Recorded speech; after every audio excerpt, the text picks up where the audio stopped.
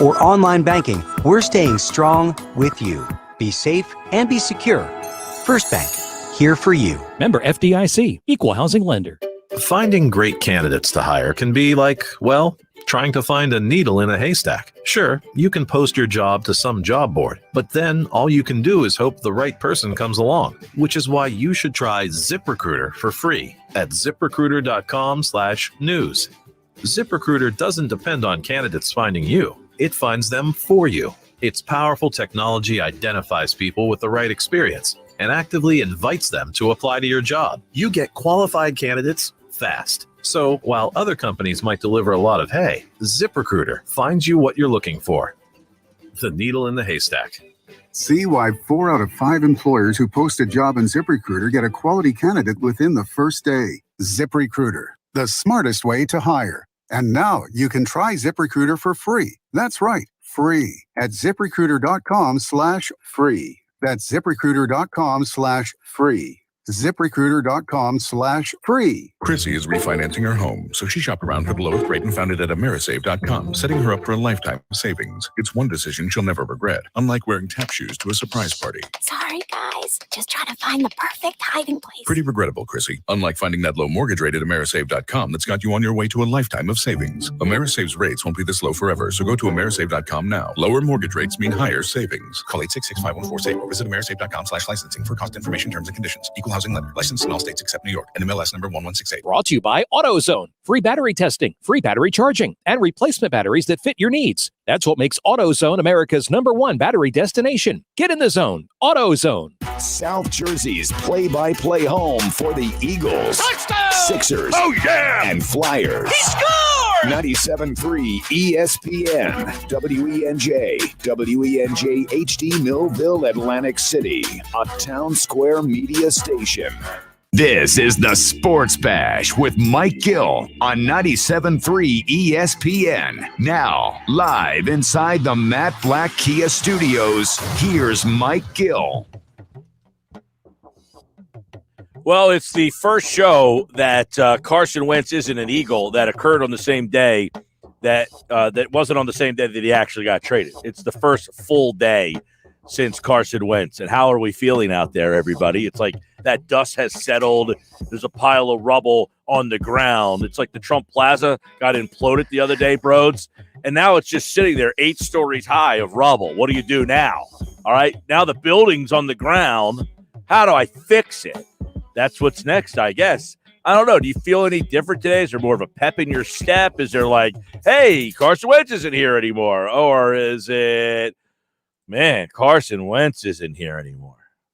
It's somewhere in between the two. I just watched a video of Carson Wentz landing in Indianapolis, and it somewhat set in that he's really packing his bags and out of town. You got Johnny Airports is on the call here. He got the video feed. John Clark of NBC Sports Philadelphia is already blasting it away. Wow.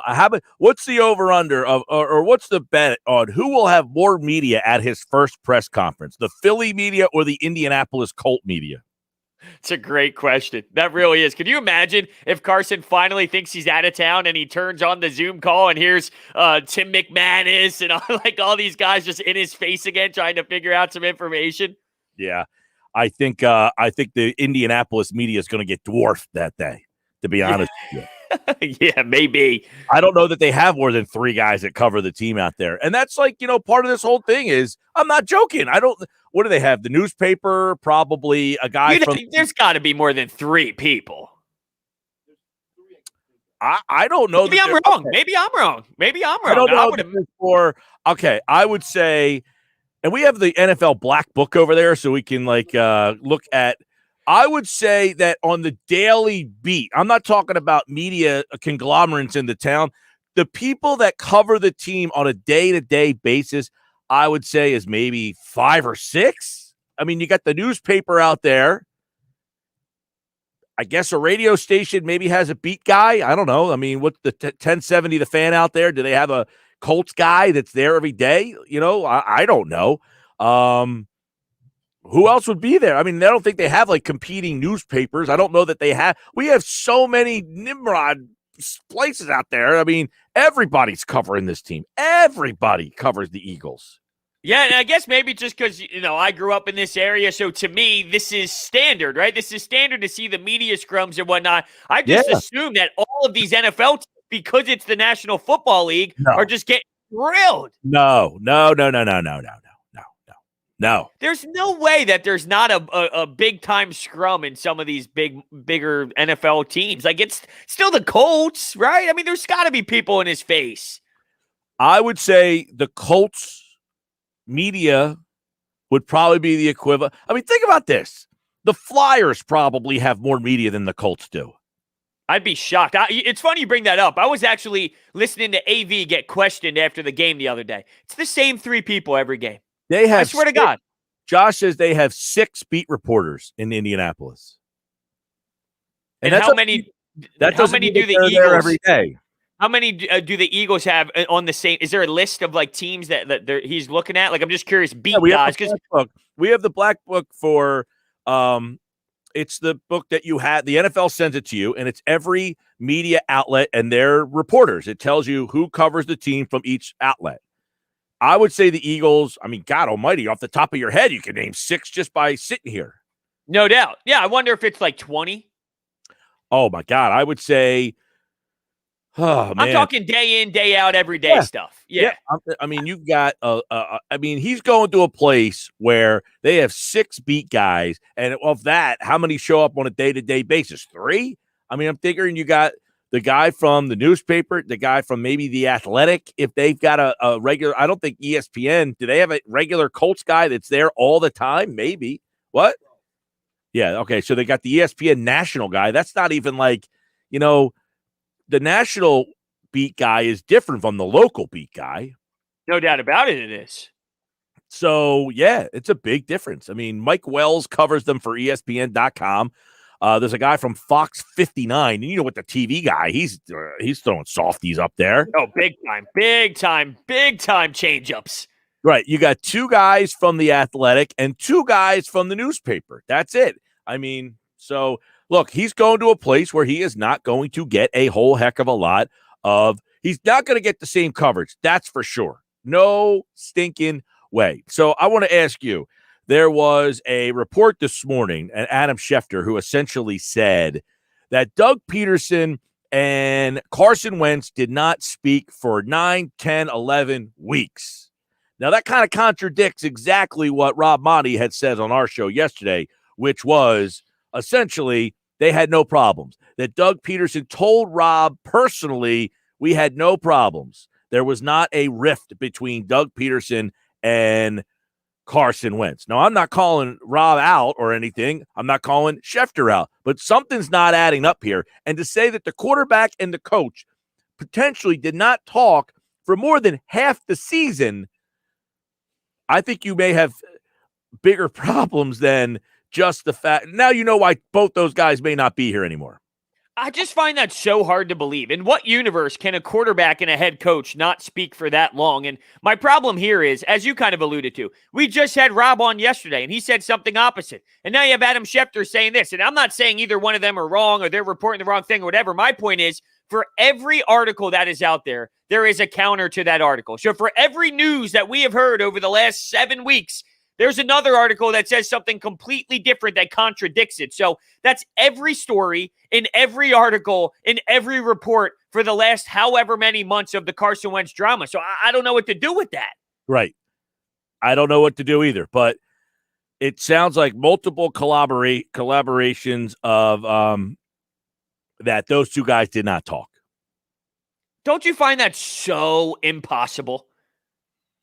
Well, it would give me better, it would give me a better viewpoint as to the problems that this team had, that your quarterback and your coach just simply won't talk. And we've talked about it a lot, where when he goes off the field, he never talked to Peterson. Yet when Ertz went off the field, he ran right to Peterson. So why is my team struggling so much? Well, my quarterback refuses to talk to the coach. Now, I hold both the blame there, that Peterson, not a good enough, strong enough leader to say, look, you will get your butt in here, and we are going to figure this out, and we're going to talk about this game plan. We have we have work to do. You might not like me, blah, blah, blah. We're going to sit in this room and get it done. That's on Peterson. But for Wentz, if he refused to talk to his head coach, if he allowed it to get to that point, that's a problem, man. Like, I hold them both accountable, but the player, you need to be the bigger guy and say, I know I don't see eye to eye, but we have a job to do for the other 53 men in this locker, so I got to suck it up and get in there, and even if I don't like this guy. So that's on Carson Wentz, and that bothers me a lot if that's the truth.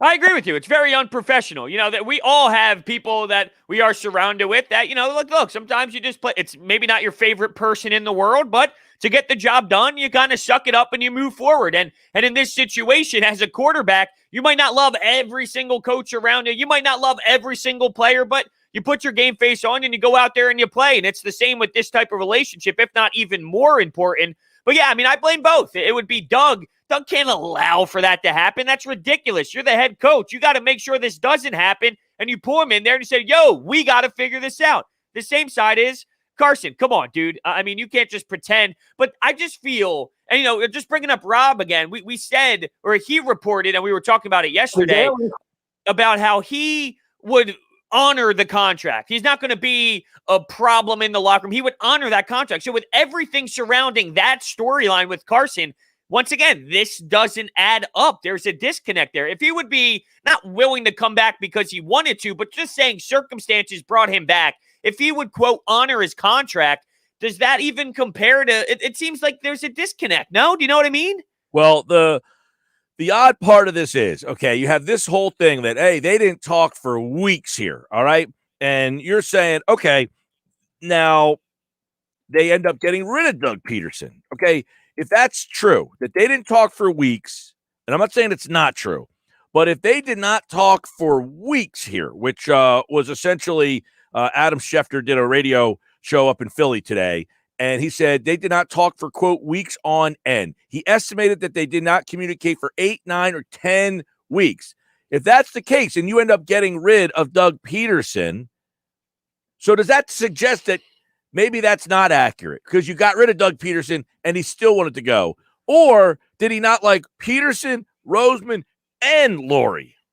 Well, I think that's very possible. I think that there's a great chance that he was frustrated with all three of them, to be honest with you. So, yeah, I just wonder because, and I know we keep using Rob because Rob is the one that's closest to Carson Wentz. He was tweeting out today about, lies and things happening behind the scenes. And it made me wonder, were they just flat out lying to Carson Wentz's face over and over and over again? And that's some of the unreported stuff that was being discussed yesterday. If someone like Howie Roseman looks Carson Wentz in the eyes for 5, 6, 7 weeks in a row and just feeds him nonsense and does everything opposite of what he was being told, at what point is it a problem? So this is the tweet that Rob Maaddi put out 45 minutes ago. Relationships end when trust is lost, from personal relationships to the professional ones. When a person is lied to and lied about, it's over. So, that's got to be about Carson and Howie. I just wonder, is Howie just feeding them a bunch of BS? And at some point, it's like, Howie, stop lying to me. I'm out of here. There's a fine line between Howie having to do his job, and part of that is fudging the truth, or, you're not an idiot. You know what I'm talking about. Yeah, definitely. And something that Rob, hey, you won't be traded. Yeah, people say all the time, you won't be traded. Then 2 days later, they're traded. Not talking about Carson specifically, just certain players around the league. That's part of a GM move. Right, but what Rob said yesterday, hey, why won't Carson come out? Well, he doesn't want to have to lie. That's just not in his DNA. He's a Christian, yada, yada.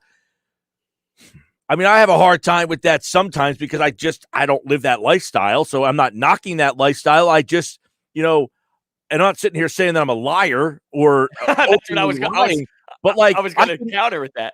Right. But I can understand if Wentz can go up there and just not want to say flat out, it was this guy's fault. There's a way to kind of do it without lying and not calling the guy out. Just, hey, there were some things I'd rather not talk about it, but it's best that I moved on. It's best that we just part ways. No, I agree with you. You got to kind of beat around the bush, if you will. You ask questions. Hey, Carson, did you have a problem with Howie Roseman? Maybe it wasn't the strongest relationship here in Philadelphia and things didn't go as smooth as possible. You could even pull the Marshawn Lynch thing, where if they keep asking you that, or unless do you think that would backfire if he was constantly asked different questions, but he had one standard answer to answer no matter what question came his way. Do you think that would benefit him, or that would be a silly way to go about it too? Well, I mean, now he's just it's way past the point anyway. So when he goes to Indianapolis, you could put that press conference on primetime TV and you're going to get record ratings, at least in the Philly market, because everyone's going to want to hear what he has to say. Now, I don't know. And by the way, Josh looked up, the Philadelphia Eagles have 20 beat writers listed. And he said that doesn't include people like John Clark, Christian Rock. They are not considered Eagles beat reporters, but they are reporters who cover the team on a day-to-day basis. So there's a difference between a beat reporter and then someone who, he follows the team a lot. But that's 20 people cover the Eagles, 6 people cover the Colts. And I don't know that the Colts people are going to, come after him with, well, what happened? Why weren't you happy? Why did you want to leave? What was your relationship like? I don't know that that's the questions that they're there to get the answers for. I would agree with you. They're probably not going to drill him.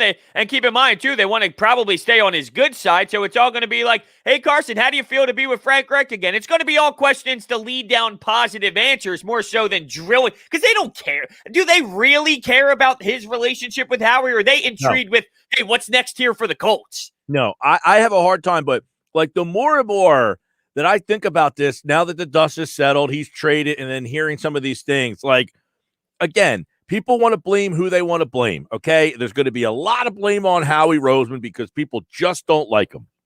And I was going to tweet out today, and then I said, you know what? I don't feel like dealing with people. I'm just not peopling today on this Friday. But I said, it's going to be funny. The second Roseman would get fired, that the clock would start ticking on when you would start complaining about the next GM, because we don't want to realize that we have a pretty decent guy that's doing this particular job. He's not perfect. He doesn't do everything right. And I think one of his big flaws is the relationships with people, the relationships he has with people. The first time when he had this job and he ended up getting let go or pushed down the hallway, there was a lot of reports that, he was very insecure.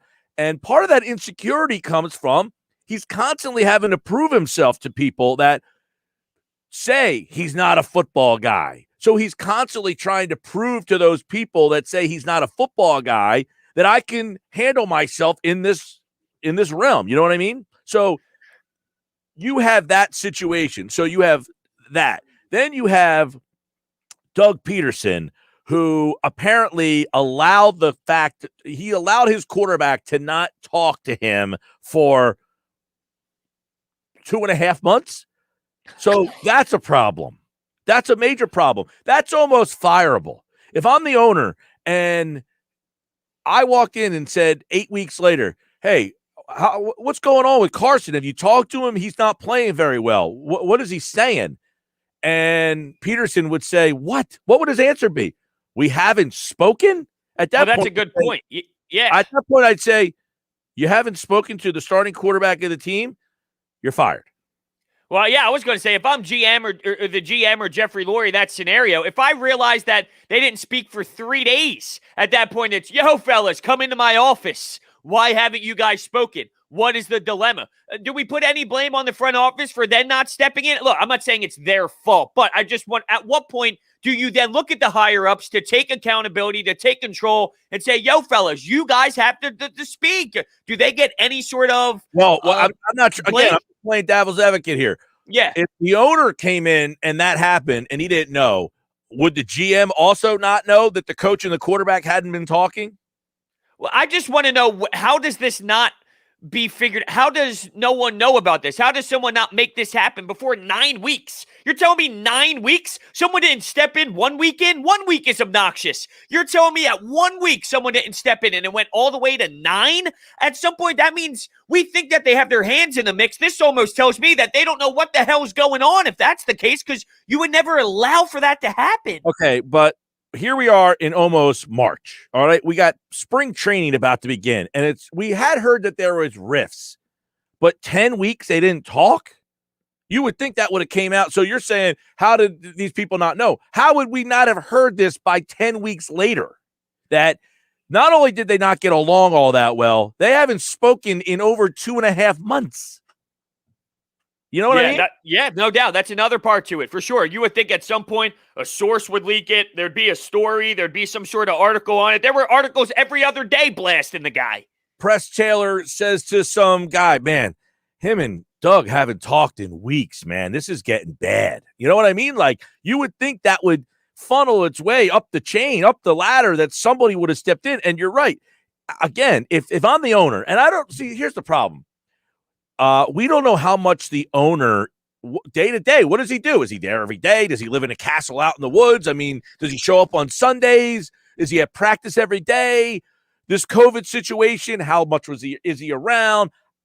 Who has any idea what the owner does on a day-to-day basis with any team, let alone just Jeffrey Lurie and the Eagles? So I don't know. Is he like, did they not even talk on the practice field? Like, I have a hard time thinking like they're on the practice field together and Doug called, hey, Carson, come over here. Hey, we're going to run, Z55 zip out. And that's it. Like, you tell me, like, all these reports show that he didn't run the plays. He was calling audibles because, he was all that stuff. It's so hard to grasp, like, put your head around it. How the hell did this happen? I know. This is like impossible stuff. This is a movie. This is a drama. This is a TV series where you make it up because there's that much nonsense involved, except it's a reality and we're actually living through it. It's not a TV series. So, yeah, I'm with you. It's like, I find it so hard to believe that during practice they didn't talk. But even if they talked during practice when they were calling certain plays to run, the fact that they're not talking throughout the week to come up with the game plan together, and that's another thing that makes no sense. Didn't we hear Doug Peterson say throughout the year that there were times where they talked about what Carson, like, it was almost as if there were times when Doug Peterson blamed Wentz and said, well, I'm putting in the game plan what Carson Wentz wants to run. And that's kind of like him throwing shade on Wentz, saying, it's not my fault. This isn't my scheme. I'm doing what the quarterback wants. So where does that fall into play? Because that happened this year too. There were so many times where you felt like Peterson wanted to say, I'm calling the play, he's changing it, right? And how much did we battle about the play calling was bad? And I say, the plays are there to be made. He's just not making them. And how do we know that some of the plays were called he didn't get out of? I don't even know that was ever even brought into our conversation all that much. Like, because that would never even pop into my head, that the freaking quarterback is changing the play purposely because he just wants to not call his play. Like, who would ever think of that? Like, even if I had the most demented of minds, I wouldn't say, I think the quarterback is sabotaging the head coach purposely by changing his plays at the line. But doesn't that go back to the offense was so putrid and so embarrassing, and it was such a fall that if the reason why that was because Carson Wentz was killing all these plays, you don't play him for 12 weeks. His ass would have been out of there way before 12 weeks. If that was the results that you were getting, just because he was killing plays, there is no way in hell that he's getting ran out there for 12 straight weeks. At some point, someone would step in knowing that this was the case. I find it hard to believe that would happen that long. There's two things there. One, this goes to Peterson didn't have the stones to say, you need to come talk to me or there's going to be a big problem. That's one. So maybe, see, that's a weird thing. Like, Peterson was looked at as this good, this great leader, that he was a leader of men and, all these things. And he didn't let these seasons go apart, but he couldn't stand up to him. And I guess some of the reporting that I've been reading recently is, Wentz had a direct line to ownership. So he just bypassed right around the people, and people felt that him, Roseman, and Lurie had this tight relationship. Well, now we're finding out that's not the case either.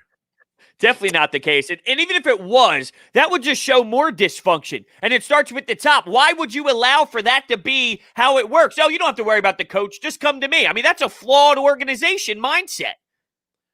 There was another organization where that was a problem. I'm trying to remember. This was recent, where there was a whole thing where the player was going around him up to where did that happen? I remember talking about this somewhat recently, where the player basically bypassed and went to the owner. I don't remember, but the second part of this is, maybe somebody watching can tell us this. The second part of this is, how much did Peterson not want to rock the boat with Wentz by benching him sooner and was just trying to play him to try to maybe salvage the relationship for the rest of the team? I don't know. I think that one would probably fall farther on my list. Like you just said, how do all these people not know? And maybe Peterson was trying to hide it by, hey, if I bench this guy, that's going to be a problem. Sure, but I think at some point it's so hideous. I mean, if we're talking to where the quarterback is killing all of these plays to sabotage you as a head coach, I find it hard to believe that Doug Peterson's reaction to that is, let me salvage this thing so it doesn't look as bad to other people. I mean, this guy's making me look like an awful coach, a horrendous coach. It would be so hard for me to think that would be Doug's first reaction is, hey, let me make sure this doesn't look too ugly. Like, you look ugly. You look awful. You're the one getting all the blame. So he would probably go in the other direction and try and show everyone that this isn't my fault, which he ended up doing by the end of it with Jalen Hurts. By the way, wasn't this a problem with the Sixers, Ben Simmons and Embiid with Brett Brown, that they were going up to Michael Rubin, and that was the reports there, that they were basically bypassing Brett Brown, and that Brown didn't feel like he could discipline them enough because they had the direct line to, wasn't that the conversation that we were having at one point? So does that mean we need our players were too chummy with ownership so that Brown couldn't crack the whip on them, if you will, as much as he wanted to, because they would just, hey, Brown's being a jerk. Yeah, well, I was going to bring up the product of where we are in 2021 with these athletes. Unfortunately, when you're a superstar, you have that power, and they kind of have it in them now to be able to have the ability to do it. Right or wrong, it seems like you're mentioning baseball, or basketball, excuse me. We're mentioning football. Jeez, I'm all over the place here. But the fact is, in all of these sports, you have the ability, if you're a superstar, to cut out your coach and go right to the top. It shouldn't be that way. Nowhere is watching on YouTube. Says, how many people have to come out and say there's a problem with Wentz? Ownership, management, head coach, and some of the players reportedly for years. So there's someone who's essentially, I think, saying this is Wentz's fault. And I don't know that I disagree with that. I think you said it yesterday. 25% Wentz, 25% Peterson, 25% Morey, 25% Roseman. They all have blame on how it got to here. But 24 hours later, how are you feeling about this trade and what happened and where this team is? Because I got so many different questions going on in my mind. Sports Bash is brought to you by Matt Blatt Nissan. The all-new Matt Blatt Nissan is now open on the Black Horse Pike in Egg Harbor Township next to the Home Depot. Online, mattblattnissan.com. Yep, the Sports Bash busy today. Sixers tonight. Tim Bontemps from ESPN, who covers the NBA, and it's kind of regionally here on the Sixers and the Nets. We'll talk to him about what's going on in the Eastern Conference and how real are the Sixers. We'll get into that. Your calls later on in the show, 609-573-3776, if you want to jot that number down. And also, if you're watching the show on our website, 973ESPN.com, you can leave a comment in the stream, and we'll pop that up on the screen, talk about it throughout the day. We got so much to do. It's the Sports Bash Friday edition, Happy Hour Friday, right here on 97.3 ESPN, the free mobile app. And don't forget, watch the show at 97.3ESPN.com. Turn it on. Leave it on. The Sports Bash on 97.3 ESPN. This month, let me offer you some presidential advice. Leave me, your dollar in your wallet when you get 0% APR financing from Matt Blatt Kia. Matt Blatt Kia wants to get you out of that old car you hate. Come in today or visit us online and get the credit you deserve. 0% APR financing available for up to 60 months on new 2021 Kia Sportage, K5, and Forte models. Or take $4,000 off MSRP on new 2020 Kia Niros in stock. Plus Matt Blatt Kia in Toms River and Egg Harbor Township wants your trade, even if you owe thousands more than it's worth. Don't forget, you can't make a mistake with our 4-day love it or leave it return policy. It's gotta be a Matt Blatt Kia. Offers approved Tier 1 and 2 credit for Kia Motors Finance. Not all will qualify. 0% based on 1516 for 1,000 cars. 4,000 all 2020 euros with 2,500 Kia Motors factory rebate to dealer. 1,500 Matt Blatt Kia discount. Go to mattblattkianj.com for complete details. Expires 3/4/2021. Matt Blatt Kia, 6211 Black Horse Pike, Egg Harbor Township. And now on Route 37 in Toms River. Feeling stressed in your skin? Not with new Olay body wash infused with skincare ingredient retinol. Olay with retinol improves skin 3 times better versus the leading body wash, transforming skin from dry and stressed to bright and smooth. so I can step into stressful days feeling my best in my skin. Olay Body, fearless in my skin. Now try Olay's other skincare-inspired body washes with hyaluronic acid, vitamin C, and collagen. If you own a small business, you know how hard it can be to find new customers. Now, Town Square Media has new tools that can help your business stand out and grow. Go to GetLocalCustomersNow.com for a free competitive analysis that will show you what other businesses are doing to find new customers and how you can do it too with Town Square Media. Be one of the first business owners to sign up and receive $500 in free advertising on this station. Start growing your business today. Visit GetLocalCustomersNow.com. That's GetLocalCustomersNow.com. Get in the zone, AutoZone. Welcome to AutoZone. What are you working on today? Sure, we can help you knock that oil change right off your list. Right now, you can get 5 quarts of Castrol Edge full synthetic motor oil and an STP extended life oil filter for just $29.99, plus a $10 bonus reward if you're an AutoZone Rewards member. Not a member? We can sign you up fast, right here in store or on AutoZone.com. Getting the job done just got easier. Terms at AutoZone.com/rewards. Restrictions apply. Get in the zone, AutoZone. Have you ever wanted to learn a new language like French, Spanish, or Russian, but thought it would be too difficult and time-consuming? Then go to Babbel.com and try it for free.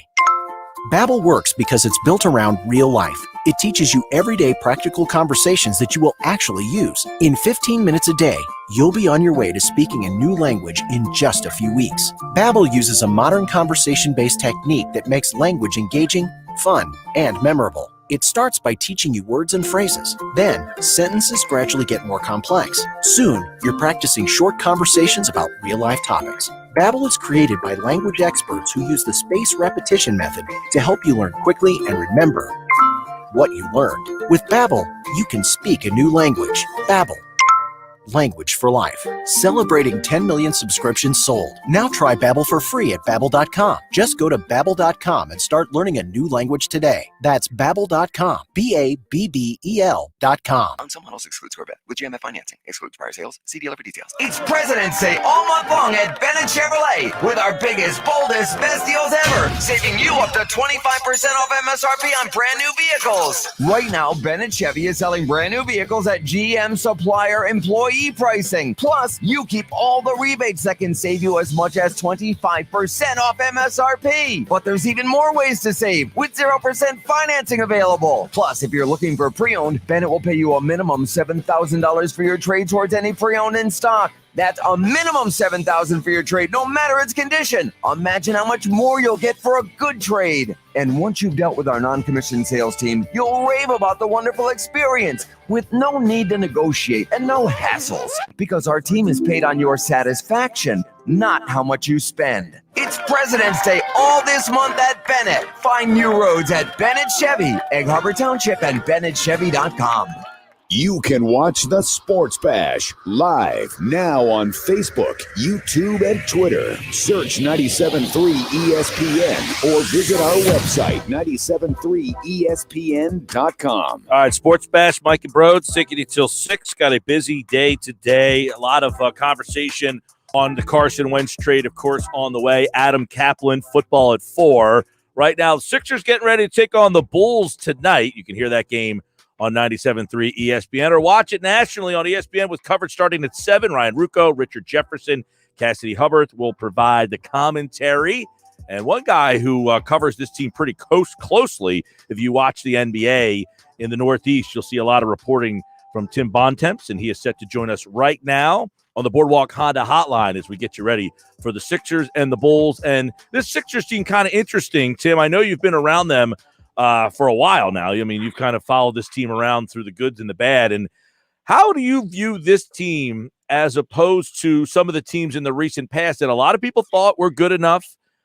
This team's different, but what makes this team maybe different from the ones of the recent past? Well, I certainly think that this year's team fits together much better than last year's did. I was one of the people that thought the experiment with Al Horford and Josh Richardson last year was going to work in Philly. Obviously, it did not. And, this team much more closely resembles the group from a couple of years ago when J.J. Redick and Darius Saric and Robert Covington were on the team with Ben Simmons and Joel Embiid. And that group, really made sense basketball-wise on the court, right? And had a pretty clear theory of how it was trying to play at both ends. Obviously, that team didn't quite have a high enough ceiling to get where it wanted to go, and then that led the Sixers down to a path of making a bunch of moves that led to where they are now. But I do think this group makes sense. I'm still not convinced they have quite enough top-end talent to get where they want to go, but they've definitely played really well. Joel Embiid's playing better than he ever has, and you can at least see a coherent plan for what they're trying to do, which, as you guys know, has not always been the case in recent years. Yep, they seemingly came up short a lot in the past, and there was, a multitude of reasons why people in the local market, the fans would say, Ben Simmons or Joel Embiid or Brett Brown. There was always somebody, but could it simply have been they were very young? They weren't ready. Do you look at this team now with Ben and Joel as more ready to win than they were in the past? I mean, I think that's definitely true in that if you just look at the NBA and the course of history in the league, it's very hard to skip steps in the playoffs. There are very few teams that have basically gone from either not being in the playoffs or being, first or second round outs to being a title team. Really the Golden State team from 2015 is the only one in recent memory that kind of qualifies in that sense. And obviously that team had a new coach and a lot of stuff happen all at once to kind of allow it to jump up a few levels.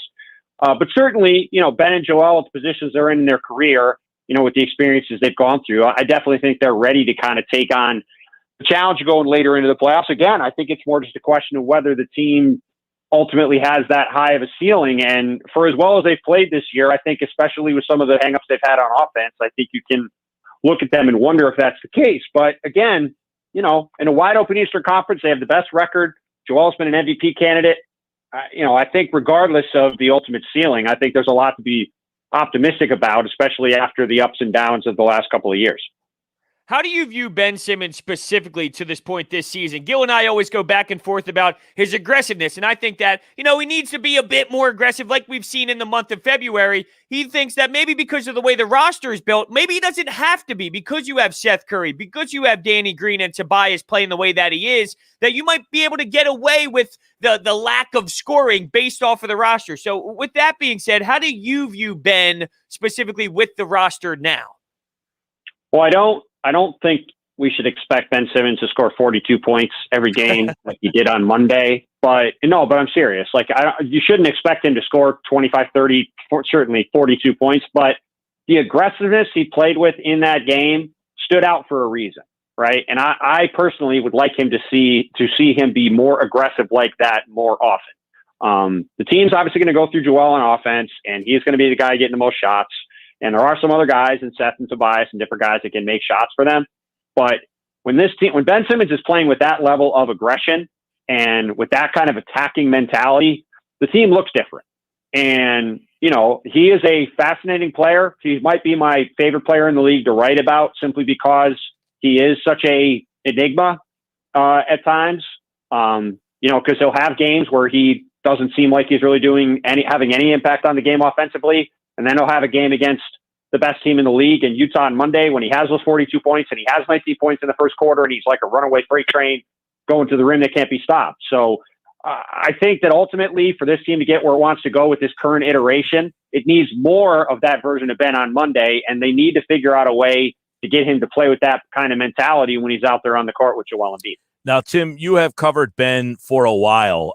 Do you have a read on him? What is your take of who he is and what he wants to be as a player? Because I think he's an enigma. People look at what he did. I know he's not going to score 42, but there's a lot of people that say he could score 22 a night if he felt like it. Why doesn't he feel like it? And why doesn't he want to do more? Because it feels like he has the talent to be more, which makes him such a polarizing figure. So how close do you kind of, relate to what he wants to be and kind of the way he views himself? I thought Tobias Harris had a really interesting answer about this on Monday when he said that Ben basically goes in every game and analyzes what the team needs and does it.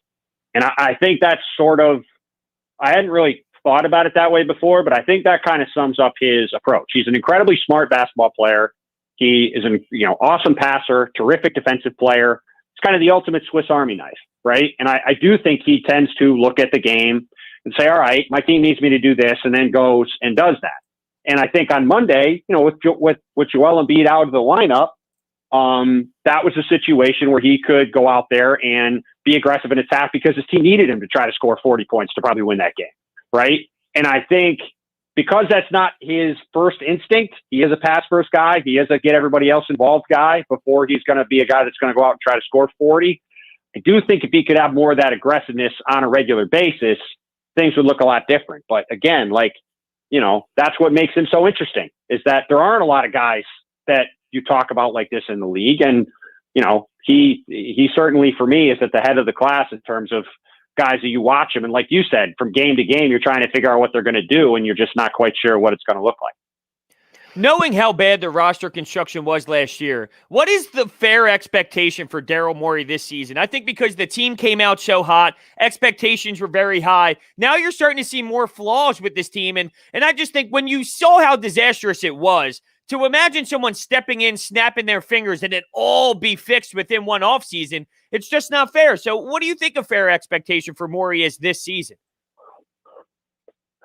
I mean, look, I think the Sixers certainly made some good moves in the offseason to remake the roster and get it more aligned with optimizing Ben and Joel. I think that was step one, right?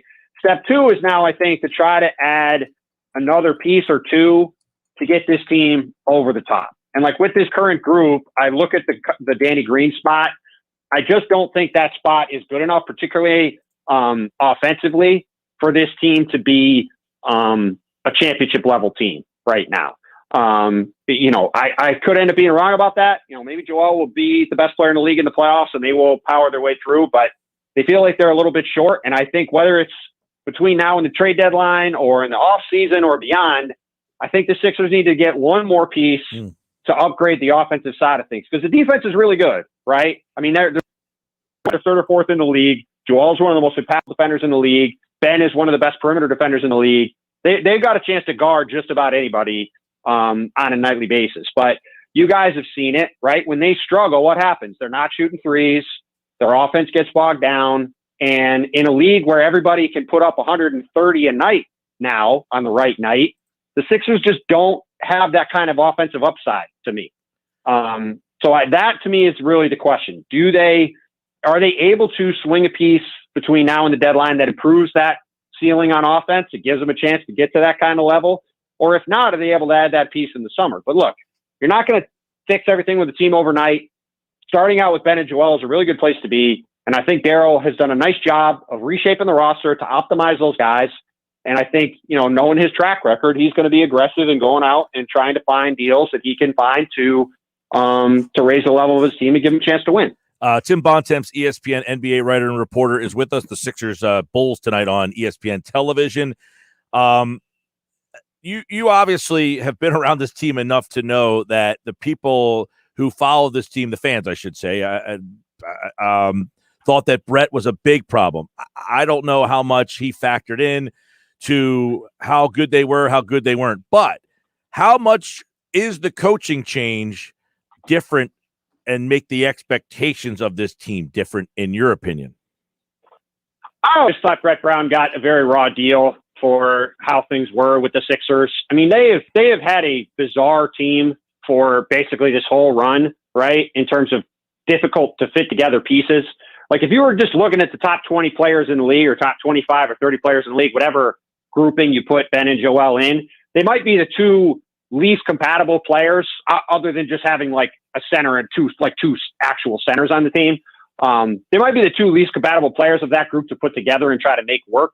And to try to build out from there, I think has always been a challenge. So, I mean, look, the Sixers won a lot of games with Brett. I thought he did a good job. I didn't think that they lost series or lost games because he was messing up coaching stuff. But look, Doc Rivers is an established championship level coach. He's had tons of playoff success. He's made the finals multiple times. He's won a title. And I think, I certainly think, I don't think it was Brett's fault. I do think, it didn't hurt to have a new voice with this team. And I am not surprised that Joel in particular is playing the way he is with Doc as his coach, because Doc is the kind of guy that's going to be able to get to Joel and really be able to lift him up. You've seen that in the past with Blake Griffin, with DeAndre Jordan, with the guys he had in Boston. Even Tracy McGrady earlier in his career in Orlando. Doc is good at connecting with guys and pumping them up and getting them to believe they're capable of doing as much or more than they have in the past. And, I think as a result, Joel's playing great. The Sixers look really good. And again, we'll see how things shake out from here. But there's, for a fan base that tends to be looking for the football to be pulled away at the last second, I do think that there's a lot to be optimistic about with the way things are going right now, regardless of what the ultimate ceiling of this immediate group is. All right, Tim. So you've seen, most of the East up close, the Nets, the Bucks, who have really struggled. Philly's in there. Boston's had their ups, but downs recently here. Obviously, Toronto/Tampa has played a lot better in recent weeks here. Kind of handicap what you've seen from the East, from the first quarter of the season here. This is not a good answer as someone who's supposed to know what's happening in the East, but I have no idea what to make of the East. You look at all these teams are good and they all have obvious flaws. And it makes it really hard to peg who is, to say right now definitively who is the best team in the East. I have no idea. The Nets don't guard anybody. The Sixers at times, like I said earlier, get really bogged down offensively. I'm not sure they can shoot well enough from the perimeter to win. And obviously we don't know what they're going to look like in the final minutes of a playoff game. That was the thing Jimmy Butler was supposed to fix, and they haven't really fixed it since he left. Milwaukee has been a disaster lately. They only really have 4 or 5 good players. The Celtics have no depth either. The Raptors don't have any centers. The Pacers are a very solid team, but they don't have the same kind of ceiling. The Heat have not replaced Jay Crowder, and they're getting beat left and right by teams lately. I think all these teams are pretty good, and I think they're pretty interesting. And I also think that between now and the deadline, if any one of them can make a significant move, I think it could allow them to become at least in my mind, a clear favorite. Because right now, I sort of think it's going to come down to who plays who in the playoffs and how matchups go and how injuries are. Because I don't feel very comfortable at all saying I definitely feel good that this is the best team in the East. You kind of throw them all in a pot, and 1 week you might think it's one team, and another week you might think it's another team, and another week you might think it's another team, because these flaws that they all have all just stand out and make it difficult from game to game to know how these teams are going to play, and from month to month or beyond, who is going to be the team that's going to be standing at the end of the playoffs and the finals against whoever comes out of the West. All right. Well, it continues tonight. Sixers Bulls on ESPN TV. Coverage starts at 7. Ryan Rucco will be on the call with Richard Jefferson. You can hear the game right here on 97.3 ESPN. Our coverage starts at 7:30 with Tom McGinnis. He's Tim Bontemps, covers the league and a lot of the East here. So great insight on the Sixers. And I kind of agree. I think this East is so wide open, so up in the air. Who makes that big move could be the difference in the East. Tim, we appreciate it, man. Anytime, guys. Thanks for having me. All right. Tim Bontemps, like all guests, appeared via the Boardwalk Honda hotline. I know it is, we're in like the last week of February here, Broads, but is there any team in the East that is your definitive favorite? I lean towards saying the Brooklyn Nets. I do feel like they are starting to find their rhythm. Oh, boy. Yeah, I know. That's scary. But they're the only one. They're the only one that you're like, definitely. Yeah, there's no one else that I'm like a little bit concerned about, but Brooklyn's the only little bit of concern, which is a step in the right direction if you compare it to last season's. All right. I think that Nets team's going to be interesting, but like Tim said, they play Zippo defense. Zippo. The fact that TLC is out there knocking down threes, I mean, that definitely is a concern if I'm Brooklyn. All right, we come back. We got more to go. Carson Wentz, Sixers, JT Realmuto hurt his thumb yesterday. How long might he be out? Flyers last night. This game on Sunday might be real ugly after watching it. That Rangers team stinks, and they beat you last night. It's Sixers basketball tonight on 97.3 ESPN with the voice of the 76ers, Tom McGinnis, calling all the exciting play-by-play action. Ben Simmons rocks the room. The defense, a run out and a slam. The Sixers host the Chicago Bulls. Tonight, coverage begins at 7:30. Philadelphia 76ers basketball on your radio home of the Sixers in South Jersey. 97.3 ESPN. Bigger, better, Boardwalk. Boardwalk Honda. Bigger, better Boardwalk. Boardwalk Honda. Your brand new Honda is waiting for you at Boardwalk Honda. Stop in and shop our complete new inventory. Accords, Civics, CRVs, you name it. And we have a great selection of SUVs with all-wheel drive capabilities, perfect for snowy conditions. Right now, lease a new 2021 HRV LX all-wheel drive for just $99 a month. Or lease a new 2021 CRV EX all-wheel drive for $189 a month. Plus, browse our entire selection of pre-owned and certified pre-owned Hondas. We have it all from store to shore. We're sure to have the vehicle you want at the price you want. Plus, we work with all credit situations. Boardwalk Honda partners with over 25 top financial lenders, so we'll help you get approved and on the road in your new Honda in no time. Visit Boardwalk Honda today, located in Egg Harbor Township, or shop online at boardwalkhonda.com. And remember, from Maine to Miami, nobody beats a Boardwalk deal. Boardwalk Honda. Call us toll free at 844-890-3390 for more details. In honor of President's Day, Dell delivers savings to help America's small businesses get more done. Office Anywhere, with up to 50% off high-performance laptops, desktops, and servers with Intel Core processors and top-brand electronics. Plus, refresh now with flexible financing options. Call 877-ASK-DELL for a Dell Technologies advisor who can help you find the right tech. That's 877-ASK-DELL or visit Dell.com/President's Day. One of the things I love about betting on basketball with FanDuel Sportsbook is I'm always finding new player props or game props that I like, and you can combine those props with other bets with the same game to score an even bigger payout. It's called a same-game parlay bet, and you can only find them on FanDuel Sportsbook. With same-game parlays, you can combine player point totals, game over-unders, first-half point spreads, and more. Right now, new and existing users can get up to $25 back each day if your parlay falls one leg short with same-game parlay insurance. That's right, every day. Just another reason why I bet with FanDuel Sportsbook. So just download the FanDuel Sportsbook app today and try same-game parlays and use the promo code HENNIG to sign up. That's promo code HENNIG to get same-game parlay insurance on FanDuel Sportsbook. Must be 21 or older and present in NJ or PA to play. Refund issued as non-withdrawable site credit expires in 7 days. Max refund $25. See full terms at sportsbook.fanduel.com. Gambling problem? Call 1-800-GAMBLER. Get in the zone. AutoZone. Welcome to AutoZone. What are you working on today? If your lights seem dim, it's probably time to change them. We can help you do the job right. If you do decide to change your lights, we've got reliable replacement lights waiting for you. We've even got headlight restoration kits that can have your existing lights shining brighter. You can get whatever you need fast with our next-day delivery or free same-day store pickup. Getting the job done just got easier. Restrictions apply. Get in the zone. AutoZone. What does Schwab's modern approach to wealth management really mean? For starters, it means delivering personal solutions for your financial goals, not ours. It means empowering investors no matter how little or how much they have. And it means providing great service. If you're not satisfied for any reason, we'll refund your eligible fee and work with you to make things right, guaranteed. Visit schwab.com/Egg Harbor. Compare us to learn more or call the Egg Harbor Independent Branch at 609-910-4807. Now, back to the Sports Bash on 97.3 ESPN.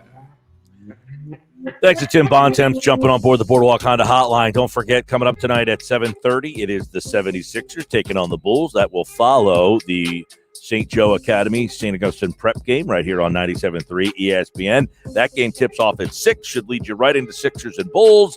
We got it all for you. A lot of hoops this weekend, college hoops, NBA, Flyers on Sunday, bros. So you asked me last night, am I going to watch that game? And I did, and I regret it. I want my life back. I want my time back. I want to get out of that contract that we signed. But I honored the contract. I said I would watch that game, and I did, and now I want that time back.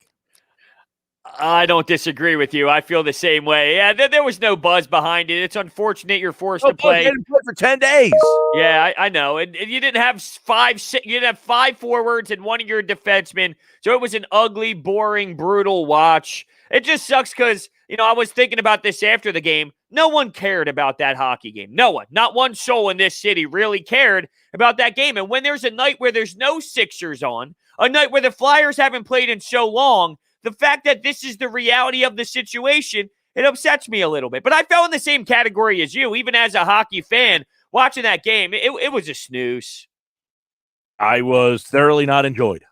Well, Carter Hart, you said he's must-watch television. At least if you watch it from a Carter Hart standpoint, you definitely had to have been intrigued. Bubnevich gets an opportunity to get a penalty shot in there and a breakaway. Well, yeah, I saw the breakaway, the penalty shot, and that was the most exciting part. The breakaway, the penalty shot in hockey is one of the most overrated things, though. It seems like it's this big, exciting moment. They never make it. It's just a guy going really slow. I feel like he has no plan. He just like making it up on the. No, they know. Well, some guys might not. It depends on if you watch the shootout, what Panarin did. When Jim Jackson said Panarin's at like 63% in shootout percent, it's like, whoa, that's insane. So, like, the top guys in the league, they know exactly what they're doing. But some players I'm going to make it up based off of what I see the goalie do, and that's when you get into that spot you're talking about. Yeah, the guy's like all of a sudden slows down. He's like, I have no idea. I'm just going to kind of cha-cha-cha, like he's chopping up like cheesesteak meat. That's amazing. I'm seeing, look at that. That's the classic, like when you go play street hockey when you're, 7, 8, 9, there's the kids out there with the orange hockey, the Milek pads. Yeah. Is that orange hockey, street hockey ball still a thing? Oh yeah. That's the iconic one. I think that'll live on forever. It's never evolved yet. It's like the wiffle ball. It's still the white wiffle ball. Well, now it's funny you bring that up. Now they have those wiffle balls with the red middle that you can change to make the holes not there. It's not a wiffle ball anymore. No, some of these wiffle balls, you're right. You need the old iconic wiffle ball and the yellow bat. Stop trying to compete with that guy. He's kicking your ass. You keep trying to make a better wiffle ball and a wiffle bat. No, the yellow bat and that ball will never be beaten. There's not a wiffle ball bat or ball that can ever be topped by the yellow guy. The yellow guy just beats everybody. Yeah, they tried the fat blue one. It's like, no, too thick. Give me a backyard chair, a yellow bat, and a white ball, and we're good to go. That's it. There's no topping the wiffle ball bat and the wiffle ball brand. Wiffle. That's it. I'm only going wiffle. I'm not going any other brand or any other ball. Stop trying. I don't want to see some guy on Shark Tank tell me he's got a better wiffle ball. It's not happening. I'm not investing in that. There was a Shark Tank on Friday. I watched it last night. This guy, he got to deal with Mark Cuban, by the way. And I'll explain it on the other side because I hate it. But it has to do with beer and a can, and that's all you need to know because you seemed intrigued. Just looking at your face, you look intrigued. Are you intrigued out there? Stick around. I'll explain coming up. 97.3 ESPN presents high school basketball. 97.3 ESPN's high school basketball coverage continues tonight with the rodeo rematch. This is Tom Williams. Mike Gill and Mike Franco will be at St. Augustine Prep when undefeated St. Joseph Academy comes to visit. First place in the Cape Atlantic League's West Conference will be on the line. It's a Cali Electric Game of the Week produced by Prime Events. St. Joseph at St. Augustine with Mike and Mike tonight at 6 on 97.3 ESPN. Hey, everybody, Mike Gill here from the Sports Bash, and I'm with Luke Burgandy from PropSwap.com. And, man, perfect timing to have Luke on. Carson Wentz is traded. He's going to the Colts, and I bet you PropSwap is a perfect spot if you go out right now and go get that Colts ticket, because if Wentz goes back to the 2017 form, you might see a Super Bowl contender, and you might get great odds, and that means PropSwap is the perfect spot. Yeah, if anyone bet on the Colts up until today before they got Carson, you had unbelievable odds. I'm sure you could still grab them at some casinos here in Atlantic City. A lot of books I know took a long time to adjust the Tampa Bay Super Bowl future number when they got Brady. So books can be slow to adjust. So definitely check your local casinos. See if you can get a good number on Indy. They almost beat Buffalo. They should have beat Buffalo in the playoffs this year with, an aging Phillip Rivers. So the Colts are serious. I like that team a lot.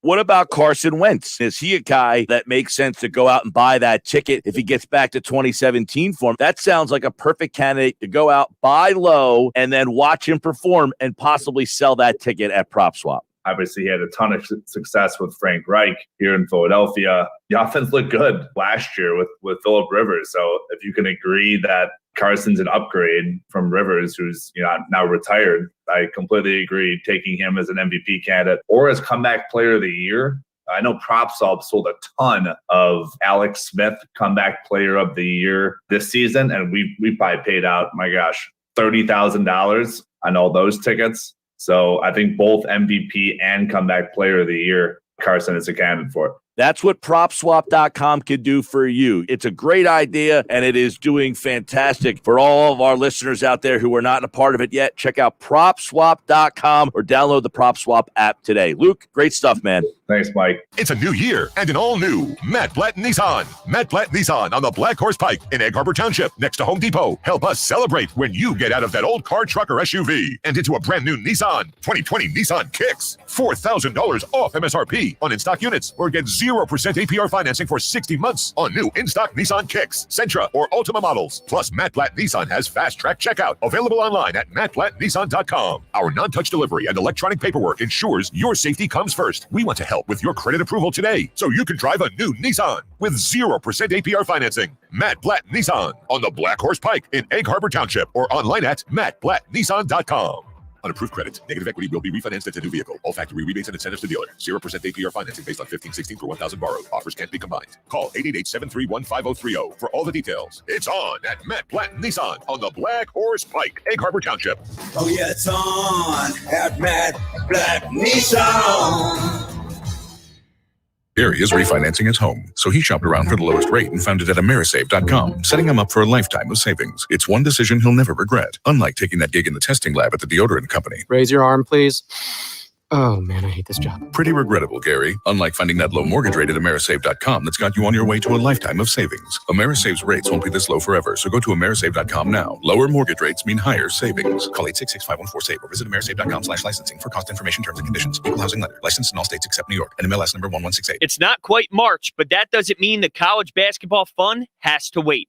DraftKings Sportsbook, America's top-rated sportsbook app, is giving all new players the chance to bet $1 on any team to hit a three-pointer in any basketball game this week. And if your team makes it rain, you cash $100. That's right. All it takes is for one three-pointer being hit by your chosen team to turn $1 into $100. Download the DraftKings Sportsbook app and use code 973 to get your shot to turn $1 into $100 when you bet on any team to hit a three-pointer in any basketball game this week. That's code 973 for new customers only at DraftKings Sportsbook. That's code 973. Must be 21 or older. New Jersey only. New customers only. Restrictions apply. Winnings paid out in 4 $25 free bets. See DraftKings.com/sportsbook for details. Gambling problem? Call 1-800-GAMBLER. The radio home of the 76ers. That's what he does, bucket. WENJ HD Millville, Atlantic City. 97.3 ESPN. This is the Sports Bash with Mike Gill on 97.3 ESPN. Now, live inside the Matt Blatt Kia Studios, here's Mike Gill.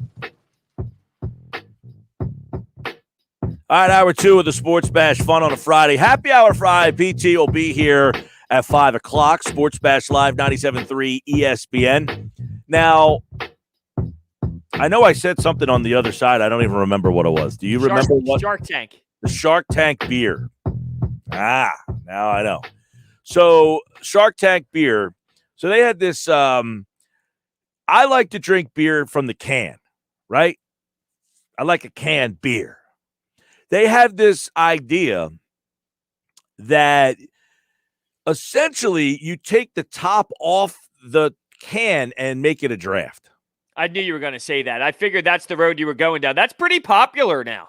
Yeah. There's like that concept of making it your own draft beer very simply. Yeah, essentially there's this thing. It goes to the top and it cuts the can port out and it just gives you turns a can almost into a cup. And I'm out on that. I don't want that. I don't need that. I like the beer from a can. I don't want you to rip the... Now, the problem was none of the Sharks could do it. They all couldn't figure out how to get the thing off. It was too hard for them to kind of use.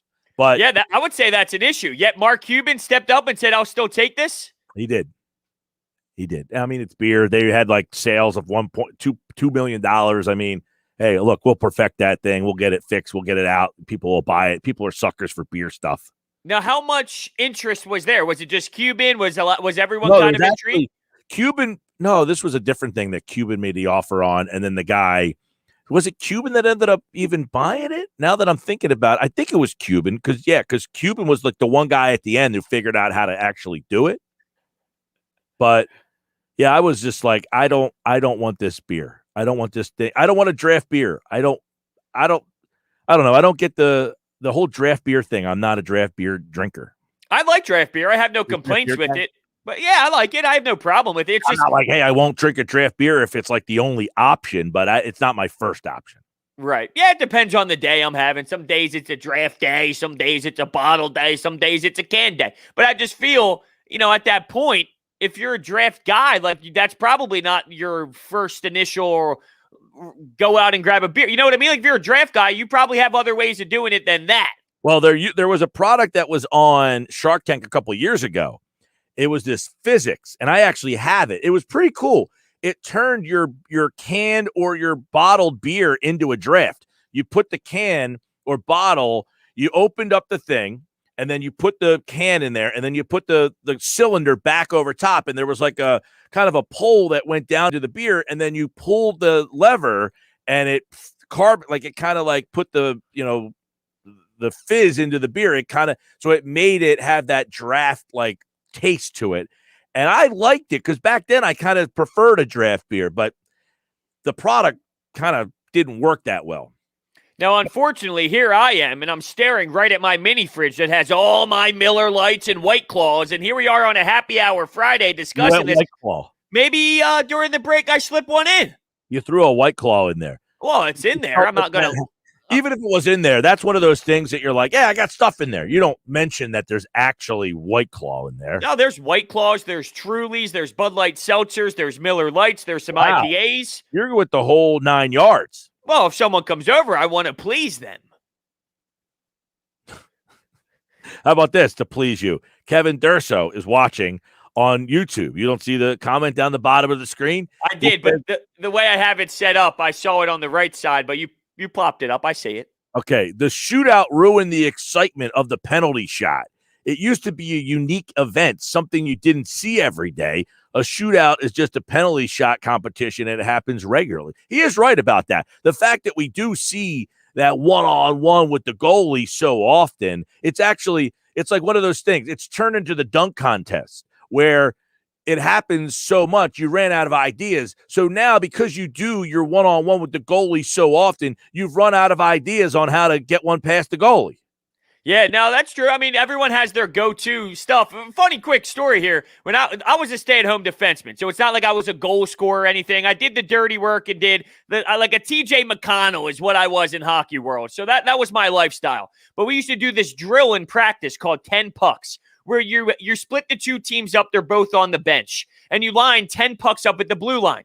You go out and you go on a breakaway. If you score, you keep continuing to go until you don't score, and when you don't, you go on the bench and the next guy goes out. So it's pretty much team versus team.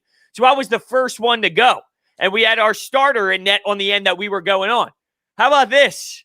A young Broads goes down and scores all 10 right in a row. Everyone stopped playing on the other side, and they all just watched me as I was on puck 6, and I was going backhand shelf, and everyone was going crazy. This was my last year before I retired. So I would say, yeah, this was my my sophomore year playing college hockey, and I was like, ooh, here we go. I was thinking because at a young age, a guy who is good enough to play hockey down the road, further on, I would assume is so much more skilled. And at a young guy, it's hard to find a young kid that can play goalie. Yeah. Well, yeah, I mean, when you're super young, you mean? Well, if you're growing up through what do they call them? The minis or something? Oh, they call mites. The mites. Yeah. So when you have a 10-year-old guy, he don't know what he's doing. You're just yeah. No. This is we're talking. He went on to play pro in the Southern Pro Hockey League. So look, give me a little credit here with this backhand filthy mittens I had. Hey, I think that playing goaltender. Now I played street hockey a couple of years, and there'd be one random night where the goalie didn't show up, and it was like, all right, we'll take turns playing a period each. And I did it one, and I was like, dude, this is ridiculous. How are these guys do it on skates? No idea. That to me, when you have that goalie, That's why it's like the hot goalie is like it's almost more important than the quarterback and the starting dominating pitcher, like to get that guy, And then, yeah, I agree with you. It's funny that when you bring up street hockey and goalie, did you ever rock the baseball mitt as the goalie glove? Absolutely. First base mitt you use. That's the best. It's right? the best. When you're playing goalie on the street and you don't have like the goalie real one, like the goalie glove, you go with the first baseman. This just brings back memories of playing street hockey. My favorite is the car. You pick up the net on your shoulder, you walk it over to the sidewalk, and then you wait for the guy to drive through and you put it back. We didn't play a lot of I'm talking street hockey like in a league. Oh, no, I was right in front. Oh, we had a neighborhood where it's like, oh, go knock on Jimmy's door, go knock on Ryan's door. We'd all collectively meet in front of one person's house and have two nets, two goalies. We went to town. Yeah, no, when I was growing up, we didn't have like, hey, the neighborhood came out, we had the goalies and that stuff. No, this was like, once I was in high school, there was like a league that you could play in. And I played for a couple of years. I mean, I had never played any sort of organized hockey before in my life. I wasn't a good slap shot. I had a nice wrister. Well, that's fine. It's all about the quick release. Yeah, like I couldn't blast one from the blue line on you. Neither could I. You know what I did? I walked the blue line. I threw a muffin on net, and it got deflected. There goes my assist. That's all I care about. Just get it through, baby. You would get it from the blue line and still just wrist it on up there. Yes, I would. There would be no like powerful blast from the blue line for me. They don't ask how. They ask how many, Gil. Yeah. Well, Flyers last night lost. They were not fun to watch at all. And look, they're going to get, I think it's going to be 6-1. Against the Bruins? Yeah, they're going to start Hart tomorrow or Sunday. Yeah, it's pretty disappointing. The game moved, by the way, to 2:00 now due to the weather. I don't know why, but I saw that last night, and I said I had to change the imaging for that promo about 10 times now. Well, guess what? I would keep that on edit mode because who knows? If the weather keeps changing, they might throw it at 1.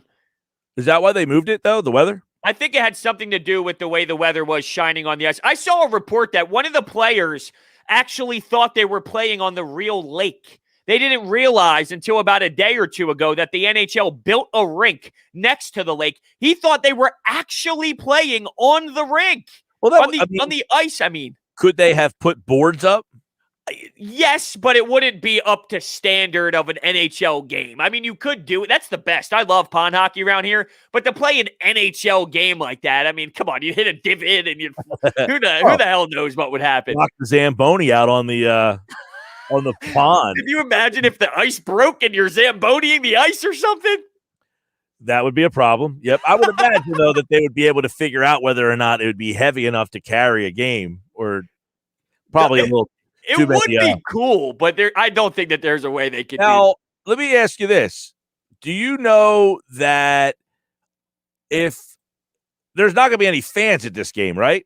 Correct. From my knowledge, I don't think that there's fans. Is this game at Lake Tahoe because there's no fans? Like, in other words, would they do this game with this setting with fans if that was possible? Like, this isn't like in an outdoor arena. This is just like they're putting a rink like outside, right? Yeah, correct. Yep, they're just putting a rink outside. So like, you know what? Would there have been fans or bleachers or some way to, or are they only picking Lake Tahoe because of the fact that it's a COVID situation? In other words, if they were going to play an outdoor game, they probably would have played it at a stadium somewhere. But because they're not having fans, they're like, dude, let's do this Lake Tahoe thing. Is that what they're doing? It seems that way. I'm looking up a couple articles here and says, with no fans, the NHL is embracing the outdoors of Lake Tahoe. So you're right. What they would do is probably something similar to the Stadium Series where they do outdoor games all the time now. They did one in Dallas.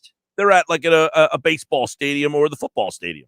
Right. So to answer your question, I don't know 100%, but it does seem like this was more of a, hey, let's make the most of our chances here to do something cool in an area that doesn't have a bunch of bleachers and all. Now, I wonder if our guy Durso knows that information. Are you kidding me? He knew about this 6 years ago somehow. Couple text messages, 609-403-0973. Cole from LBI. If Schefter's report is true, then I believe Jeff Lurie now regrets firing Doug. I believe he fired Doug because Doug wanted to move on from Carson and Jeff Lurie didn't. Jeff fired Doug and to get a coaching staff from the Colts to please Wentz. That didn't change Wentz's mind, and now Lurie made a mistake. Peterson or Wentz is the reason you won the Super Bowl, so it makes absolutely no sense to get rid of both. If Lurie knew they were moving on from Wentz, he would have never fired Doug. There's a lot there, and it was like a circle and everything, but the main thing is something that I always said, if I had to pick between the two, I'm keeping Peterson over Wentz. And I think all of this that has now happened makes me feel the same way. I would have kept Peterson over Wentz. Well, I just think in terms of what went down, like, oh, Lurie fired Doug because of Wentz and this and that. I really don't think that's the case. I think it was two separate situations. They fired Doug because they did not think they were on the same page with the future of the offense and the coaching staff.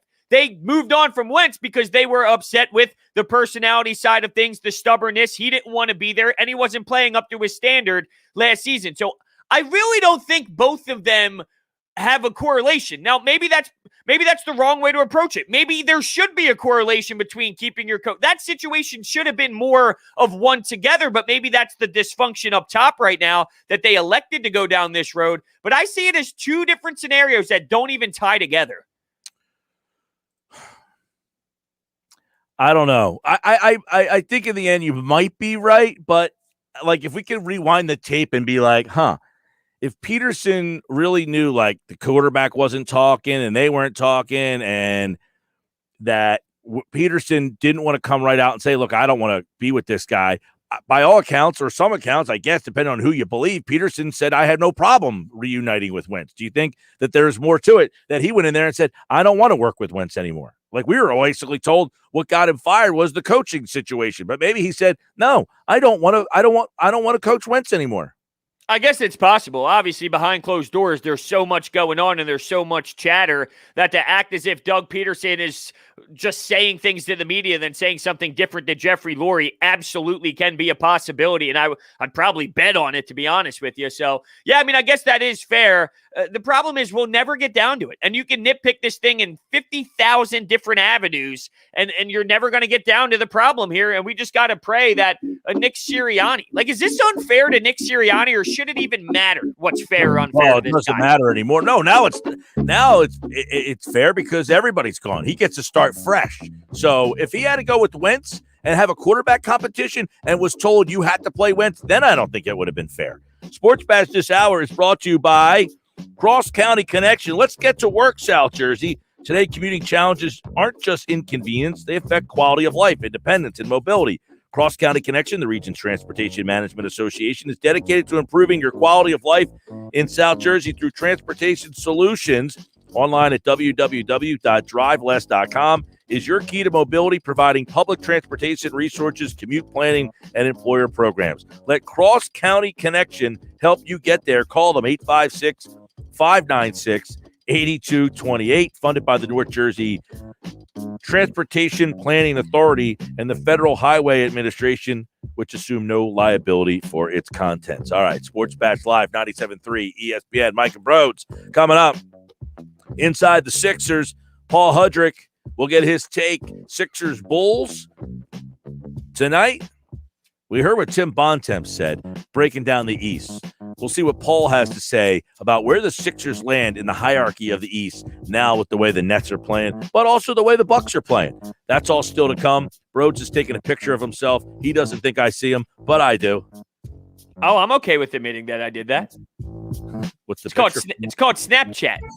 You're Snapchatting. Yes, I took a Snapchat. It's a little over my head. All right, back with more Sports Bash Live, 97.3 ESPN. We never stop talking Eagles and NFL. It's football at 4. Every day at 4 p.m. on the Sports Bash with Mike Gill on 97.3 ESPN and the free mobile app. This month, let me offer you some presidential advice. Leave your dollar in your wallet when you get 0% APR financing from Matt Blatt Kia. Matt Blatt Kia wants to get you out of that old car you hate. Come in today or visit us online and get the credit you deserve. 0% APR financing available for up to 60 months on new 2021 Kia Sportage, K5, and Forte models. Or take $4,000 off MSRP on new 2020 Kia Niros in stock. Plus Matt Blatt Kia in Toms River and Egg Harbor Township wants your trade, even if you owe thousands more than it's worth. Don't forget, you can't make a mistake with our 4-day love it or leave it return policy. It's gotta be a Matt Blatt Kia. Offers approved Tier 1 and 2 credit for Kia Motors finance. Not all will qualify. 0% based on 1516 per 1,000 power. 4,000 all 2020 euros with 2,500 Kia Motors factory rebate to dealer. 1,500 Matt Blatt Kia discount. Go to mattblattkianj.com for complete details. Expires 3/4/2021. Matt Blatt Kia, 6211 Black Horse Pike, Egg Harbor Township. And now on Route 37 in Toms River. When's the last time you looked at your bathroom? Second thought, you might not want to make eye contact with that old faucet. It's time to head to Lowe's for some home improvement. Choose from stylish brands like American Standard, Delta, and Style Selections, and transform your before bathroom into an amazing after bathroom. Woohoo! You can't see her, but she's high-fiving herself. Don't just do it yourself. Do it for yourself. Stop by Lowe's or visit lowes.com/DIFY for vanities starting at $99. Valid through 3/31 U.S. only. It's not quite March, but that doesn't mean the college basketball fun has to wait. DraftKings Sportsbook, America's top-rated sportsbook app, is giving all new players the chance to bet $1 on any team to hit a three-pointer in any basketball game this week. And if your team makes it rain, you cash $100. That's right. All it takes is for one three-pointer being hit by your chosen team to turn $1 into $100. Download the DraftKings Sportsbook app and use code 973 to get your shot to turn $1 into $100 when you bet on any team to hit a three-pointer in any basketball game this week. That's code 973 for new customers only at DraftKings Sportsbook. That's code 973. Must be 21 or older. New Jersey only. New customers only. Restrictions apply. Winnings paid out in 4 $25 free bets. See DraftKings.com/sportsbook for details. Gambling problem? Call 1-800-GAMBLER. I'll be right there. We got to redo the whole thing then. Indeed knows unexpected growth can stretch your business thin. I need to finish these today. Like at Phil's Machine Shop. To keep carving out more revenue, he needs to get started hiring right away. I need Indeed. Indeed you do. And the moment you sponsor a job on Indeed, you get a short list of quality candidates from our resume database. Visit Indeed.com/credit and get a $75 credit for your first sponsored job post. Terms and conditions apply. Get in the zone, AutoZone. Welcome to AutoZone. What are you working on today? Ugh, nothing's worse than starting trouble. We can help you out. We can start with a free battery test. That way we'll know if your battery is causing the issue. It could be your starter or your alternator. You don't want to waste money on the wrong fix. And if you do need a new battery, we've got you covered with a wide selection of replacement batteries. That's what makes us America's #1 battery destination. Claim based on data from the NPD Group 2019. Get in the zone, AutoZone. If you own a small business, you know how hard it can be to find new customers. Now, Town Square Media has new tools that can help your business stand out and grow. Go to GetLocalCustomersNow.com for a free competitive analysis that will show you what other businesses are doing to find new customers and how you can do it too with Town Square Media. Be one of the first business owners to sign up and receive $500 in free advertising on this station. Start growing your business today. Visit GetLocalCustomersNow.com. That's GetLocalCustomersNow.com. The Sports Bash with Mike Gill and Broads on 97.3 ESPN, the free mobile app. And now you can watch the show live on Facebook, YouTube, and Twitter at 973ESPN.com. All right, 321 Sports Bash. Time for Inside the Sixers. It's brought to you by AmeriSave Mortgage. Lower mortgage means more savings. Find out more at AmeriSave.com. This hour of the show brought to you by Cross County Connect. It's the Sports Bash. It's time for a little Inside the Sixers as they are back in action tonight right here on 97.3 ESPN. You'll hear the matchup with the Bulls. Tom McGinnis on the call. Paul Hudrick is our Sixers insider for 97.3 ESPN.com. And, of course, he, like all guests, appears via the Boardwalk Honda hotline. There he is. He joins us now on the Sports Bash as we have Friday edition getting ready for the game tonight. And we'll start with this. We haven't seen Joel and Ben play together for about, a week or so. Are both guys scheduled, Paul, to be back in the lineup tonight? Well, Ben Simmons is probable. So that's a good start. But I've also learned that with this basketball team, I'm not going to believe it until I see a guy is actually on the floor. So, so he's probable for now. So hopefully we get our look at both of those guys on the court at the same time. Like you said, Mike, Ben missed the last game, Joel the game before that. So to see them both at home on a Friday night against the Bulls, it should be a fun time. Yeah, and I know, they played national TV the other night. That got ugly, the way that thing ended. They'll be back on there tonight. But, the Nets all of a sudden are starting to make some noise, and you wonder if the Sixers are kind of hearing that noise at all. My guess would be no, especially with the way Doc Rivers is. Doc Rivers is and he's been asked it as soon as basically the James Harden trade happened, he had been asked it a ton. It's, do you think your team stacks up to the Nets in some variation or another? He's been asked, and he said, I don't care. I want my team to be good. I want us to do what we do well. I want us to worry about ourselves. And I think that's the right mentality. I think to kind of look ahead and see, the Nets beat the Lakers, so now that maybe the Nets are really good. It's like it doesn't really do you any good. And it's also context. I mean, yes, you can't take anything away from the Nets. They didn't have Durant, and they beat the Lakers. Lakers didn't have AD. So I mean, you're not even really seeing the full, complement of players. They also didn't have Schroeder, I believe. So I mean, it's an impressive win. It's on the road, and the Nets have done a really great job on the road. They beat the Suns. They came back, down Kyrie and Durant. They were down 24 and came back and won. It's an impressive win, but at the same time, I don't think you could take too much stock into games in February. We'll see much more when those teams are at full strength and they're playing each other.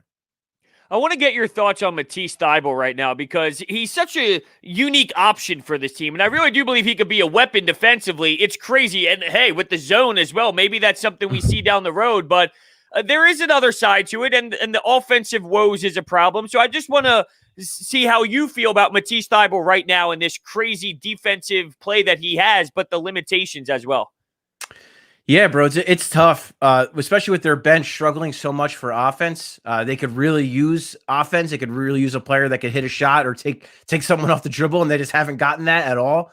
So, but Matisse has just been so excellent defensively. It's hard to not play him. It's hard to not have him be part of that rotation because you can't have Ben Simmons out there 48 minutes a game guarding the best players in the league. You need to give him a break.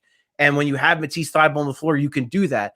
You saw how great the Kings game to me is the biggest measure of how great and how big of a piece he can be for this team when, Ben Simmons even struggled guarding De'Aaron Fox. And then you throw Matisse Thybulle on him. Matisse Thybulle really shut him down in that fourth quarter. It was unbelievable to the point where Doc Rivers then rides Matisse Thybulle all the way to the finish, closes the game out with him. So it's going to be Doc's going to have to keep doing that kind of juggling act of, all right, when we need offense, we go to whatever. Like at the end of games, it's the Seth Curry in for offense, Matisse in for defense. He's going to have to keep juggling that probably throughout the season because, Matisse's shot is just really inconsistent. You see, like one thing with like a guy like Danny Green, as much as his shot runs hot and cold, he's so good at spacing and understanding floor spots. And Matisse just kind of isn't there yet offensively. Doesn't really quite know, 100% where to be on the floor and how to provide optimal spacing. But he's going to be a big part of this team. I think there's no question about it. What he can do defensively, it's incredible. To me, he's one of the better wing defenders in the NBA going right now, but his offense it's like pretty much nothing. So it's just Doc's really going to have to kind of measure that out, kind of do that juggling act all season, I think, with him. That's an interesting you just brought up two really good points in it, and it really indicates something that I don't know that people watch the game with that kind of view is Danny Green doesn't excite you. He's almost like Torrey Smith as a wide receiver. He doesn't excite you, but his speed was enough to worry people that they had to bring a safety, and it opened up like some middle ground for Zach Ertz, and voila, Zach Ertz has 160, has a huge year. Danny Green might not do a lot, but he's smart enough to know, like, if I just take one more step this way, that opens up things more. That floor spacing that you just talked about, I don't think that is brought up enough in terms of being a smart basketball player. And that is sometimes why teams get into problems is because their players don't have, even if they're not great at doing something, they don't have the basketball IQ to kind of just do it, even though you're not great at something. Right. And no one's going to argue that Josh Richardson is a better basketball player than Danny Green. He flat out is. When you look at the overall skill set, especially at this point in their careers, Josh Richardson's a better basketball player. But it's those little nuances that Danny Green does that I think have helped Joel Embiid and have helped Ben Simmons. Basketball player. What's that? Not savvy. No, yeah, and it's veteran too. I mean, look at the teams Danny Green has been on and the players he's been around, the coaches he's learned under. I mean, his career is ridiculous. And I think that's a big part of it too. It's just learning how to play with kind of star players and big talent. And it's not just the offensive end; it's the defensive end. Listen, Danny Green, he's 33 years old now. He's not the same guy. He doesn't have the same legs he might have had, like Matisse Thybulle does right now. But a lot of the little things he does, you can see, and you're like, wow, like that's something that maybe a guy like a Josh Richardson wouldn't have done. And again, Josh Richardson, better flat out defender, longer, better legs, better beating guys to the spot, but just little things Danny Green does that help teams win. Like that term glue guy, like that's what Danny Green is. He is a glue guy and he helps basketball. It's not a coincidence that he's helped teams win championships, because I think he is that kind of guy that just does those little things that maybe don't always go seen. The other night when Joel Embiid wasn't available, they elected to go with Mike Scott at the 5. And is there much into that? Is that just like hey, we want to keep Dwight Howard on the bench? Like, I'm trying to figure out, what is Mike Scott's role? Obviously, it's been a disappointing last couple of years for him, but you have Dwight as an option, Ben as an option at the 5. Is Mike Scott even a real possibility, if need be, ever there, if they want to go small, or is that just a product of the situation? So I think on the surface, I think it had a lot more to do with Ben Simmons than it did with Mike Scott. I think the idea behind Doc Rivers doing that was so Ben Simmons could do. I mean, I'm sure Doc didn't go into it thinking Ben Simmons was going to score 42 points, but the idea was to open up the floor for Ben and allow him to do different things and have centers guarding him, which you see did not work out, great for Utah, because Ben really went off in that regard. And I also think when you look at how good Ben was in that game, a lot of that, again, running those DHOs, pick and rolls where he's really, setting great screens and rolling to the basket hard and is giving them opportunities. I think what you're seeing there too is Doc has really wanted to see, what does this look like when Ben Simmons is at the 5?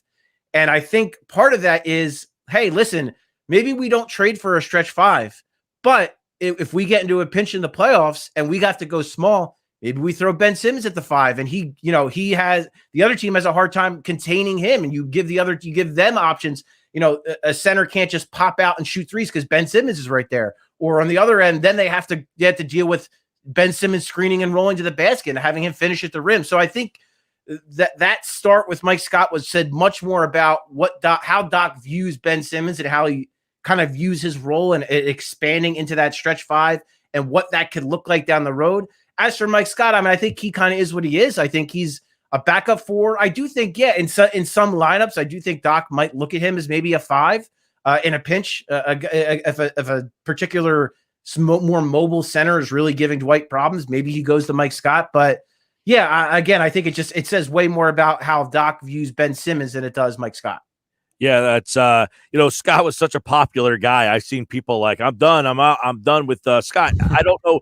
Is he a playoff rotation guy? He was 2 years ago. I thought he was really good for them in that playoff run. And then obviously last year, he had a tough year. This year, he can't get healthy this year. He hurt the one knee.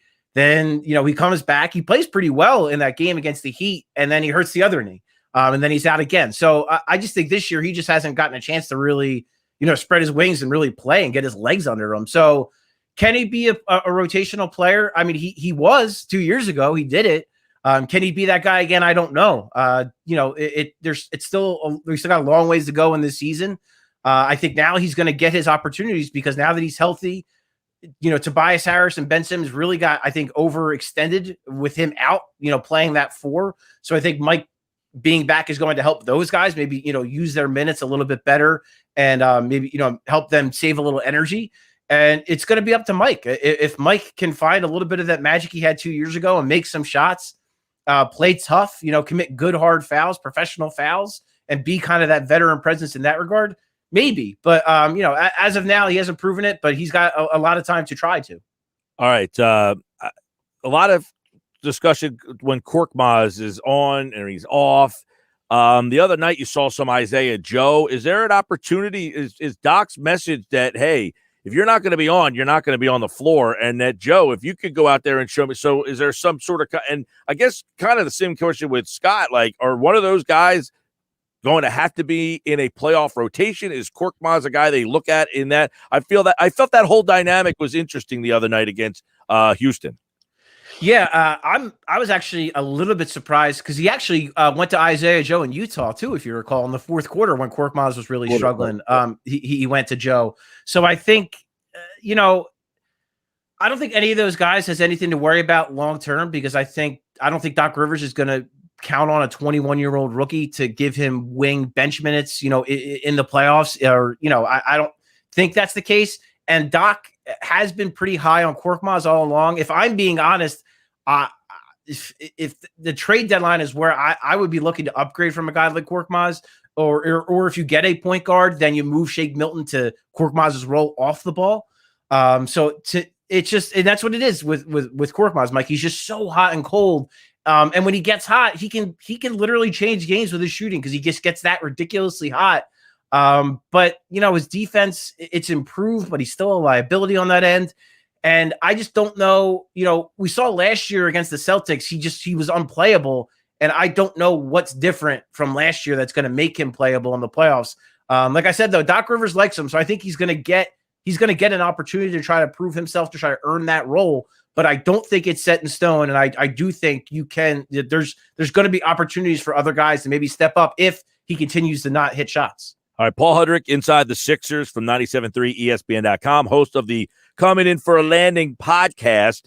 They got the Bulls tonight, and, it's a Bulls team that's not great. And, you had that game on Wednesday after that road trip. Is this a game tonight that you would like to see some sort of statement, I know that, I think the three of us are all pretty level-headed when it comes to, regular season. I don't care how the games go, but is this the kind of game that you would like to see that dominating performance? Yeah, especially against the guy.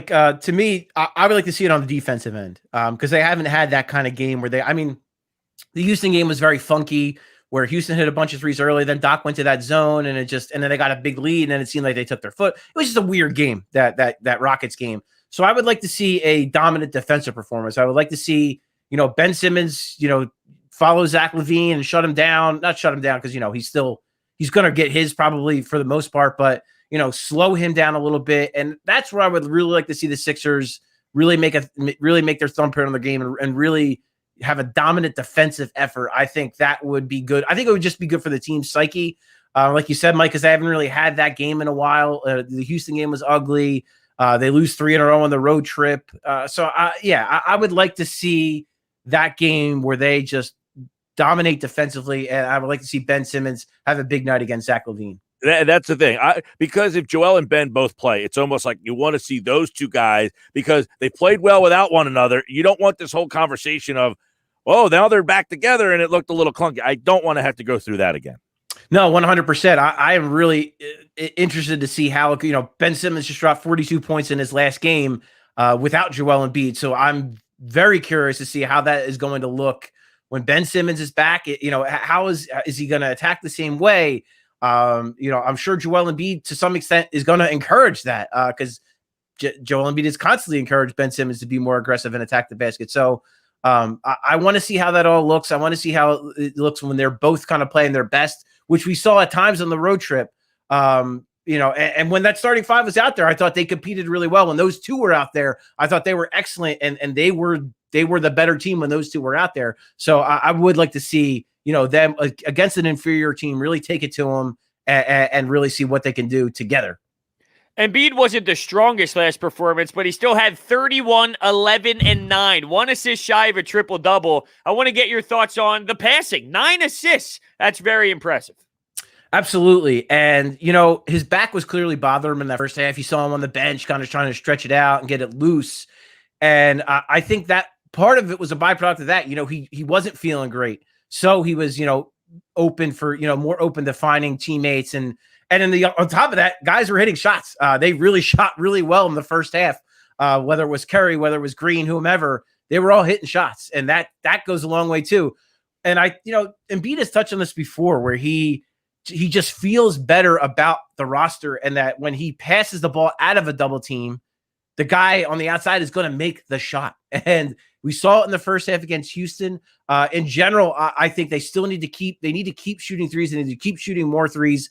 Not necessarily Embiid and Simmons, but the rest of the roster really needs to just fire whenever they get their opportunities. If they get a speck of daylight, their shots got to go up. They got to take more threes. But yeah, Embiid, it's amazing, bros, that was kind of a quote unquote down game for him. And those are the numbers he puts up. The other down game was the game against Sacramento, where he was unbelievable down the stretch. So it just speaks to that this guy is having an MVP caliber season, and every facet of his game, he looks better than he has in the past. And that's saying a lot, because this is a guy who's, about to play in his fourth All-Star game. So just his overall game has just been so great this year. And that's a big reason why they're winning games. And he's just been phenomenal. 7:30 tonight, right here on 97.3 ESPN. Tom McGinnis is on the call inside the Sixers. He's Paul Hudrick. Check out the podcast, Coming In for a Landing, and check out his writing at 97.3ESPN.com. Follow him on Twitter at Paul Hudrick, and he, like all guests, appeared via the Boardwalk Honda hotline. All right, Paul, we will talk to you on Monday, man.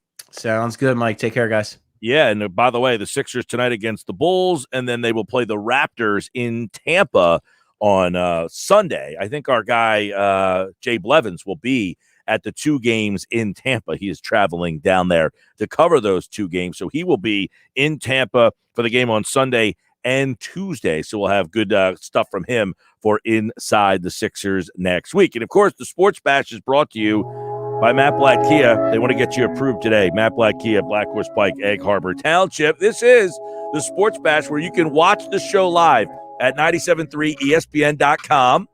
Just go to our website, click on the link, watch the show live, use your Comcast remote, go to your YouTube app on your smart TV, and say you want to watch the Sports Bash. Bring us up on your boob tube. They don't have the boob tube anymore. They don't have those big old tubes in the back of you're looking at me like, what are you talking about? The TVs used to have backs like this big, and they had like a big tube in the back. Like that's how it projected the picture onto your screen. They called it the boob tube. I know what it is. I guess I just never knew the name of it. So you kind of threw me in for a loop there. Sorry to do so. All right, headlines coming up. We got great stories going on around sports. We will dive into them. It is the Sports Bash live on 97.3 ESPN, the free mobile app, powered by First Bank of Sea Isle City. Hey, South Jersey, it's Billy Schwein. Join me this weekend in the locker room. The Wentz saga is over. Saturday, we'll discuss the Eagles' failure with their second overall pick in the 2016 draft. We will hear from Dr. Sean McMillan about the severity of Realmuto's thumb injury. Then we'll walk down memory lane with former Flyers winger Brent Fedek. On Sunday, we'll continue to reflect on the Wentz-Eagles divorce with former Eagles tight end Ken Dunnick. All the action starts every Saturday and Sunday from 10 a.m. to noon on 97.3 ESPN. Some models exclude Corvette with GMF financing. Excludes prior sales. See dealer for details. It's President's Day all month long at Bennett Chevrolet with our biggest, boldest, best deals ever, saving you up to 25% off MSRP on brand new vehicles. Right now, Bennett Chevy is selling brand new vehicles at GM supplier employee pricing. Plus, you keep all the rebates that can save you as much as 25% off MSRP. But there's even more ways to save with 0% financing available. Plus, if you're looking for pre-owned, Bennett will pay you a minimum $7,000 for your trade towards any pre-owned in stock. That's a minimum $7,000 for your trade, no matter its condition. Imagine how much more you'll get for a good trade. And once you've dealt with our non-commissioned sales team, you'll rave about the wonderful experience with no need to negotiate and no hassles, because our team is paid on your satisfaction, not how much you spend. It's President's Day all this month at Bennett. Find new roads at Bennett Chevy, Egg Harbor Township, and BennettChevy.com. In honor of President's Day, Dell delivers savings to help America's small businesses get more done. Office Anywhere, with up to 50% off high-performance laptops, desktops, and servers with Intel Core processors and top-brand electronics. Plus, refresh now with flexible financing options. Call 877-ASK-DELL for a Dell Technologies advisor who can help you find the right tech. That's 877-ASK-DELL or visit Dell.com/President's Day. Feeling stressed in your skin? Not with new Olay Body Wash infused with skincare ingredient retinol. Olay with retinol improves skin 3 times better versus the leading body wash, transforming skin from dry and stressed to bright and smooth. So I can step into stressful days feeling my best in my skin. Olay Body, fearless in my skin. Now try Olay's other skincare-inspired body washes with hyaluronic acid, vitamin C, and collagen. It's Mattress Firm's President's Day sale. Right now, get a king bed for the price of a queen or a queen for the price of a twin. Plus, get a free adjustable base when you spend $6.99 on Sealy. Or save up to $500 on Tempur-Pedic adjustable mattress sets. And you can save 50% on select Sealy Queen mattresses, now just $299.99. Shop Tempur-Pedic, Stearns & Foster, and more with our sleep experts. Only at Mattress Firm. Offer valid with qualifying purchase. Restrictions apply. Valid at participating locations only. For offer details, visit mattressfirm.com/sale. Progressive presents The Sounds of the Old World. The year is 2019, and someone is getting up to use the bathroom at the stadium. Excuse me? Excuse me? Oh, sorry. Excuse me? Mind if I just squeeze by here? This has been The Sound of the Old World. Brought to you by Progressive, where drivers can still switch and save like it's 2019. Quote today at Progressive.com. Progressive Casualty Insurance Company and Affiliates. I'll be right there. We got to redo the whole thing. Indeed knows unexpected growth can stretch your business thin. Finish these today. Like at Phil's Machine Shop. To keep carving out more revenue, he needs to get started hiring right away. I need Indeed. Indeed you do. And the moment you sponsor a job on Indeed, you get a short list of quality candidates from our resume database. Visit Indeed.com/credit and get a $75 credit for your first sponsored job post. Terms and conditions apply. O'Reilly. Count on the professional parts people at O'Reilly Auto Parts to recommend the best products for your car. Get maximum cooling system performance for 10 years or 300,000 miles with peak long life universal pre-mixed antifreeze and coolant. On sale now for just $5.99 after mail-in rebate. Plus earn double O-Rewards points. Stop by O'Reilly Auto Parts today. O'Reilly Auto Parts. Now, back to the Sports Bash on 97.3 ESPN. 3 o'clock hour of the show. It's brought to you by Cross County Connect. Let's get to work, South Jersey. Today, commuting challenges aren't just an inconvenience. They affect the quality of life. Call them at 856-596-8228. Mike and Broads. Now, Broads, we got headlines on the way. There's so many different stories that I've seen that I would love to get into. I'd like to see what you pick out as well. That's what makes this always fun. We can go back and forth on some stories that don't get a lot of attention here locally. But I did get a text on the Carson Wentz thing, and I got a text on the White Claw thing that I want to get into as well that somebody sent in. So do you mind if I start with that? Yeah, that's fine. We do have somewhat of it's not breaking news, but it's kind of big Eagles news that is involved with headlines. So how about I throw that at you real quick first? Was it DeSean Jackson? It is DeSean Jackson. So he posted on his Instagram story, looking forward to my next chapter, the best deep threat in the NFL history, coming to a city near you. So I'm imagining he has been informed that he won't be back. You know, that kind of ticks me off a little bit is that I was thinking about this as I was walking. I just walked down the hall to get my 345 Sprite Zero, And, okay, there's so much here that we can, like the DeSean Jackson signing. Like, Roseman gets a lot of heat for this signing, right? Like, you brought in an old guy and he broke down. Like, that's your fault. But I think some of this is, like, the directive of ownership going back to the comment of saying the window's open, let's go for it. So in other words, I don't know that that's a signing. Remember when Joe Banner said they kind of like deviated from their norm a little bit. I don't think that they would have signed a DeSean Jackson had they quote unquote not been going for it. Does that make sense? Like, yeah, it does. That is not a Howie Roseman type of signing. That is not like an Eagles franchise. Like, that's not what they do. They do not go out and get that older veteran player. Like, they typically get rid of older veteran guys. That's what they did during the Reed era. That's what they typically were known for.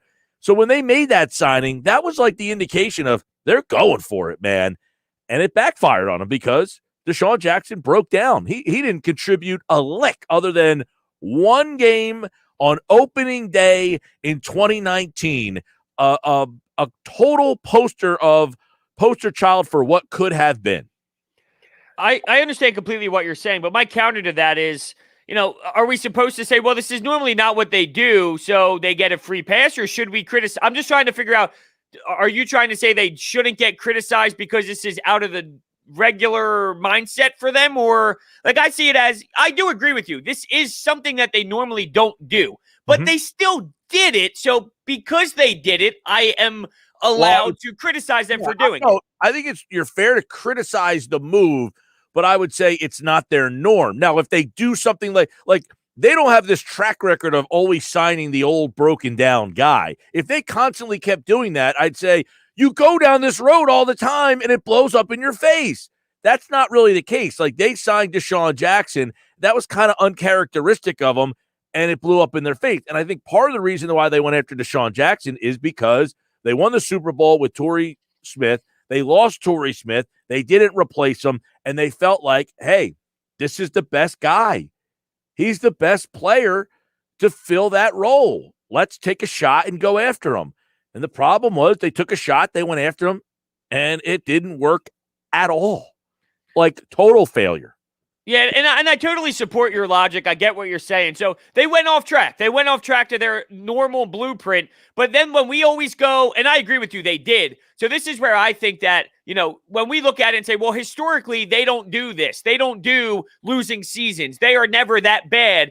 But because they went off track, I think to get back on track, they might have to suffer a little bit because they made such bad moves that they normally don't do. To get back on track, we might see that first blip and that first bad stretch that we normally don't see. Yeah, I wouldn't, somebody would say, give me something Howie Roseman's done good. He doesn't typically sign these older guys that break down. That's not something that they've done. I don't think he's going to go back and make that mistake twice. I don't think he would be bringing J.J. Watt in. I think he would go after J.J. Watt if he thought they were close to winning a championship. We've been doing football at 4 for years, and we would always talk about any time there's a big name involved, the Eagles' name always seems to come up.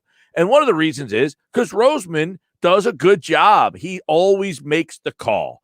What does it take? What do you want? That's why the Eagles are involved on every big name free agent. You'll always hear Jadeveon Clowney. He was the big defensive end this past offseason, and the Eagles were connected to him. Why? Because Roseman does the due diligence to make that call. Not every GM does that. They just say, we're not involved. I'm not even going to make a call. He always will make the call to find out what it would take, how much it is. So, but I don't think he would make the signing for J.J. Watt or I'm trying to think. Jadeveon Clowney is going to be a free agent again this year. So I don't think he would do that again. I think he's realized we did that because of the circumstance of we thought we had a window to win. Jackson was the best player. We took a shot, and it didn't work out for us. I would agree with you. And to be honest with you, I think I'm more upset with the Alshon contract push down the road more than I am the DeSean Jackson thing. Because at the time, I liked the DeSean Jackson sign. I think a majority, 95% of the fan base did. It's unfortunate. I didn't think he would break down this much. I always said, even the first year he came here, if you got 12 out of 16 or 13 out of 16 games, that's kind of what I expected. I didn't expect the guy at 30, mid-30s to crush 16 of 16, but I would be okay with about 13 or so, 12 games of 16, and I kind of acknowledge that. But obviously, it got way worse than we expected. I wasn't even that upset with the DeSean Jackson signing. I understand the logic behind it. I think I'm more disappointed with the relying on the older Alshon than the DeSean one. I like the DeSean. I'm not going to lie. I thought, hey, they brought in a guy who can, even if he played 12 games, 14 games, and then he's ready for he was the best player at that position in terms of you lack that position. It was a problem for you in 2018 and 2019, or 2018, the year after you won that Super Bowl. You didn't have Torrey Smith, and I think it clogged up the offense a little bit. You went out and got the best player available at that spot. I can't really fault you for that. What I can, people say, well, he was old, he was broken down. I mean, Nobody ever thought he was only going to play 2 games here. And if he played 12 games, I think both those seasons turn out way differently. If he plays 12 to 14 games, you're not 9-7. And that's my opinion. I know you kind of disagree with that. I think a lot of the reasons you're 9-7 and is the injuries that you had. I think if you have a healthy DeSean Jackson, that makes a big difference to this offense. And unfortunately, they didn't get that, and that blew up in their face. I also don't think they make that mistake a second time. I don't think they go down that road and go get that guy a second time. I agree with you. I don't think they're going to do this again in the very near future, considering how it's backfired in multiple occasions. I guess the problem now is if you're not going to do the older veteran wide receiver, what do you have to do? And you're going to have to go out and draft these wide receivers and hope that they hit. So I think that the fix is, okay, now you got to make sure you draft them. And I'm just talking about the recent success. It's been a little bit of an issue. It has. I mean, there's no question there. We don't know what Rieger is. We think J.J. Arcega-Whiteside stinks. We don't know what Fulgham is. Greg Ward, we think, is just solid. I think he's a serviceable slot receiver, Greg Ward. I don't think you have an issue there. Yeah, solid, not spectacular. He gets the job done. But, okay, I have Greg Ward, who I like in his role. But if I have Greg Ward and he's the one guy that I have that I think I know, I think my weapons, my wide receivers have a lot to prove. There's no question about that. I'm starting to like Jamar Chase more and more. Ooh. Now, I was just about to say I apologize for getting us off track here and bringing that up first because now we didn't get to the White Claw point, but I'm fascinated with why you think Chase is now the move. All right. Well, we have more time today. Oh, we do? I thought the show was over. I'll read this text about the White Claw. Mike, what is it going to take for you to think White Claws are on par with beer? They are so tasty. It's a hell of a text. Okay. So a couple things here. I'm not disputing the taste. It is a tasty drink. You know, it's not like, oh, this is terrible. The problem that I have with it is it makes my mouth so dry. My tongue is sticking to the roof of my mouth. I don't like the way it makes me feel. It's not so much the taste that I don't like. It's the way that it makes me feel that I don't like. That's right. I forgot. You and the girlfriend said that there was some sort of after effects with the mouth and the saliva and the tongue that I never heard before. It's stuck to the roof of my mouth like this. I think you had too many, Gil, is what the issue was. Oh, yeah, but guess what? If I want to have too many, I don't want that to be the problem. Like, I'm okay to sit there and say, I'll have all White Claw, but that's not accomplishing much. Yeah, I mean, look, I'm not telling you that you're making this up. I never experienced anyone that have that type of after effects. Oh, I've had a lot of people tell me, that there's a lot of they get headaches and stuff like that. But that's called a hangover. You're drinking too much. All right. Well, guess what? I don't want that. So it's not a taste thing so much. I like a black cherry. Yes. A raspberry, a mango, a lime. They got it all, dude. My girlfriend does not like the black cherry, so I get all the black cherry. She takes the lime. I don't like. I mean, they're not all great, like the lime. No, they are. I feel like mango is the most overrated fruit there is. What? That's an awful take. Everybody just hears mango and feels like, oh, tropical mango, and then you get it, and it's like got that like bristly texture to it. Sometimes it's overrated. The mango's overrated. Football at 4 is on the other side. We got questions on Wentz. Adam Kaplan has the answers, and he joins us next here on the Sports Bash. Watch us live online at 97.3. It's Sixers basketball tonight on 97.3 ESPN with the voice of the 76ers, Tom McGinnis, calling all the exciting play-by-play action. Ben Simmons rocks the room. The defense, a run out and a slam. The Sixers host the Chicago Bulls. Tonight, coverage begins at 7:30. Philadelphia 76ers basketball on your radio home of the Sixers in South Jersey. 97.3 ESPN. Health Update with Robin Stoloff. Learn more, live better. Do you dread Mondays? Do you spend your Sunday nights worrying about Monday morning? Well, you're not alone. Mondays are often associated with anxiety, apprehension, and gloom. A recent survey of 11,000 workers revealed we're more likely to be ill or take time off at the start of the week, with 35% of all sick days falling on a Monday. And more people are even more likely to have heart attacks on a Monday. Let's face it, Monday does mark the end of freedom. Gone are those relaxed, free hours and days shared with family and friends. Monday morning blues are a real thing, but life is too short to feel that way. So how can we stop our mood from sinking when Sunday draws to a close? We have 5 ways to hate Mondays less and embrace them more on our website right now. I'm Robin Stoloff for Health Update. Health Update with Robin Stoloff, empowering you to live a healthier life.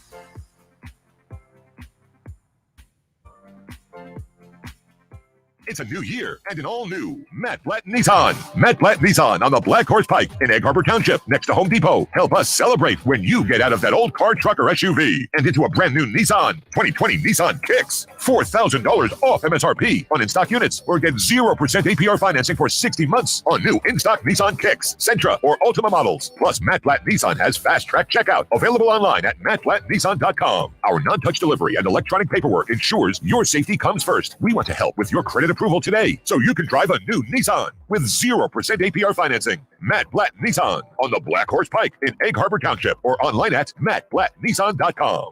Unapproved credit. Negative equity will be refinanced at the new vehicle. All factory rebates and incentives to dealer. 0% APR financing based on 1516 for 1,000 borrowed. Offers can't be combined. Call 888-731-5030 for all the details. It's on at Matt Blatt Nissan on the Black Horse Pike, Egg Harbor Township. Oh, yeah, it's on at Matt Blatt Nissan. It's not quite March, but that doesn't mean the college basketball fun has to wait. DraftKings Sportsbook, America's top-rated sportsbook app, is giving all new players the chance to bet $1 on any team to hit a three-pointer in any basketball game this week. And if your team makes it rain, you cash $100. That's right. All it takes is for one three-pointer being hit by your chosen team to turn $1 into $100. Download the DraftKings Sportsbook app and use code 973 to get your shot to turn $1 into $100 when you bet on any team to hit a three-pointer in any basketball game this week. That's code 973 for new customers only at DraftKings Sportsbook. That's code 973. Must be 21 or older. New Jersey only. New customers only. Restrictions apply. Winnings paid out in 4 $25 free bets. See DraftKings.com/sportsbook for details. Gambling problem? Call 1-800-GAMBLER. Finding great candidates to hire can be like, well, trying to find a needle in a haystack. Sure, you can post your job to some job board, but then all you can do is hope the right person comes along, which is why you should try ZipRecruiter for free at ZipRecruiter.com/news. ZipRecruiter doesn't depend on candidates finding you. It finds them for you. Its powerful technology identifies people with the right experience and actively invites them to apply to your job. You get qualified candidates fast. So while other companies might deliver a lot of hay, ZipRecruiter finds you what you're looking for. The needle in the haystack.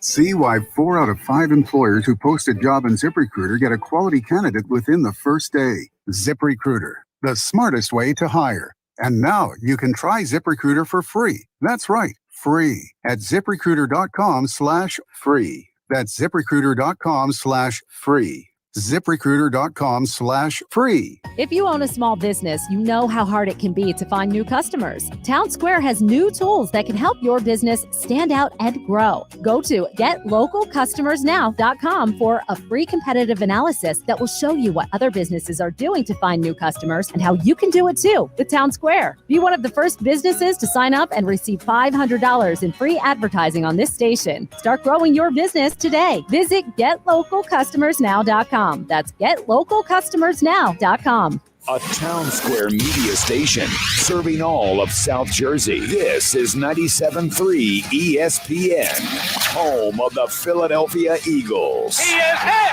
He stumbles! He's down! WENJ HD Millville, Atlantic City. 97.3 ESPN presents the Sports Bash with Mike Gill. It's time for Football at 4 with Adam Kaplan. I have real confidence that our football operations can once again create a dominant football team. Powered by the Inside the Birds podcast. Now, live from inside the Matt Black Kia Studios. It's Football at 4. Football at 4 is powered by the Inside the Birds podcast, and it is brought to you by Dr. Lyle M. Back. For everything from skincare to cosmetic surgery, go to iloveLyleBack.com, 856 Makeover, or for Dr. Lyle M. Back, proud sponsor of Football at 4. Football at 4 drops Mondays and Thursdays at 6 a.m. One of the hosts of that show is Adam Kaplan, along with Jeff Mosher. And Adam Kaplan joins us now on the Boardwalk Honda hotline and live on our video stream at 97.3ESPN.com. Adam, happy Friday to you, pal. Hello, boys. The Wentz saga is over. DeSean Jackson, I just put out there, was told that they're going to release him. So we could update that. And I'm just glad we have a resolution to the Wentz situation. And obviously we're going to get into that because fans are up in arms. They wanted this thing over. You know, you guys are on the radio every day. And looking at my social media, I think there was a sense of relief around the Delaware Valley in New Jersey and over the bridge that Carson Wentz will no longer be an Eagle starting on March 17th. Yep, it finally happened. So it ends up being the Colts. And I know that you guys at Inside the Birds kind of felt that that was the spot. Why was it that you were so sure and that it ended up being the Colts? Because, Adam, it sounded like it was the Colts and only the Colts. Yeah, it's funny. So Mosher says to me last week, he goes, listen, is this going to get done? So Jeff, he's not coming back. But I said, here's the thing. I don't know. I thought it was going to be done already. I don't know exactly what day it's going to be. You know, people want answers. I don't know what day it's going to be. But I said he's going to go to Indy. I don't know when it's going to be. So why the Colts? It wasn't just that Carson preferred there. That's true. He never dictated anything. But why he went there is because they offered the best deal. They were the only team to offer something tangible. That's based on what you were saying. You're correct. They made the offer. That's why the Bears, as I reported yesterday, backed out. They actually, I'm told they backed out last week. So it was only the Colts. But what would have happened, though, guys, if Chris Ballard, the general manager, said, you know what, I want to wait? What would have Howie Roseman done? Nothing. He had nothing in hand. He would have to wait. So if the Colts did not agree and the Eagles did not agree on Thursday to this deal, this thing could have gone to the draft, but they've got a deal. All right. So people, some people think that they had a horrible deal. Some people look at it and say, okay, you got what you could get. I mean, in the end, if you only had one team, what was Roseman to do? I mean, this was it. Did he get enough knowing that he was kind of backed into a corner? Yeah, and I strongly disagree with people who said he should have waited closer to the draft. No, there was never even let me get into something. So let me just address why, because this plays into what you and I are talking about. Wentz wanted out in a pretty significant way. They knew this. It was not going to get better. They thought early to mid-January it might get better. It wasn't just that they fired Doug Peterson. Doug and Carson had no relationship to end the season. We reported first on Inside the Birds a month ago that they barely spoke the final 2 months. So that was part of it, his issues. But the real issues were just that he wanted to move on. He wanted to go somewhere if he could to be with a club that kind of understood him. But here's the thing. Unless you find him a team, and Chicago's another one where John DeFilippo was quarterback coach, their teams had enough information. Jeff and I talked about this week on Inside the Birds, that teams, Mike, they gather their own information on players. They knew that there's some specific challenges with Wentz. He's not the same player he once was in 2017. For goodness sake, folks, he got benched. Do you really think they should get a true first-round pick for the season? No, the guy got benched. Who in the world? What team would give them a first-round pick for the season? The answer is nobody would. And I would agree with the assessment. They got what they could. Yeah, I agree completely. And speaking of Wentz and the struggles, do you think that he can regain his talent with the new team? I do, in this sense, Hunter. He's with Frank Reich, a guy that he had a very close working relationship with. I understand that Reich was not his day-to-day coach. The quarterback coach was DeFilippo. But Reich was in every meeting. He knows the way that he was coached. He knows there's a certain way he needs to be coached. They have to rebuild him from the ground up. That's got to happen. And I do think now, could he get back to 2017 level? That's going to be really, really difficult. I mean, you had everything going on, right? That is an elite level. That's going to be hard for him to do. I'm not saying it can't happen, but it's going to take some time. And I don't know that could even happen this season. Adam, okay, so he goes to the Colts. That's where he ends up wanting to go. But why ultimately did Carson Wentz no longer want to be here? I feel like, hey, Peterson was gone and he still wanted out. So why ultimately did he really want out of here? It's because, Mike, he had so many different issues. It was the Jalen Hurts decision in terms of drafting him in the second round. It was, you can go back to 2017, as one source said to me, that should have been his Super Bowl. It got cut short by the injury. He never could play at that elite level again. He felt the lack of organizational support. You're talking about a situation where people are taking shots at him behind his back, being asked about his work ethic. The shrine built, as another source said to me, that should have been his statue, not Foles and Doug Peterson's. Should have been, obviously, Peterson and Wentz, but Carson wasn't healthy. So you fast forward it over the last 2 years, being challenged in the media by being asked about his work ethic.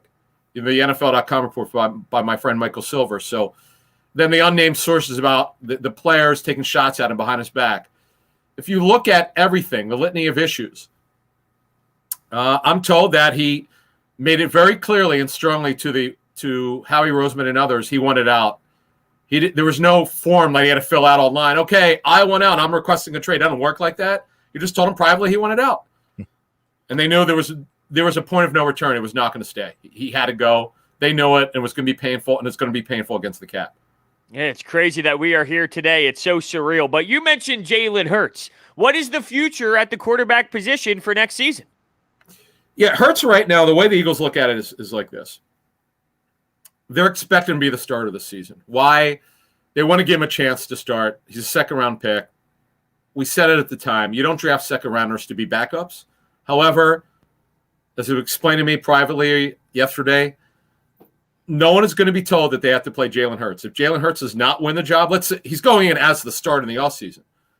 But if he doesn't perform well in practice, they're going to add 2 quarterbacks, by the way, one in the draft, I suspect, and one in free agency. If somebody beats him out, then that's it. Again, folks, there's a new coaching staff. There's no allegiance to this quarterback. He's now a second-year player in the National Football League with a new coaching staff. They don't know this guy. He doesn't know them. So he's got to get off to a good start. We hope, folks, that we have an offseason. Right now, we don't know if we're going to have one. I know a lot of people just assume that you have a situation that Roseman, doesn't get that he didn't get along with Roseman. How much of that played a factor in that Wentz also, saying, look, you got rid of Peterson, not enough. Roseman, I also like. In other words, it seems that could not have been salvaged either. That getting rid of Peterson simply just wasn't enough. That Roseman is also part of the reason why Wentz wanted to get out of here. Well, I know this. They didn't have a great relationship. I'll leave it at that. Where they're getting too deep into the woods about exactly what the issues were. We don't have an hour. There were a lot of people he had issues with. It wasn't just the head coach. It wasn't just Roseman. It was just all the negativity, I think, as one source said, just built up on him, and he had enough, and he wanted out. I mean, Mike, I don't know how to say it other than that. Yeah. It just built up over a period of time. So I asked you that for this because I figured, hey, look, they didn't get along. That's what it is. It is what it is. That happens. But how much of this then, is on Wentz to not, there's some reports this morning that they didn't talk to Peterson for weeks, 10 weeks. I mean, that sounds almost. Well, we reported it. They barely spoke over the final 2 months. It's next to impossible to know if they spoke or not unless you talk to Wentz or you talk to Peterson. But I do know this in our reporting. We said it early January, either right after Doug got fired or right before it. They didn't have a relationship anymore. Yeah, I mean that when you don't have a relationship with a play caller / head coach, you got a real problem. I don't know how you go. I don't know how you go on with that. If you don't have a relationship with your coach, the guy who's calling the plays, and the head coach who's the same guy, it's hard to go forward. So now you look at the state of this roster after he leaves, and now this is left. It assumes that almost universally, Adam, everybody feels this team is in a rebuild. Do the Eagles feel that way? They do, to a certain extent. I don't know if it's, as one source said, not totally. It's not a complete rebuild, but it's a rebuild.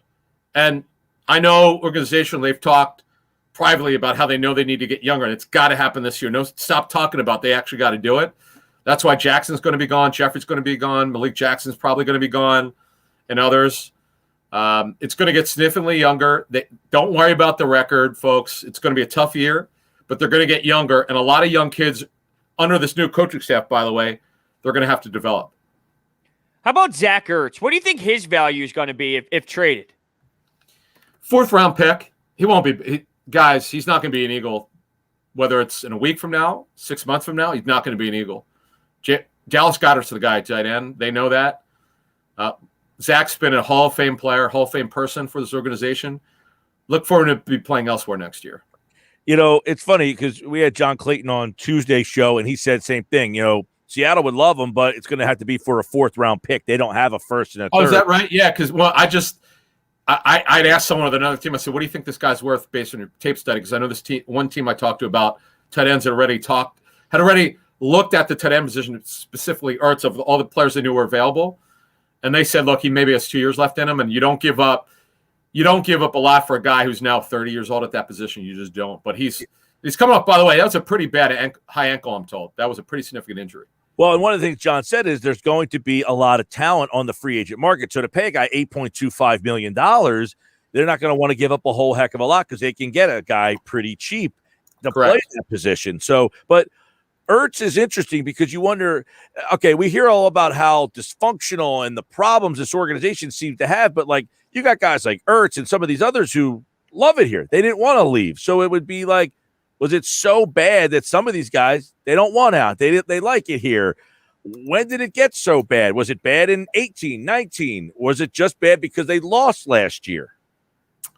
I would say 19 because the roster wasn't great, and Wentz did an incredible job of closing the season. But the thing, it's an interesting story, Mike, that you bring this up.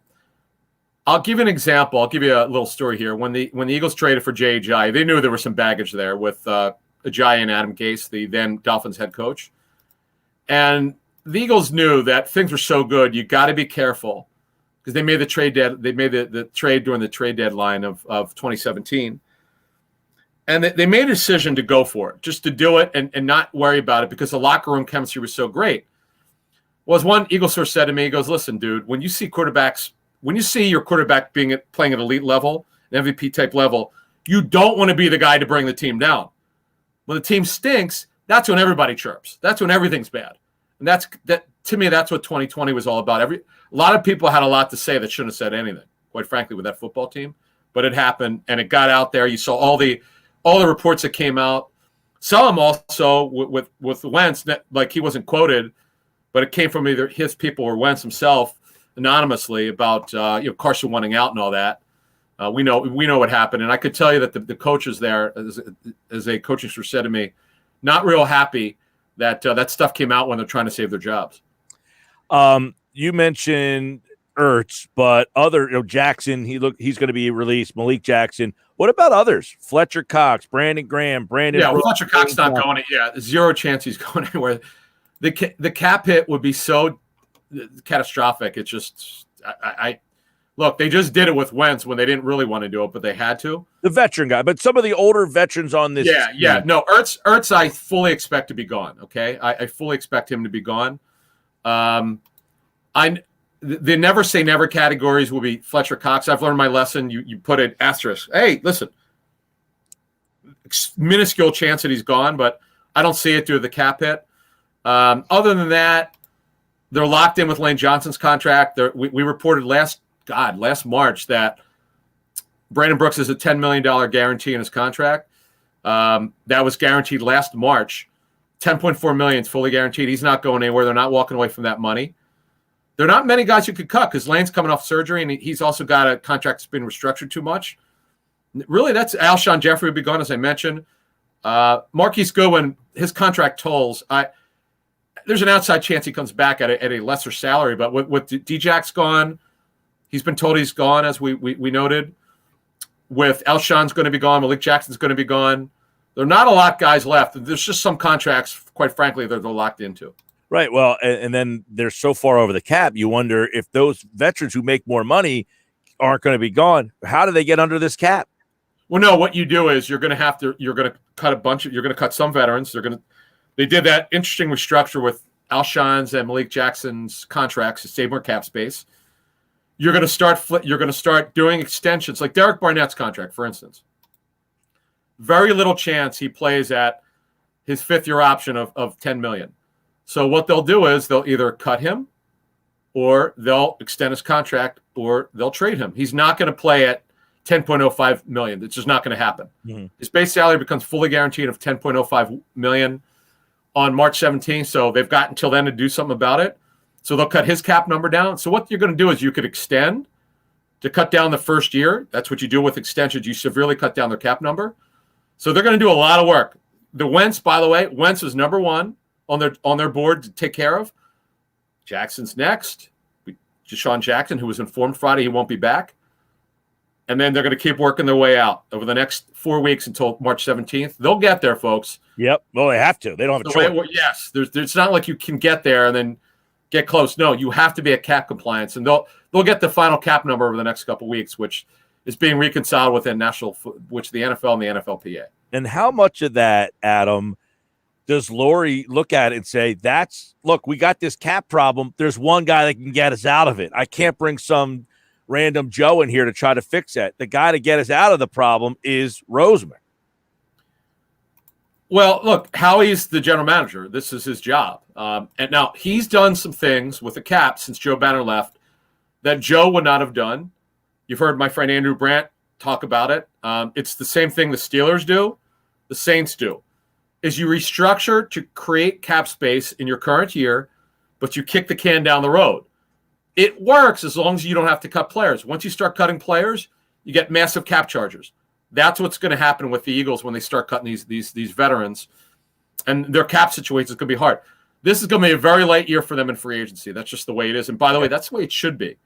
They need to start nailing these drafts and get significantly younger, and they're going to do that. Yeah, and I know Joe, who was on Inside the Birds with you guys, had said, like, and Morey alluded to this, that they went for it. So they did some things that were kind of non-Eagles-esque, like signing a guy like DeSean Jackson. They probably don't do that if they're not, quote-unquote, going for it.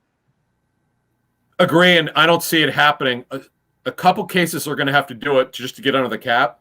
They don't have much of a choice. I mean, you got to field a football team. Brandon, people keep asking about Brandon Graham. I know it's a big number.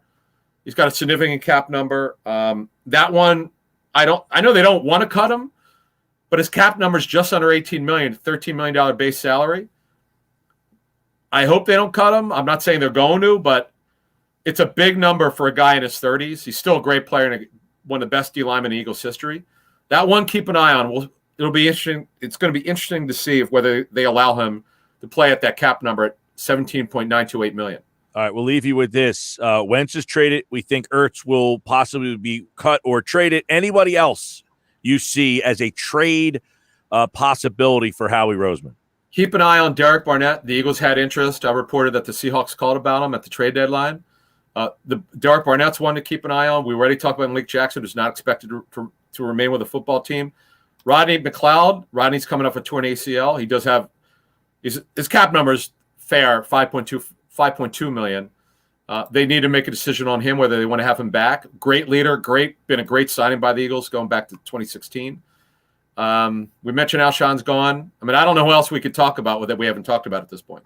All right, there you go. So a couple of names to keep an eye on that could be on the way out. We'll have more on that as free agency creeps its way this way. Keep Inside the Birds podcast Monday, Thursday, 6 a.m. The new one will drop on Monday, and I'm sure more things will happen over the weekend. Oh, we got a big announcement. We're good. Under the Inside the Birds umbrella, we got a major announcement coming. We're bringing another new show in. Can't tell you what it is, but folks, you're going to love this one. We had a pretty cool conference call with I don't want to give it away. This one's going to be another big bombshell we're going to drop next week in terms of who's going to be working with us. It's going to be pretty cool. We're really cool. We're going to continue to expand the brand of Inside the Birds, and we also want to thank you guys for our relationship with you. We've really enjoyed it. Yes, it's been fantastic. Looking forward to this announcement. So check out Inside the Birds for that. And, of course, Monday, Jeff Mosher will be here. Anything new happens, Football at 4 and the Inside the Birds podcast will have it covered. Adam, have a great weekend, man. Thank you, guys. All right. He is Adam Kaplan from Inside the Birds podcast, InsideTheBirds.com. And he, like all guests, appeared via the Boardwalk Honda hotline. And, of course, Inside the Birds is brought to you by ILoveLyleBack.com. Call 856-MAKEOVER for Dr. Lyle M. Back, proud sponsor of Football at 4. This hour of the show is brought to you by PropSwap, America's sports betting marketplace. Sell your sports bets and take your profit. Find out how at PropSwap.com or download the PropSwap app today. So there was a lot there. Adam's great. He's very plugged in, not only with the Eagles, but the league as well. And he talked about some of the things around the league that he kind of confirmed what we said yesterday, bros. There were no offers for Carson Wentz. So the people who are complaining about what they got, Adam said, I don't know what you wanted. They had no offers. They could have kept waiting and waiting. This was it. This was what they were getting. They got what Wentz's value was around this league, a third-round pick and a possible first-round pick in next year's draft. You have to accept the fact it was either keep him and have him miserable or accept the fact that this was it. Now, I saw Andrew Brandt tweet, with the return they got, he might have just kept him. I don't know that was possible. I mean, he's not in that building to know how bad it was. Yeah, he's not in the trenches, feeling it out, actually being in the moment. I think the biggest thing that stood out to me, while that was a great takeaway, was the relationship between Doug and Wentz, how we kind of started off the show with the Adam Schefter report. He pretty much backed that up. So I think we got to resurface that. How the hell does that happen, Gil? That they don't talk? In what world are you not talking and communicating to the head coach or the play caller? How is that even a thing? And then how does, I think I get more pissed off about it that the higher ups at that point didn't realize it. Well, if they didn't realize it, well, there's a problem there. They didn't step in. How does no one step in? How does that actually go down? I don't know. I don't have that kind of personality. I don't dislike any human being enough to not talk to them. And even if I dislike the person that much, I don't care enough that I dislike them to not even talk to them. If there's silence, it's because you dislike me that much. It's not because I dislike you. Because even if I dislike you, I just don't care enough about the dislike to just not have a conversation. You know what I'm saying? Yeah, absolutely. It would never steer you down the road of, I'm never going to talk to you. You just, deep down, you don't like the person, and you just, hey, how's it going? You murdered somebody in my family. You did something so despicable. But just because I don't like your personality or like you, that's just not enough reason for me. I agree with you. And now factor in being a head coach and a quarterback, and you got to communicate every day. The fact that this is a reality, it really does piss me off. I think my blood's boiling. Getting hot over there. Yeah, a little bit. Might be the coffee, though. Sports Bash 97.3 ESPN brought to you by Copiers Plus, quality products, services in South Jersey since 1986. Services their specialty online at copiersplus.com. All right, we got plenty more to go. Happy Hour Friday with the PT. We have a lot of audio, too. We got a lot of comments, audio. I want to hear what Louis Riddick had to say about this whole Wentz situation, because he's a guy that I respect his opinion. And we will continue to put the comments up on the screen from our listeners. It's a lot slower today. I was overwhelmed by the comments yesterday. I couldn't keep up. I'll try to do the comments a little bit better today. Sports Bash 97.3 ESPN. Watch the show live. That's the problem. We have too many people watching the show, and you can just comment freely when you watch the show. And then people in the comments, they start chatting with each other. You got guys fighting inside the comments section. I was going to say chatting. More like wanting to punch each other in the face sometimes. I had to get in there and tell, hey, guys, play nice. See that? Yeah, I did. I gave you a thumbs up. All right, Sports Bash. We'll be back. Turn it on. Leave it on. The Sports Bash on 97.3 ESPN. This month, let me offer you some presidential advice. Leave me, your dollar in your wallet when you get 0% APR financing from Matt Blatt Kia. Matt Blatt Kia wants to get you out of that old car you hate. Come in today or visit us online and get the credit you deserve. 0% APR financing available for up to 60 months on new 2021 Kia Sportage, K5, and Forte models. Or take $4,000 off MSRP on new 2020 Kia Niros in stock. Plus Matt Blatt Kia in Toms River and Egg Harbor Township wants your trade, even if you owe thousands more than it's worth. Don't forget, you can't make a mistake with our 4-day love it or leave it return policy. It's gotta be a Matt Black Kia. Offers approved Tier 1 and 2 credit for Kia Motors Finance. Not all will qualify. 0% based on 1516 per 1,000 power. 4,000 all 2020 euros with 2,500 Kia Motors factory rebate to dealer. 1,500 Matt Black Kia discount. Go to mattblackkianj.com for complete details. Expires 3/4/2021. Matt Black Kia, 6211 Black Horse Pike, Egg Harbor Township. And now on Route 37 in Toms River. Any credit card can offer cash back, but only Discover matches all the cash back you've earned at the end of your first year. It's like getting one of those birthday cards that's shaped like cash, so you already know there's cash inside before opening it. But in this case, it's stuffed with your first year cash back match, and you don't even have to send a thank you note.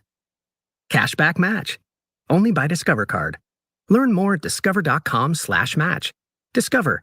Something brighter. Finding great candidates to hire can be like, well, trying to find a needle in a haystack, but not with ZipRecruiter. Its powerful technology actively finds and invites qualified candidates to apply to your job. So while other companies might deliver a lot of hay, ZipRecruiter finds you the needle in the haystack. See why 4 out of 5 employers who post a job on ZipRecruiter get a quality candidate within the first day. Try ZipRecruiter for free at ZipRecruiter.com/free. That's ZipRecruiter.com/free. Maybe you've heard about MediShare and you know what it is. It's the affordable alternative to health insurance, but you've wondered, can I really save a significant amount of money on my monthly healthcare bills? And the answer is an emphatic yes, you can. You could save a lot of money, whether it's just for you or for an entire family. MediShare has an option for you. In fact, the typical family saves $500 a month switching to MediShare. And it really is the gold standard when it comes to healthcare sharing. You get free telehealth services. You get a huge network of doctors. You get great customer support. And you get the sense of security that comes from being a part of 400,000 people who share not just each other's medical bills, but purpose too.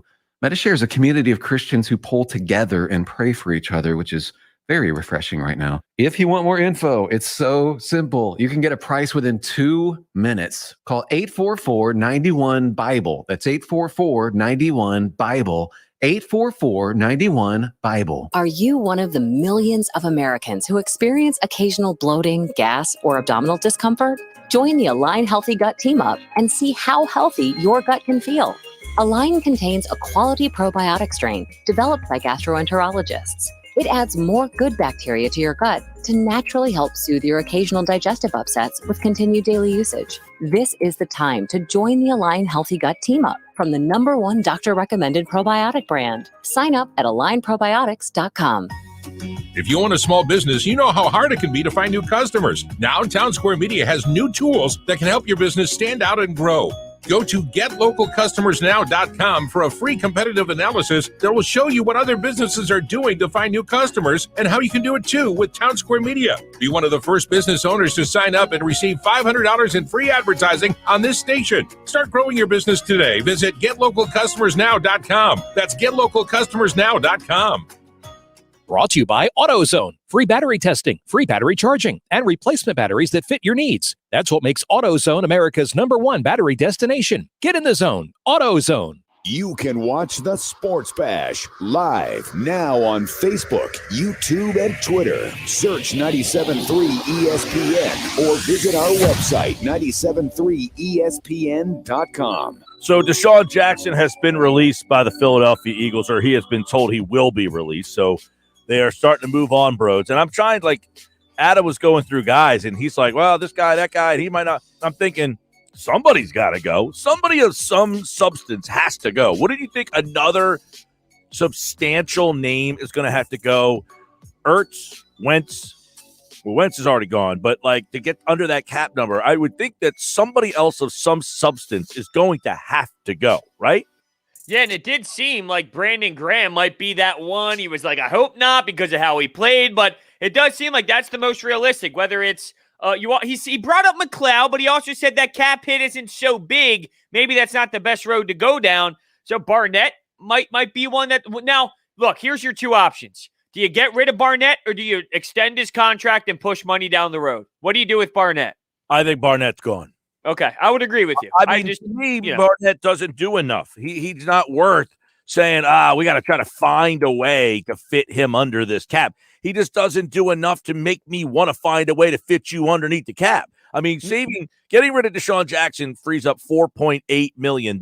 So at at that number, you like the same thing. Like he just didn't do enough to bring him back. He was constantly hurt here. So, but my question to you though is, if Josh Sweat is now your option there, do you think he can be that same intriguing player if he gets – a lot of people said Josh Sweat is great for that role because he doesn't play as many snaps and he comes off with like that quickness, explosiveness in such a tiny amount of snaps that's why he's so great. If he becomes a starter, maybe you lose some of that power. I don't know. I mean, to me, Barnett has just been a disappointment. And it's almost like, you know what? Let's rip the Band-Aid off of all these draft picks that we were holding on to or we were hoping for. And they just, like, it's like they want to start fresh and new. We got a new coach. Let's just start over. We had a draft pick in the 2017 draft. Didn't work out. They already got rid of Sidney Jones. He was a part of that draft class. Rasul Douglas, he was a part of that draft class. Let's just start over so we could stop, like, evaluating players that we missed on, get them out of here, and let's just start it all fresh. This is a total, I mean, I know Adam said they don't want to say total rebuild, but look, we're starting over. Wentz is gone. Ertz is gone. This guy's gone. Barnett's gone. He was a first-round pick. He's gone. Maybe Dillard.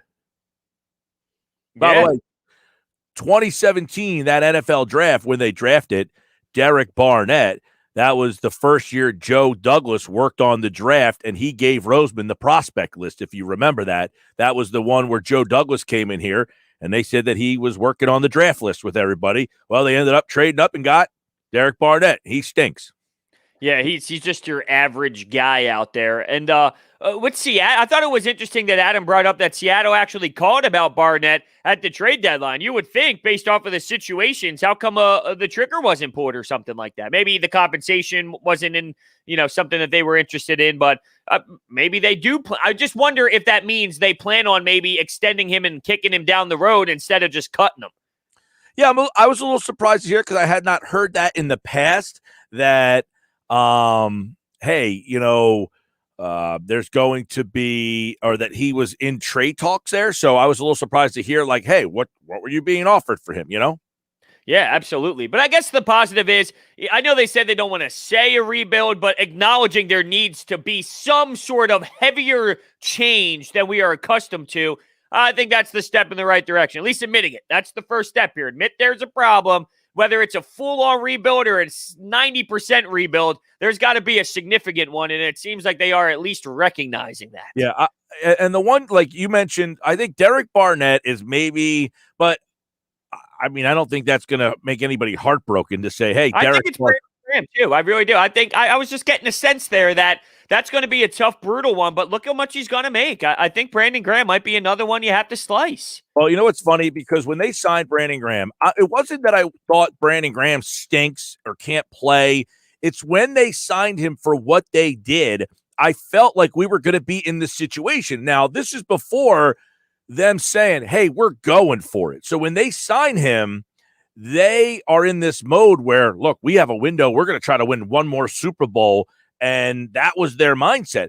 My mindset was a little different, and it was, I don't think you want to sign Brandon Graham because 2 years down the road, you're going to be kicking yourself saying, we got this contract here, and we don't know what to do with him now. And now you're in a spot where he's been a great franchise player. You don't want to, I don't want to say humiliate him by cutting him because that's not what you're not humiliating the guy by cutting him. But essentially, you're going to have to possibly cut him and, because of the cap problem. So it was something that you could have maybe, but they signed that deal knowing that this could be a possibility, I guess, saying that we had a window to try to win a Super Bowl in 19 and 20. And obviously 20 just blew up in your face. Yeah, I didn't love the signing at the time. I thought he still had great football left in him, sort of like Malcolm. I mean, I understood the situation. I thought Malcolm could still play. I didn't think he was some bum out of nowhere. But the difference between where they are now, like, I felt the way you explained it, at least, and maybe you can just tell it another way if I interpreted it the wrong way, but it was almost like you thought down the road that contract would be so bad with his play. But I don't think that's the case. I just think because of the salary cap, it's uglier. But if there was no salary cap issues here and you had to bring Brandon Graham back on this rate, it would still be decent. It's just because you're in cap hell in other areas. Yeah, it's a situation that you don't want to sign a 30-year-old guy for that much money. And look, he has outperformed what I thought he might be. I thought you're going to sign a guy, and there's a good possibility that he ends up slowing down on you. You know what I mean? Definitely. Oh, I thought this. I think majority of people did. They realized, like, hey, it's probably over for BG. And then, you kind of realized where he was at. So I think majority of people were surprised with the effort and the consistency that he played with this year and the production, of course. So, when you're trying to find different guys, Brandon Graham has to be on the list of potential players that you would think, hey, he might not be here next year. Like, that's a real, I threw out Fletcher Cox. And, to me, he said his cap hit is too much, so that's not going to happen, which fine. But to me, the most interesting decision is Barnett. Like, as Adam said, they don't want to pay him the 5th-year option. He's not getting that money. So that's out the door. So they could do one of two things, I guess. As Adam kind of said, they can extend that contract, but then do they really want to keep themselves married to Derek Barnett for longer? Or they could, then if you extend him, as Adam chronicled, it would lower the cap hit. Or they would just flat out release him, and they would gain, I guess, the $10 million. So that to me is a guy that definitively would not be back. And if you know that this is a rebuild and a retool, and let's say you got to eat a little bit more money, whatever the case may be. Like, my point is your expectations next year are not high, where some of these decisions that might suck and you might be adding more things that suck. It doesn't matter because your expectations aren't to do anything next year anyway. So take the big blow, take on everything you need to financially this year. What's the difference in cutting a bunch of guys or cutting a handful of guys if you know you're not going to be extremely competitive next year, Like, take all the blows at once. Just take them all in because next year is going to be a bit of like a, hey, we need to fix things mode. So it's not like the expectations are so high. Yeah, it's like you would suggest your thing would be just totally bottom out, get rid of them all. But I don't want them to get set. Yeah, it's like it's not to the point of like, I want you to suck and go 0-16. I thought Rob brought something up very interesting yesterday on the show about this team at the ceiling could be a competitive team that might not have a lot of wins, but exciting. Nick Sirianni, Jalen Hurts. I think that there's a happy medium here. I want them to take the blows, but it doesn't necessarily mean it results in a 1 or 2 win season. I think there's somewhere in between of maybe next year leaves you with optimism for Nick Sirianni entering his 2nd year with Jalen Hurts, and a little bit of you realize that it's not going to be the most premier talent at the same time. There's got to be a mix of both, you would think. Now, I'm looking at Brandon Graham's contract here. He has a 3-year, $40 million deal. Apparently, he has a dead cap number of $17 million, and if you cut him, it looks like you would have a problem. So I don't know that you can cut Brandon Graham. I'd imagine with his production last year, though. Not that I'm the best at reading some of these contractual things, but the way I'm reading, his base salary is $13 million. He has a 2.5 signing bonus. He has a restructure in there. His cap hit is 17.9. So I think if you cut him, you probably are taking a pretty big hit. Yeah, it looks. I'm looking at the same thing you are. It looks like the dead cap would be something around 17.2. But I just wonder, is there a trade value there? Like, let's say Ertz goes for a 4th. That's what Adam threw at us. Let's say you can trade Brandon Graham for I don't know what, 4th round pick 2. Let's just say hypothetically, like, let's say you start getting rid of some of these guys and you package up all these draft picks and then you kind of head into this thing with let's get younger. Would it be worth? You have to imagine that there's value on the market for Brandon Graham. Now, I'm not saying it's going to be anything great. I'm throwing these mid numbers at you, but if that's what it takes right now to get under the cap and get something in return, would you throw that out the window or would you consider it? Hold on. So overthecap.com has the post June 1. Brandon Graham, if you cut him after June 1, it would be a 4.9 dead money, but the cap savings is 13. Is it $13 million? So they're saying because it would normally be 17.2 before post June 1 or pre-post June 1, it would be 17.2. So after that, You're saying the cap hit would only be 4 million? So if it's pre-June 1, pre-June 1. Your cap savings is $716,000. But if it's post-June 1, your cap savings, I believe, are $13 million. Well, that's insanely different. It adds a whole nother layer to this. Right. And also Fletcher Cox. Now, again, I'm going over the cap. The cap savings, if he is cut post-June 1, it says $16 million. But that's your savings. But how much would you take in dead cap? 7.8. Like I'm just saying, I wonder how they look at that. Do they look at that as, I don't know if I want to touch that extra 7.8? Right. So some of these, older veteran guys, I don't know that you're going to be able to get the relief that you hope. Now, in the case of Zach Ertz, if you end up just cutting him, see, this is where it's tricky. If you cut him pre-June 1st, if you trade him pre-June 1st, if you trade Zach Ertz before June 1st, you are getting like $4 million, 4.7. If you trade him post June 1st, you're getting $8.2 million of cap savings. So you're getting the whole contract basically wiped off the book if you wait till after June 1st. I mean, there's all these quirky things, and I'm no capologist over here, Yeah, maybe we should call Howie, see if he can check in on us. How are you configuring this? Yeah, exactly. By the way, let me tell you about my relationship with Carson Wentz. We'll start there. With Zach Ertz, though, I just wonder if you're another team and you possibly could get Zach Ertz for a 4th rounder, isn't that somewhat of a no-brainer? Obviously, if you have Travis Kelce or Kittle or whatnot, you don't go down that road. But a 4th rounder for an opportunity to snag Zach Ertz, don't you think that that's like something you would do if you're on the other side? I thought that John Clayton's point the other day made me less optimistic that you're going to be able to trade him for much of value at all. And that was, you have a cheap, talented tight end free agent class that you can get guys for less money than $8.25 million. Yeah, that is true. I guess it depends on what mode your franchise is in. If you think you can really compete and you can add a Zach Ertz, maybe you do value that more than a team looking for a good option, but a cheaper option. Like maybe you value him as that tight end that could put you over the top.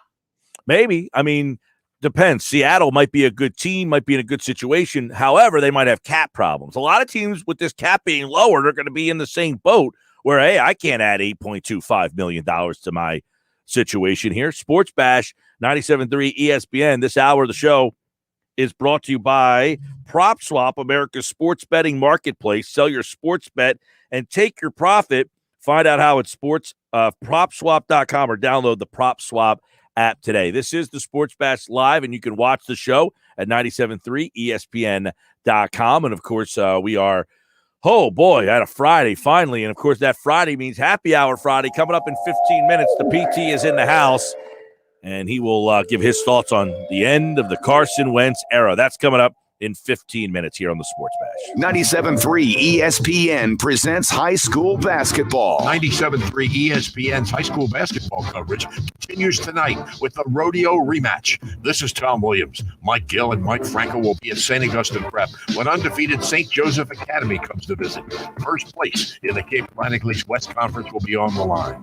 It's a Calvi Electric Game of the Week, produced by Prime Events. St. Joseph and St. Augustine with Mike and Mike tonight at 6 on 97.3 ESPN. On some models excludes Corvette. With GMF financing, excludes prior sales. See dealer for details. It's President's Day all month long at Bennett Chevrolet with our biggest, boldest, best deals ever, saving you up to 25% off MSRP on brand new vehicles. Right now, Bennett Chevy is selling brand new vehicles at GM supplier employee pricing. Plus, you keep all the rebates that can save you as much as 25% off MSRP. But there's even more ways to save with 0% financing available. Plus, if you're looking for pre-owned, Bennett will pay you a minimum $7,000 for your trade towards any pre-owned in stock. That's a minimum $7,000 for your trade, no matter its condition. Imagine how much more you'll get for a good trade. And once you've dealt with our non-commissioned sales team, you'll rave about the wonderful experience with no need to negotiate and no hassles, because our team is paid on your satisfaction, not how much you spend. It's President's Day all this month at Bennett. Find new roads at Bennett Chevy, Egg Harbor Township, and BennettChevy.com. What's in store this week at Staples? A big deal on ink. That's kind of a big deal. Prepare your business for a big year with everything you need to be organized and productive. Like storage solutions, the latest tech, and office essentials like paper, ink, and toner, all at amazing prices. And now at Staples, you'll earn 40% back in rewards when you spend $85 on ink or $200 on toner. Set your business up for success and save at Staples. Ends 2/2021. In-store only. Visit staples.com/40 and rewards for details. I absolutely love my dog, but the constant shedding, not so much. But then I got a Swiffer Sweeper Pet Kit, and it is amazing. These super thick cloths pick up a crazy amount of hair.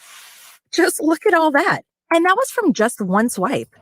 And the best part? Sweeper's so much easier to maneuver than a broom or a vacuum, easily getting around chairs and under the couch.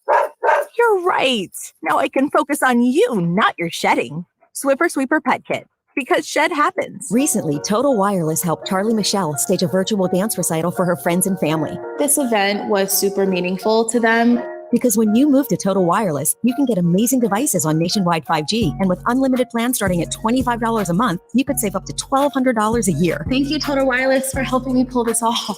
Total Wireless. Do amazing. Compatible 5G device required. 5G network in limited areas. Month equals 30 days. Savings claim made when compared to 4-line postpaid plans of leading carriers 10-20-20. See terms and conditions at TotalWireless.com. Progressive presents The Sound of the Old World. The year is 2019, and someone is waiting for a table at a restaurant. Thompson, party of 4. Thompson, party of 4. Thompson, party... Oh, there you are. This has been The Sound of the Old World. Brought to you by Progressive, where drivers can still switch and save like it's 2019. Quote today at Progressive.com. Progressive Casualty Insurance Company and Affiliates. If I'm not commuting anymore, where do I really want to live? While you handle life's questions, Merrill Guided Investing helps you manage your portfolio and invest for your next move with the option to work with an advisor at a low cost and minimum. Merrill, a Bank of America company. Visit merrilledge.com/investing goals to get started today. Investing involves risk. Merrill Lynch, Pierce, Fenner & Smith Incorporated, both a registered broker-dealer and investment advisor, member SIPC. Investment products are not FDIC insured or not bank guaranteed and may lose value. The average 30-second radio ad has about 75 words of salesy messaging. Nobody's got time for that many salesy words. Let's do ourselves a favor and see if we can keep it under 10. Okay, count it out. Acura, President's Day, event. Going on now. Attractive offers. One word to spare. Look at that. Acura. Less talk, more drive. For attractive offers on the entire Acura lineup, visit your Delaware Valley Acura dealer today. Now, back to the Sports Bash on 97.3 ESPN. Mike and Broads, still the top of the hour, and then Josh will take you the rest of the way. I'm going to be out at the prep tonight. I'll have the call with St. Joe's and St. Augustine here on 97.3 ESPN. That's coming up at 6, followed by the Sixers at 7:30. Good Eagles and Sixers stuff all day throughout the day. And I know that a lot of people looking at this cap stuff makes their eyes go crooked and sideways, but it's one of the things that Roseman does do a good job of, whether people want to give him credit for that or not. He is a pretty good cap guy. So, you know, I've always kind of said he got you in this mess. He probably is the guy to get you out of it. As Adam said, they have these ways that you kick the can down the road. The one area where that kicking the can down the road hurts you is if you have to make a cut of a player that you didn't expect to have to cut because of poor play. And that's where they are right now. And that's one of the reasons why they're in a big pickle. Yeah, no doubt. And I don't know why maybe it's weird of me. Maybe I'm in the outlier. I don't know. But I'm almost like really intrigued. Not in like a good way. I don't want it to be this way. But because we are here in this state of dysfunction, I'm almost intrigued by what the hell they are going to do. Now, just to be clear, I don't want them to be in this situation at all. But there is a side of me that is like, how are they going to maneuver out of this mess? And that mentality and that question and how they do it and what they're going to do, it really does, it weirdly intrigue me. Frank has an interesting, he's watching on YouTube, and he's like a capologist. So Frank says, don't forget, Mike, the Eagles got like $25 million to roll over on the cap, so I don't see an issue getting cap compliant. I still think the Eagles can compete and win the division next year. I'm optimist. I agree with all of that. I don't think they're going to have a problem getting to the cap because I think Howie does a great job with that. I think he knew what he got him into. I think he knows how he's going to get him out of this problem.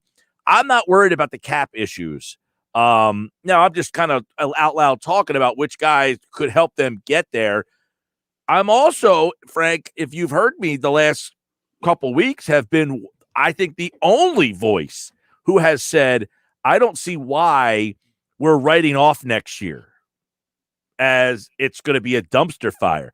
I think their offensive line will probably be the best line in the division next year if they stay healthy. That's all. Everything's always about health. If you give me a healthy team next year, I think their offensive line is the best in the division. Agree? If they get everyone healthy and they stay healthy, yes, they have the best. You can argue that Dallas can compete in the offensive line department, but regardless, they would both be good ones. I think Dallas is in a similar boat, a little bit more old, a little bit more broken down. They've been in the decline the last year. I took Philly over Dallas's at their highest points. I take Philly over Dallas's at this extent. I like Sanders. I like Goddard. I'm willing to give Rieger a shot. I'm willing to see what Fulgham can do. I'm intrigued by the coach. On the defensive side of the ball, I have questions. That's why I'd like to add a defensive player with pick number 6. I think if I could get a Patrick Surtain Jr. Or the second or the third, whatever number in the Surtain family he is, and play him opposite of Slay, I like that. And then Brandon Graham and Sweat and Fletcher Cox. I think that's decent pass rush still. Well, what if you don't have Brandon Graham? Because this is my thing with you feel fine with the cap, and I do too. They're gonna get under it because they have to. But if they get rid of Barnett and they get rid of Brandon Graham, now you're down 2 starters at the defensive end position. Yeah, well, that's different. Yeah, if they get rid of Graham and Barnett, and you're basically starting across the front.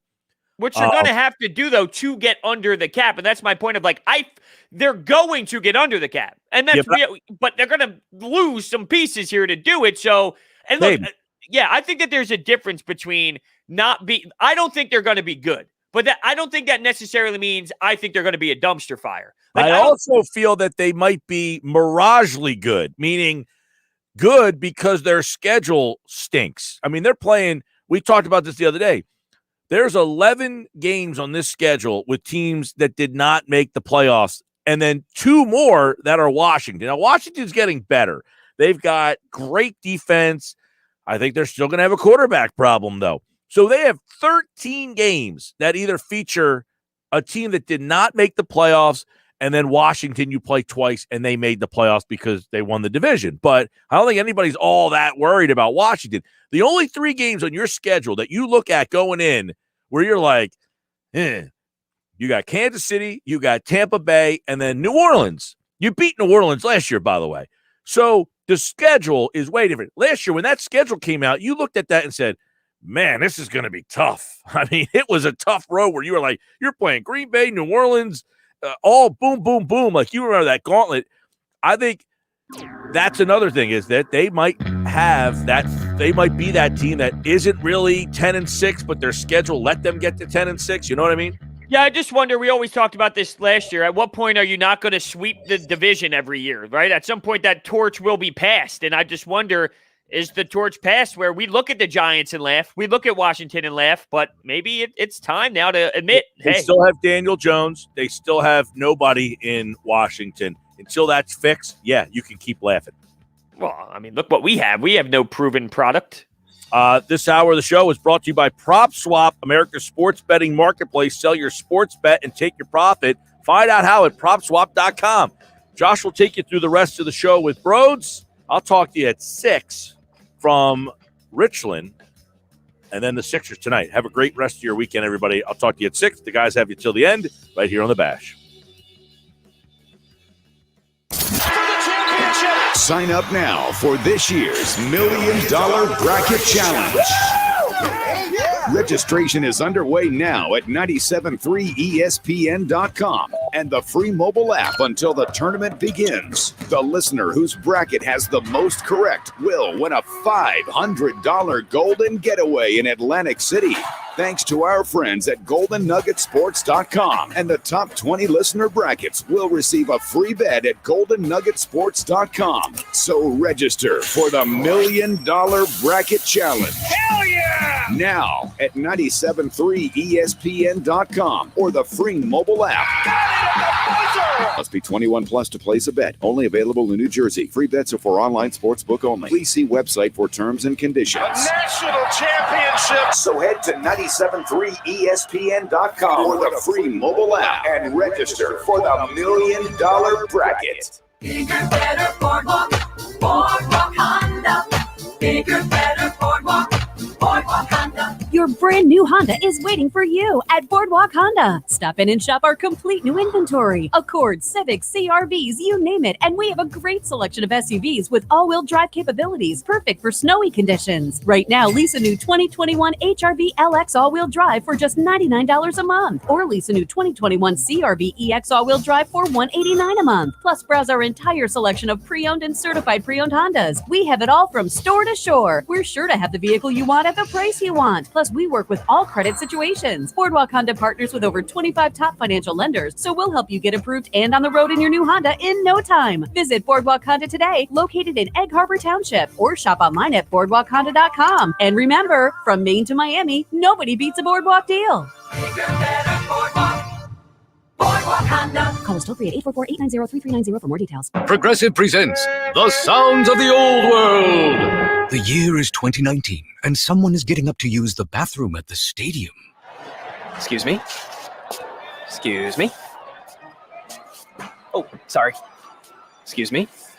You mind if I just squeeze by here? This has been The Sounds of the Old World. Brought to you by Progressive, where drivers can still switch and save like it's 2019.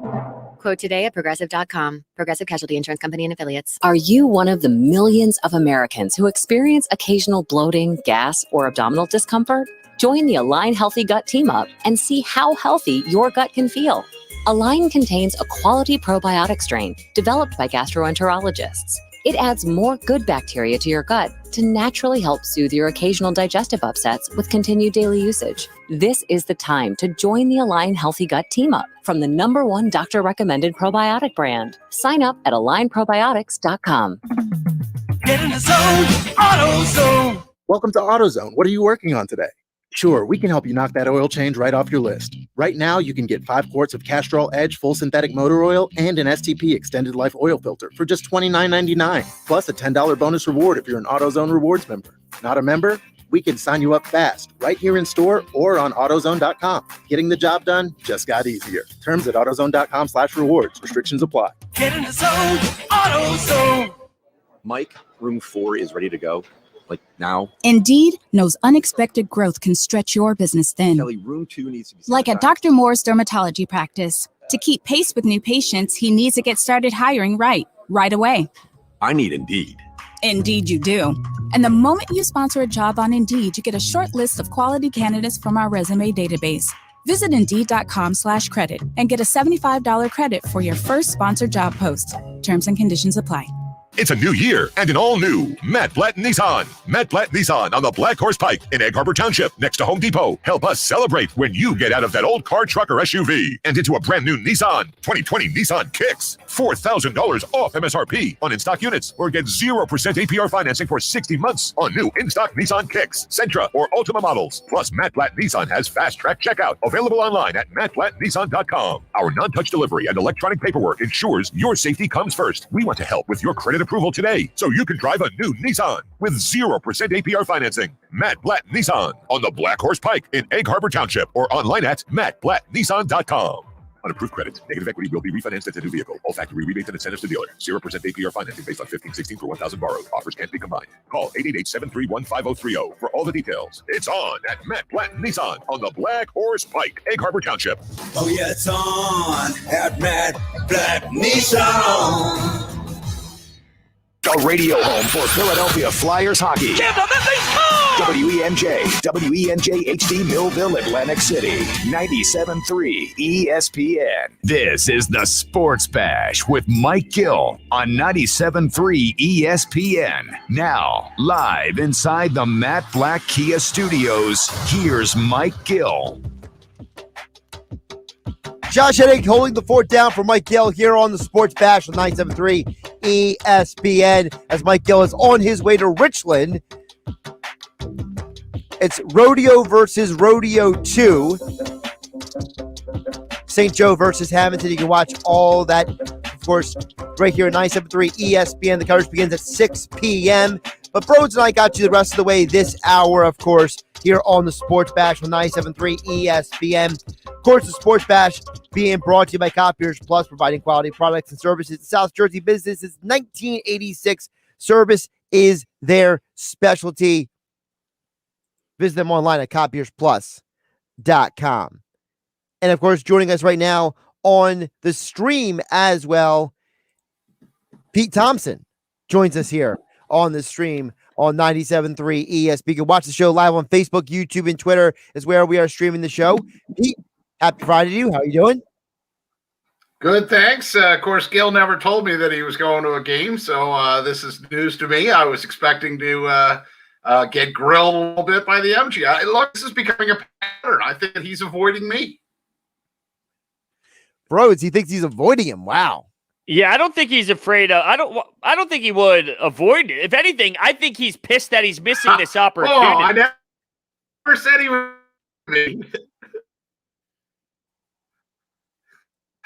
That's true. He very much looks forward to Skewer the PT. It's a great game. You should try it. Get in, bros. Get in, Josh. Look, I'm too nice of a human being. I don't know if Gil has that in him. He's just mean. We all know that. I'll stick to my role over here. So, whatever my role is, I'll stick with that. All right, Pete. So we it's all for fun. The day after Wentz was finally traded, I know you had some choice words on social media to say about it, but I figured we just got to open the door and let you state your piece here about Wentz is finally gone. He's going to the Colts, and the Eagles are now moving forward. Yeah, way to ruin my lunch. You know, I was done teaching virtually yesterday. I thought maybe I'd have a little lunch and maybe a tiger snooze, and boom, you know, here comes down this Carson Wentz. Well, I'm awake now. You know, it definitely was one of those days that I miss being where you guys are sitting. You know, it's one of those days where there's never a shortage of opinions, and people were asking for mine, like you alluded to, Josh. And you know, I look at it like they got the best that they could have gotten. You know, it's really hard to have less or get a better when there's only one person out there that actually wants your guy. You know, once the Bears dropped out and once the Bears weren't involved, basically the Eagles knew they had to make a move. And Josh, you know, I was driving my car home last night and I heard you say something about the floor moving up and that loosening up maybe the Eagles thinking. And I literally spoke to the radio and said, "Good point, Josh. You couldn't hear me, but I did say that." Well, at least someone did, because as Broads knows, I've gotten some very interesting hate mail this week via Twitter and the text board. So at least somebody's happy with me. I appreciate that, Pete.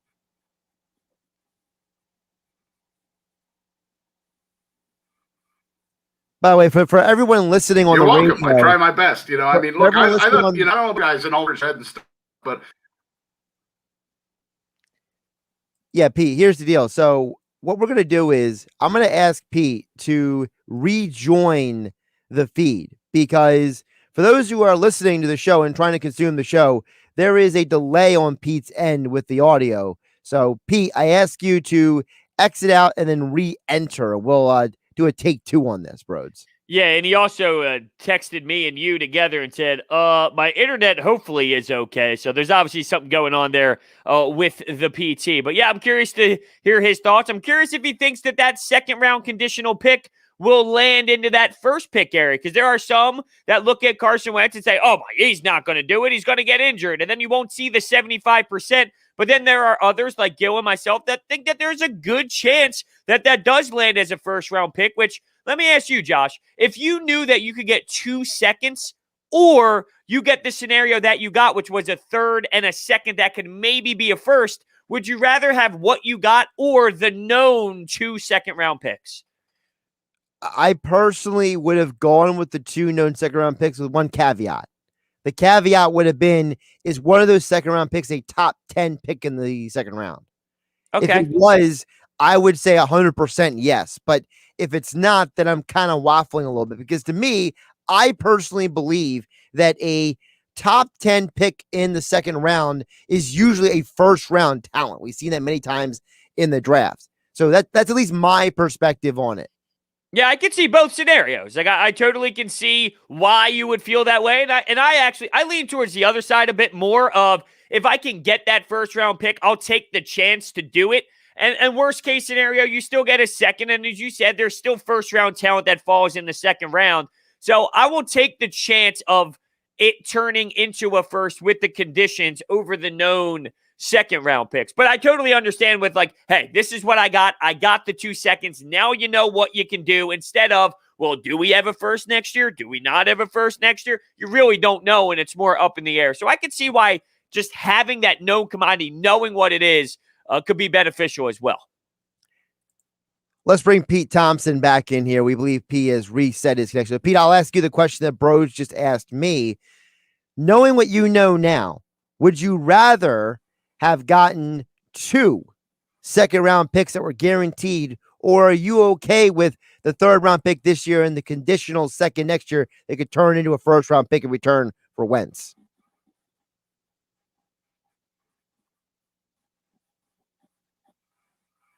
Well, and hopefully you can hear me now. I apologize about that if that's my internet, or I'm not sure. Maybe the server is overwhelmed. But knowing what I know now, I will say this, and I'm glad you brought up the conditional second-round pick. There's no guarantee that Carson Wentz is going to play 70% snaps for the Colts. Carson Wentz over career has been a guy that gets hurt, or a guy that gets injured, or even in his time with the Eagles, he only played over 70% of the snaps his first year, I believe, and that was it. So I'd always take the guaranteed better deal. The guaranteed better deal would be two twos, right? But there's a chance. Everybody just keeps looking at that conditional pick and saying, "Oh yeah, for sure, that's going to move up." I don't know that that's necessarily the case. Pete Thompson joining us for Happy Hour Friday here on 97.3 ESPN, along with Hunter Birdie, Josh Hennig filling in for Mike Gill on a Friday. Mike Gill on his way to Richland for St. Augustine Prep versus St. Joe's tonight here at 6 o'clock on 97.3 ESPN. So, Pete, with that being said, how do you feel about the Eagles now that Wentz is gone?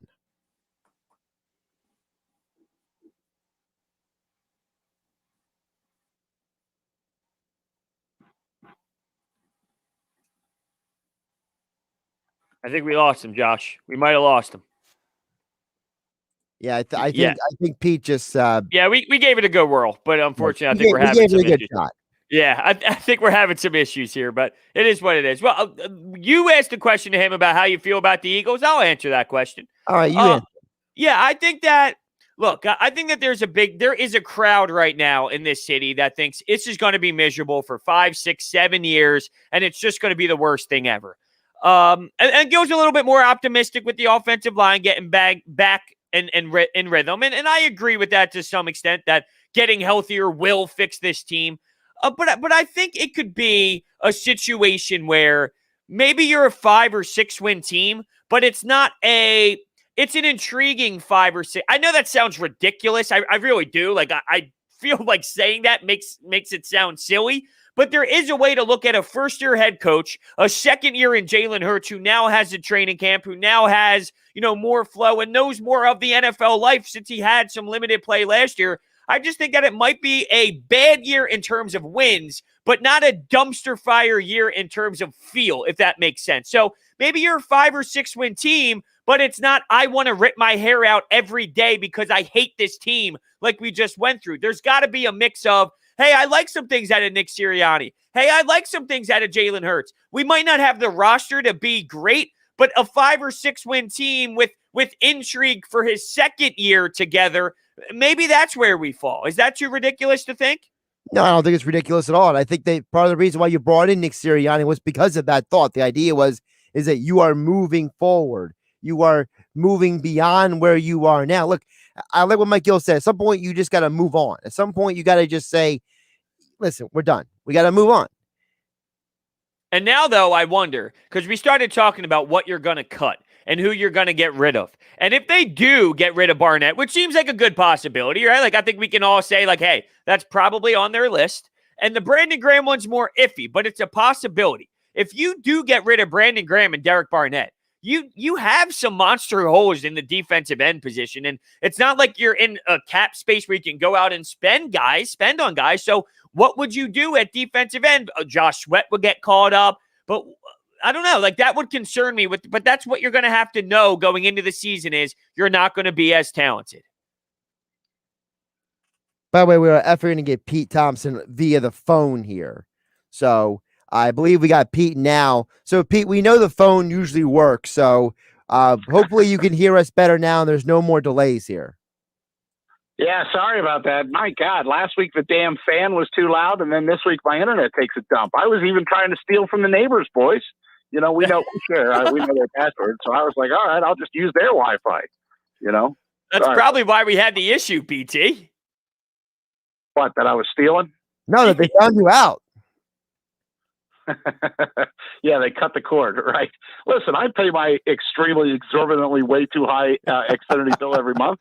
You know what really pisses me off too? They were supposed to send me a new modem, and I spent an hour on the phone with these guys and no modem. Where's my new modem? Damn you! But anyhow, I digress.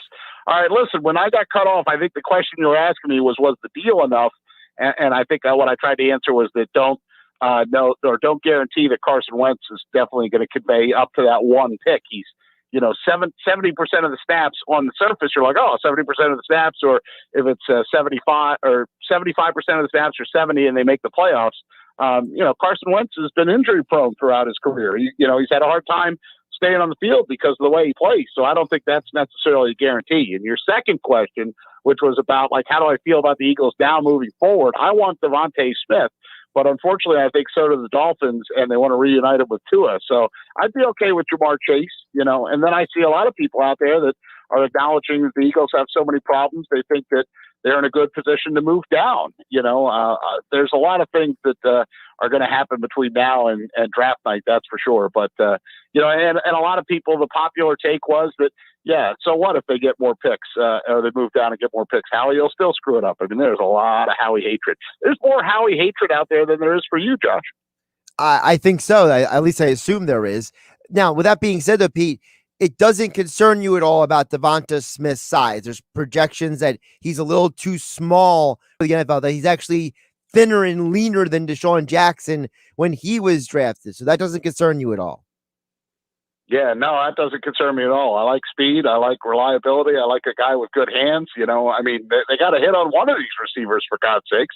And bye-bye DeSean Jackson, by the way. I know that was big news today. But, his size doesn't concern me at all. I mean, he passes the eye test to me, and he'll find a home in the NFL. What about Jalen Hurts for this year? I mean, we were just kind of going back and forth. Do you think it's possible?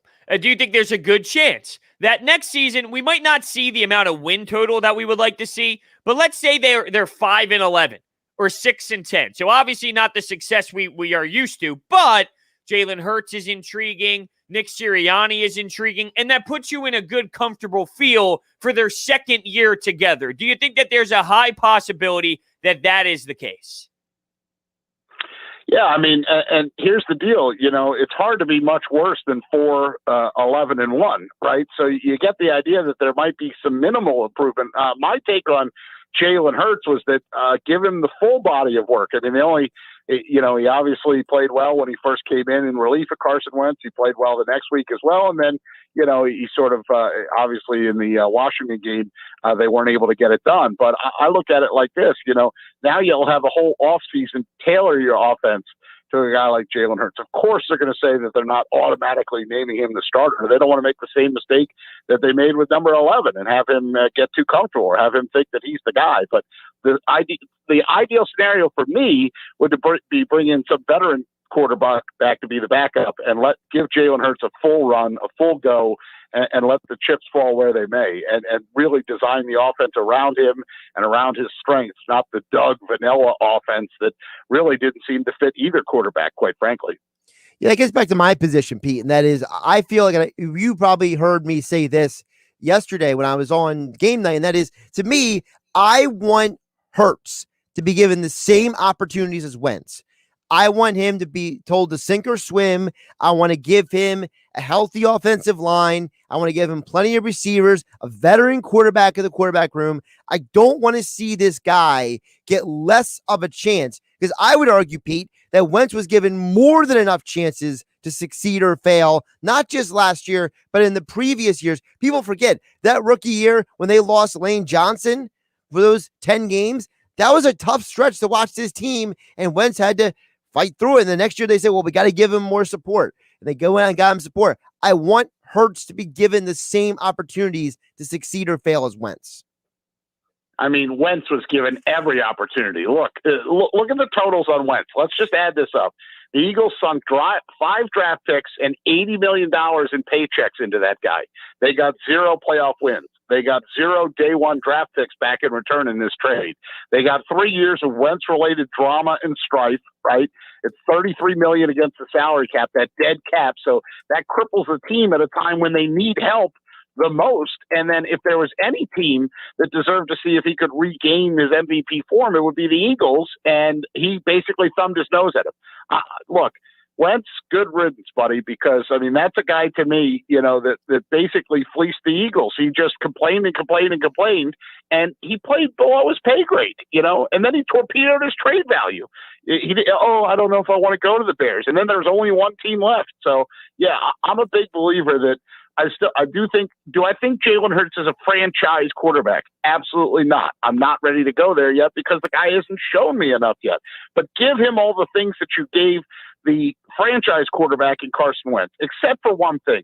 Don't give him total autonomy and always, side on the side of the quarterback and not the other things. I mean, these things leaked out. Remember how Joe Santaclio was vilified when he had that article at the end of the season that said that Wentz, there was some discord in the locker room, and everybody's like, oh, that's horrible reporting.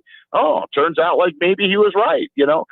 Wentz expressed his disappointment or desire to get out of Philadelphia, and here comes Malcolm Jenkins going, Carson Wentz, he was kind of going rogue on his own, and he wasn't always calling the plays. And wasn't the news today that Carson Wentz and Doug didn't speak for like 2 months or something like that? That's ridiculous. That's childish.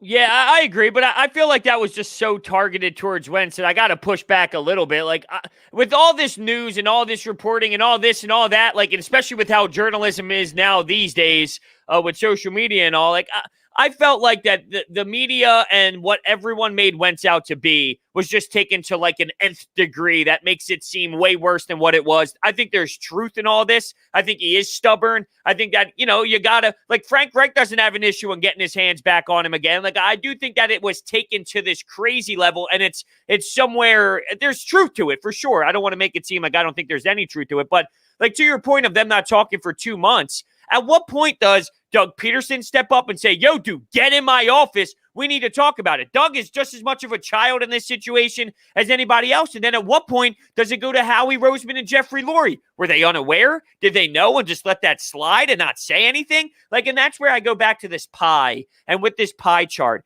it's 25 Lurie, 25 Howie, 25 Doug, 25 Carson. This is everyone's fault to even allow this to happen. You got to slice one or more of those pieces of pie over 25 because somebody has to be the leader in the clubhouse. You can't just, you're pulling a PT move. You're going right down the middle and breaking it up in quarters. You can't do that. You got to give somebody a little bit. If you have to blame one person, if you got to give one person more share of the blame, who are you blaming? It's got to be Lurie then. Thank you. Thank you. But I don't lean. If I had to choose, because he's the top guy, like he's the top of the top of the top. When it gets this disastrous, it falls on his shoulders. But I just, in terms of, like this dysfunction and how it fell off so quickly, I can't just put that on Morey. I can't just put that on Howie. Like this downfall, it just goes so deep in layers that, just everyone has such a massive hand on it, is my point of the pie chart. Yeah, I mean, but if you look at the numbers too, and you want stats instead of just my argument that he wasn't talking to Doug and that's childish, look at the Pro Football Focus stats that came out. More than 20% of the 50 sacks that he had were his fault. In 2017, he had 1 sack charged to himself. 11 of them were in 2020, right? The same website found when the pocket was clean, his interception rate and completion percentage were worst in the NFL. He threw 10 interceptions in a clean pocket. Look, the line was so banged up that to get a clean pocket was rare. But when he got one, he either got picked off or he overthrew the guy. Well, let me counter this. I'll counter with this. He sucked. All right, just to be clear, he sucked. But Doug Peterson, with this line, and you just said the clean pocket's very rare, his offense led the league in the most vertical routes in the NFL with receivers who stink. So it's like, I think the scheme also played a huge role, because here's Carson now dropping back with the banged up line, not knowing if he will get a clean pocket, waiting for the worst receiving core we have to go run vertical routes. Yeah, but really quick, bros, really quick. Let me jump in here. But let's not forget, Wentz was audibling on almost all of the plays before the play was called. So how many of the calls, those vertical routes, were Wentz called plays versus Doug called plays versus Press Taylor maybe in his ear? Okay, but what happens when you run the ball 8 times a game when a defense stacks you don't have to stack the box. So when you know it's going to be vertical routes and running, and you don't run the ball, so the defense is easy. You don't need to stack the box. So that adds another layer to how easily the defense can scheme against any sort of offensive plays. I'm with you. He did kill a lot of plays, but when you never run, it's so much easier to defend, and then you're defending vertical routes on slow receivers with a bad offensive line. And that's when I go back to, you want to keep peeling the onion back and the layers back. All of these issues from Doug to Carson to Howie to Morey, they're just all packaged together where they're all to blame, all the same amount for me. Yeah, I think the episode would be called Dysfunctionality. Your season with the Philadelphia Eagles. I mean, there's blame to go around everywhere for sure. And I found those numbers, by the way, that backed up the Wentz and how much his playing time. He hasn't played 75% of the snaps in 2 of the past 3 seasons. He got hurt in 2018, and it's been the case at some point every season except 2020, but 2020 was when he was benched. So don't sit there and automatically think like, oh, sure, that's going to convey to a first-round pick because he plays 75% or 70% and they make the playoffs. Those are pretty big ifs. I don't think people are touching enough on that. I think that, especially people being the Philadelphia Eagles, I think they were trying to spin that to the fan base like, wow, that 2 is really a 1. Oh, as Lee Corso says, not so fast, my friend.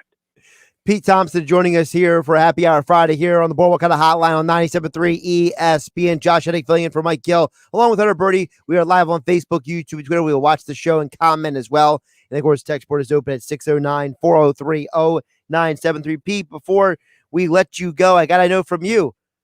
The ice was back in action tonight. The Flyers were back on the ice. They lost in the shootout. How did you feel about the shorthanded Flyers last night?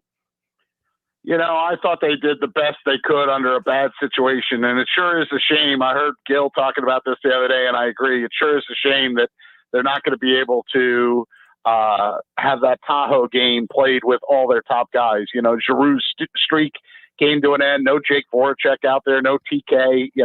I thought they did the best they could. New York has the better guys in the shootout too. And at least they got a point thanks to Joel Farabee. But there were some names in that lineup that, and the Belarus guy making his NHL debut, those guys were out there really raw. The defensive core was all together, and that was good. Your defensive 6, I mean, that's, I think, part of the reason, not the fact that the Rangers aren't that great, but Panarin is a sniper, and, to me, I looked at it like I was happy to watch hockey again, thank God. I thought they gave a good enough effort, and, we'll see what they do in Tahoe. Boy, they were 0 for 5 again on the power play. They're 2 for 23 over the last 7 games. So they better fix that and do it in a hurry. Yeah, it's brutal, PT. That power play makes me want to throw up. And even though they didn't have their top guys, JVR, Kevin Hayes, Sean Couturier, Ivan Provo. There's no excuses for it to be that ugly last night, no matter who's out there. Yeah, I couldn't agree more. And listen, they fired the power play coach and brought in a different guy, right? So, I mean, you can't keep firing the coaches. At some point, you got to figure out that it's either something's wrong system-wise or something's wrong personnel-wise, and you're putting the wrong guys out there. But, yeah, when you play a game, it was Claude Giroux, Jake Voracek, Scotty Lotz, Oscar Lindblom, Travis Konecny, and Justin Braun. 5 of those guys are forwards. You're going to look like an AHL team. And at times last night, they did. He is Pete Thompson. Happy Hour Friday with the PT. Joins the Sports Bash every Friday here on 97.3 ESPN. Of course, Pete Thompson joins the show Tuesdays and Fridays. Mike Gill will be back with him on Tuesday. And as far as we know, Mike Gill will be back next Friday as well. Because as far as I know, Pete, there is no game on Tuesday or Friday next week for high school basketball. So there you go. Oh, all right. You say that for now. And listen, I'll go pay the cable bill again. I'll give more of my money and try to get a better connection. I apologize. Well, maybe he doesn't pay more money. Maybe you just need to put your foot down and threaten to leave if they don't fix your situation. Yeah, that's where they have you by the short hairs. Go ahead and try to find Fios down here in this area. Cut the cable, Pete. Cut the cable. That's what you got to do. I want to watch. Yeah. All right. Well, we'll get into that debate over a beverage. Pete Thompson here on 97.3 ESPN, of course. Sports Bash here on 97.3 ESPN. Josh Hennig filling in for Mike Gill, along with Hunter Brody here on 97.3 ESPN. Bros, we had a busy night tonight. We got Sixers basketball following high school basketball tonight on 97.3 ESPN. And tomorrow, we have also college basketball at 2 p.m., followed by NBA basketball. So we got a basketball doubleheader tonight, a basketball header tomorrow night, and college basketball squeezed right there in the middle. Gotta love some college basketball. It's not quite March, but that doesn't mean that college basketball fun has to wait. DraftKings Sportsbook, America's top-rated sportsbook app, is giving all new players the chance to bet $1 on any team to hit a three-pointer in any basketball game this week. And if your team makes it rain, you cash $100. That's right. That's code 973 for new customers. So download the DraftKings Sportsbook app right now. That is code 973. New Jersey only. Restrictions apply. See DraftKings.com/sportsbook for details. Gambling problem? Call 1-800-GAMBLER. We'll get to your thoughts next at 609-403-0973. And you guys watching on Facebook, YouTube, and Twitter, we will get to your comments as well right here on the Friday edition of the Sports Bash on 97.3 ESPN FM and the 97.3 ESPN mobile app. It's free. Thanks to First Bank of Seattle City for all your Eagles, Sixers, Flyers, and Phillies coverage, as well as high school sports. And don't forget, every day on 97.3 ESPN and Sports Bash with Mike Gill, as well as Game Night with yours truly, Josh Hennig, is live on Facebook, YouTube, Twitter. You can watch the show and get involved with 97.3 ESPN. It's Sixers basketball tonight on 97.3 ESPN with the voice of the 76ers, Tom McGinnis, calling all the exciting play-by-play action. Ben Simmons rocks the rim. The defense, a run out and a slam. The Sixers host the Chicago Bulls. Tonight, coverage begins at 7:30. Philadelphia 76ers basketball on your radio home of the Sixers in South Jersey. 97.3 ESPN. It's a new year and an all-new Matt Blatt Nissan. Matt Blatt Nissan on the Black Horse Pike in Egg Harbor Township next to Home Depot. Help us celebrate when you get out of that old car, truck, or SUV and into a brand new Nissan. 2020 Nissan Kicks. $4,000 off MSRP on in-stock units, or get 0% APR financing for 60 months on new in-stock Nissan Kicks, Sentra, or Altima models. Plus, Matt Blatt Nissan has fast-track checkout available online at mattblattnissan.com. Our non-touch delivery and electronic paperwork ensures your safety comes first. We want to help with your credit approval today so you can drive a new Nissan with 0% APR financing. Matt Blatt Nissan on the Black Horse Pike in Egg Harbor Township, or online at mattblattnissan.com.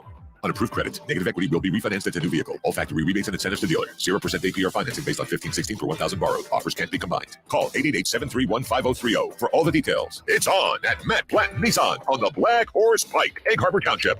Oh yeah, it's on at Matt Blatt Nissan. Chrissy is refinancing her home, so she shopped around for the lowest rate and found it at AmeriSave.com, setting her up for a lifetime of savings. It's one decision she'll never regret, unlike wearing tap shoes to a surprise party. Sorry, guys. Just trying to find the perfect hiding place. Pretty regrettable, Chrissy. Unlike finding that low mortgage rate at AmeriSave.com that's got you on your way to a lifetime of savings. AmeriSave's rates won't be this low forever, so go to AmeriSave.com now. Lower mortgage rates mean higher savings. Call 866-5146 or visit AmeriSave.com/licensing for cost information, terms and conditions. Equal housing lender. Licensed in all states except New York. NMLS number 1168. Good morning, Private. Good morning, Drill Sergeant. I mean, seriously, what a pleasant morning. The sun is shining and the birds are chirping. You seem to be in a good mood today. Astute observation. He's probably happy because he found out Honey Nut Cheerios can help lower cholesterol as part of a heart-healthy diet. They're even shaped like hearts. So, in lieu of the obstacle course today, I propose a nice meditative nature walk. Does that sound delightful to everyone? Yes, Drill Sergeant! Happy Heart Shapes are back for a limited time. Learn more about Honey Nut Cheerios by picking up a box at your local store. Have you wanted to speak a new language but thought it'd be too difficult or take too much time? Then try Babbel.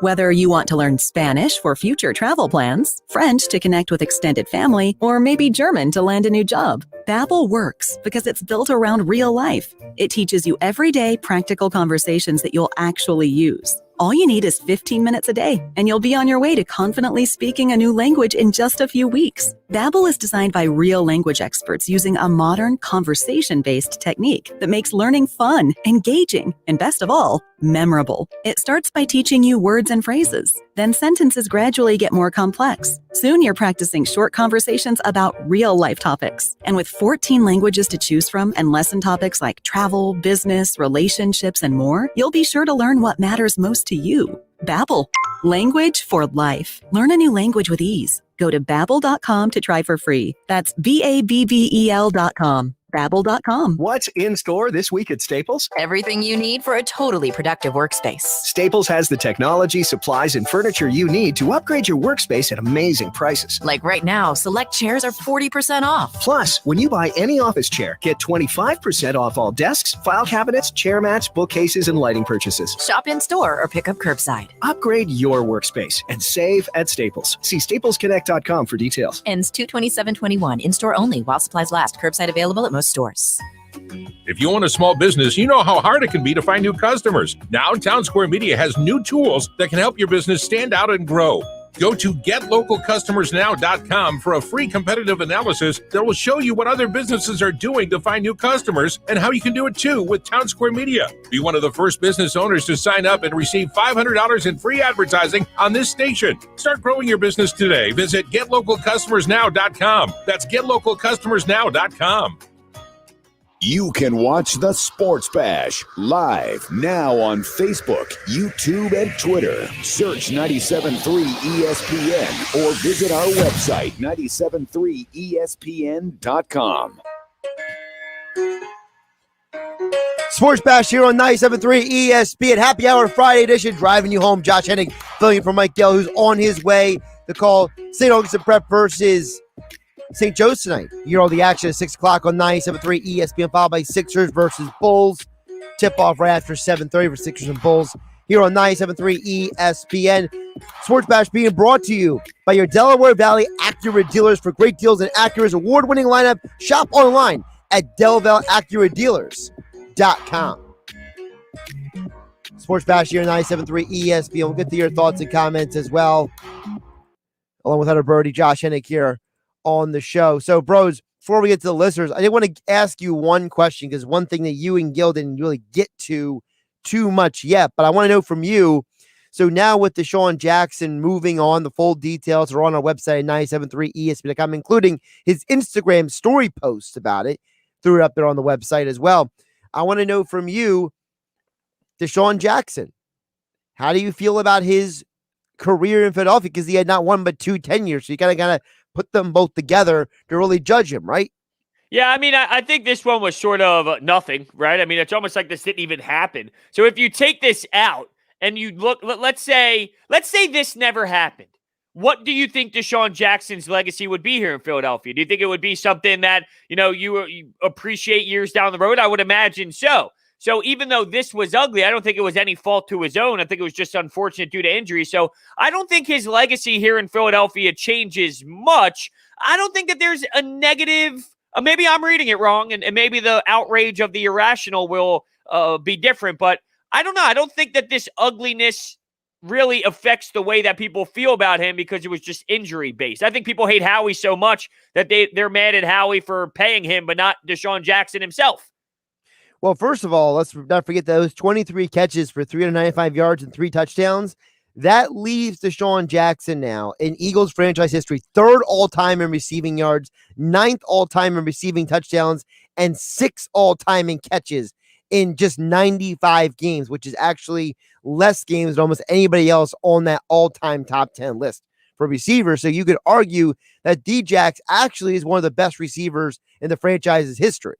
Oh, no doubt. Yeah, that's definitely, for sure it is. I don't think that this would have an impact on the way people feel about him as time goes on. This year, next year, the year after, maybe there's a little bit of sourness involved. But if you talk about 10 years down the road and you mention the name DeSean Jackson, I think he'll be discussed just like any of the other greats. Like Zach Ertz right now, for example. Right now, we're all emotional. We're involved. 10 years down the road, you bring up the name Zach Ertz, and he'll be appreciated like no other. And I think that it'll be the same way for DeSean. And here's the thing. The people who want to blame Howie Roseman for, why did you sign this guy? Well, one of the reasons why they signed this guy was because before he came to Philadelphia, DeSean Jackson led the NFL 3 out of 5 seasons in receiving yards per catch before he got to Philadelphia with Tampa and Washington. So it's not like he was a washed up receiver before he got here. It just seemed like he fell apart when he got here. So as you guys were mentioning earlier, look, the Eagles were going for an open window, and I can't blame them for going for the open window. But if they would have kept DeSean one more year, then I would have blamed them and been like, you're taking snaps away from the young guys. Now it's time to move on. Yeah, I didn't have an issue with the signing at the time. It just unfortunately didn't pan out. If I remember, though, in Tampa, I'm thinking of the Washington season when he played 9 games. I was going to say there was a year where he did a little bit less than others, and there was a year in 2015 in Washington that he only played 9. But in Tampa Bay, he played 14 games, 15 games, 12 games. So the expectations for me when you signed him, it wasn't 16, and I knew that. I figured it would be in that 13 range or so and help you get to the postseason. I didn't have an issue with the signing, but like I was telling Gil earlier, I had more of a problem with the Alshon extension and then pushing that back and that falling on its face more than I did the DeSean problem. We got the Joe Show watching over there on Facebook about D-Jax. He says, I'm happy how he released DeSean. It doesn't hurt his legacy. DeSean rather be released like this than how Chip Kelly released him the first time. And let's not forget, Chip Kelly just chased everybody out of town. It was like DeSean Jackson, LaShawn McCoy, anyone who wasn't a Chip Kelly disciple of the cult was sent out of town. So, and remember, that was around the time all the rumors came out about he was a gang member and all that kind of crazy stuff, which ended up not being true. So I feel like DeSean coming back was more about repairing the relationship with the organization just as much as anything else. Yeah, no doubt. And you bring up Chip Kelly, so I want to get your opinion on this because, and I do agree with Gil that you got to give them credit for pulling the plug on Chip Kelly, but at the same time, you also have to insanely criticize, and I know he was the hot item and this and that, but at the end of the day, results matter. This is a results-based business. So even though they pulled the plug on it, they still did it. And the fact that you hand the keys over, I can't just pretend that they don't deserve to get criticized. So if they do get recognition for pulling the plug, which is fine, I'm acknowledging that that's fine. They do deserve to get absolutely crushed for making the decision to hand the keys, whether he was the hot guy coming out of college or not. Like you gotta still look at the results of it. So whether the mentality was right or wrong in the beginning or not, what happens does matter, and that's why, like, while I give them credit too, because I fall in the same category, I do give him credit for saying, look, this is going the wrong way. I'm done with this. I do acknowledge that, but it's like getting the fire. I think I saw you and Paul Hudrick going back and forth about Howie with the fire going. You know, hey, you put out the fire. Congratulations. Like that, you should get praise. Well, you started the fire, and there is a little bit of that as well involved in this. Yeah, see, okay, so 2 different things. So yeah, they are 2 different things. I agree with that. Let me answer the Chip Kelly thing. Then I'll go to the Paul's conversation. How about that? Yeah. All right. So the Chip Kelly thing, I agree with you that you have to take the good with the bad. You got to take with the fact that they got to the postseason, they had a modicum of success, but then it went all downhill. So, that was a misjudgment by Jeffrey Lurie, right? That was a misjudgment. I think we all can agree that the owner, that falls on him, right? The Chip Kelly debacle falls on the owner, to me at least, because remember, it was Chip Kelly that said, Howie Roseman, go to the broom closet. So at the end of the day, Jeffrey Lurie tries to laud himself as, look at all the coaches I've hired. Well, yeah, you got to a Super Bowl with 2 of them, and then the other 2, you got to the postseason the first year, and everything went downhill after that with Ray Rhodes and Chip Kelly. So to me, I kind of lumped Chip Kelly into the same boat as Ray Rhodes, where it was you had a success at the beginning, and then it was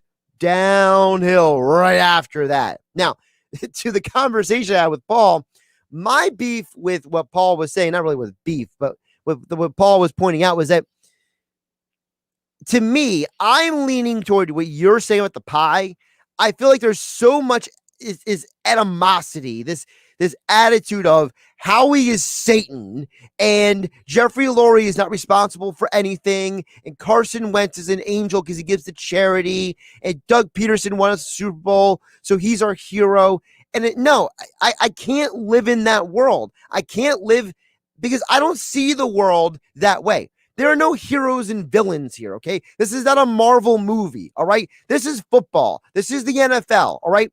Howie has done some things that are good. Howie has done some things that are bad. Jeffrey Lurie has done some things that are good. Jeffrey Lurie has done some things that are bad. And I'm with you. There's no way you can tell me that Doug Peterson's the good guy and Wentz is the bad guy or vice versa. There are so many people who are responsible for this situation. And to me, this idea that Howie is this weasel or he's an idiot or he's a bad guy, or everything you say about Howie has to be pointed at the owner as well, because the owner wants Howie here. The owner uses Howie as a shield to not take the blame and be the lovable hero who brought a Super Bowl championship to the city. At the end of the day, anything bad you want to say about Howie, you have to say about the owner as well, in my eyes.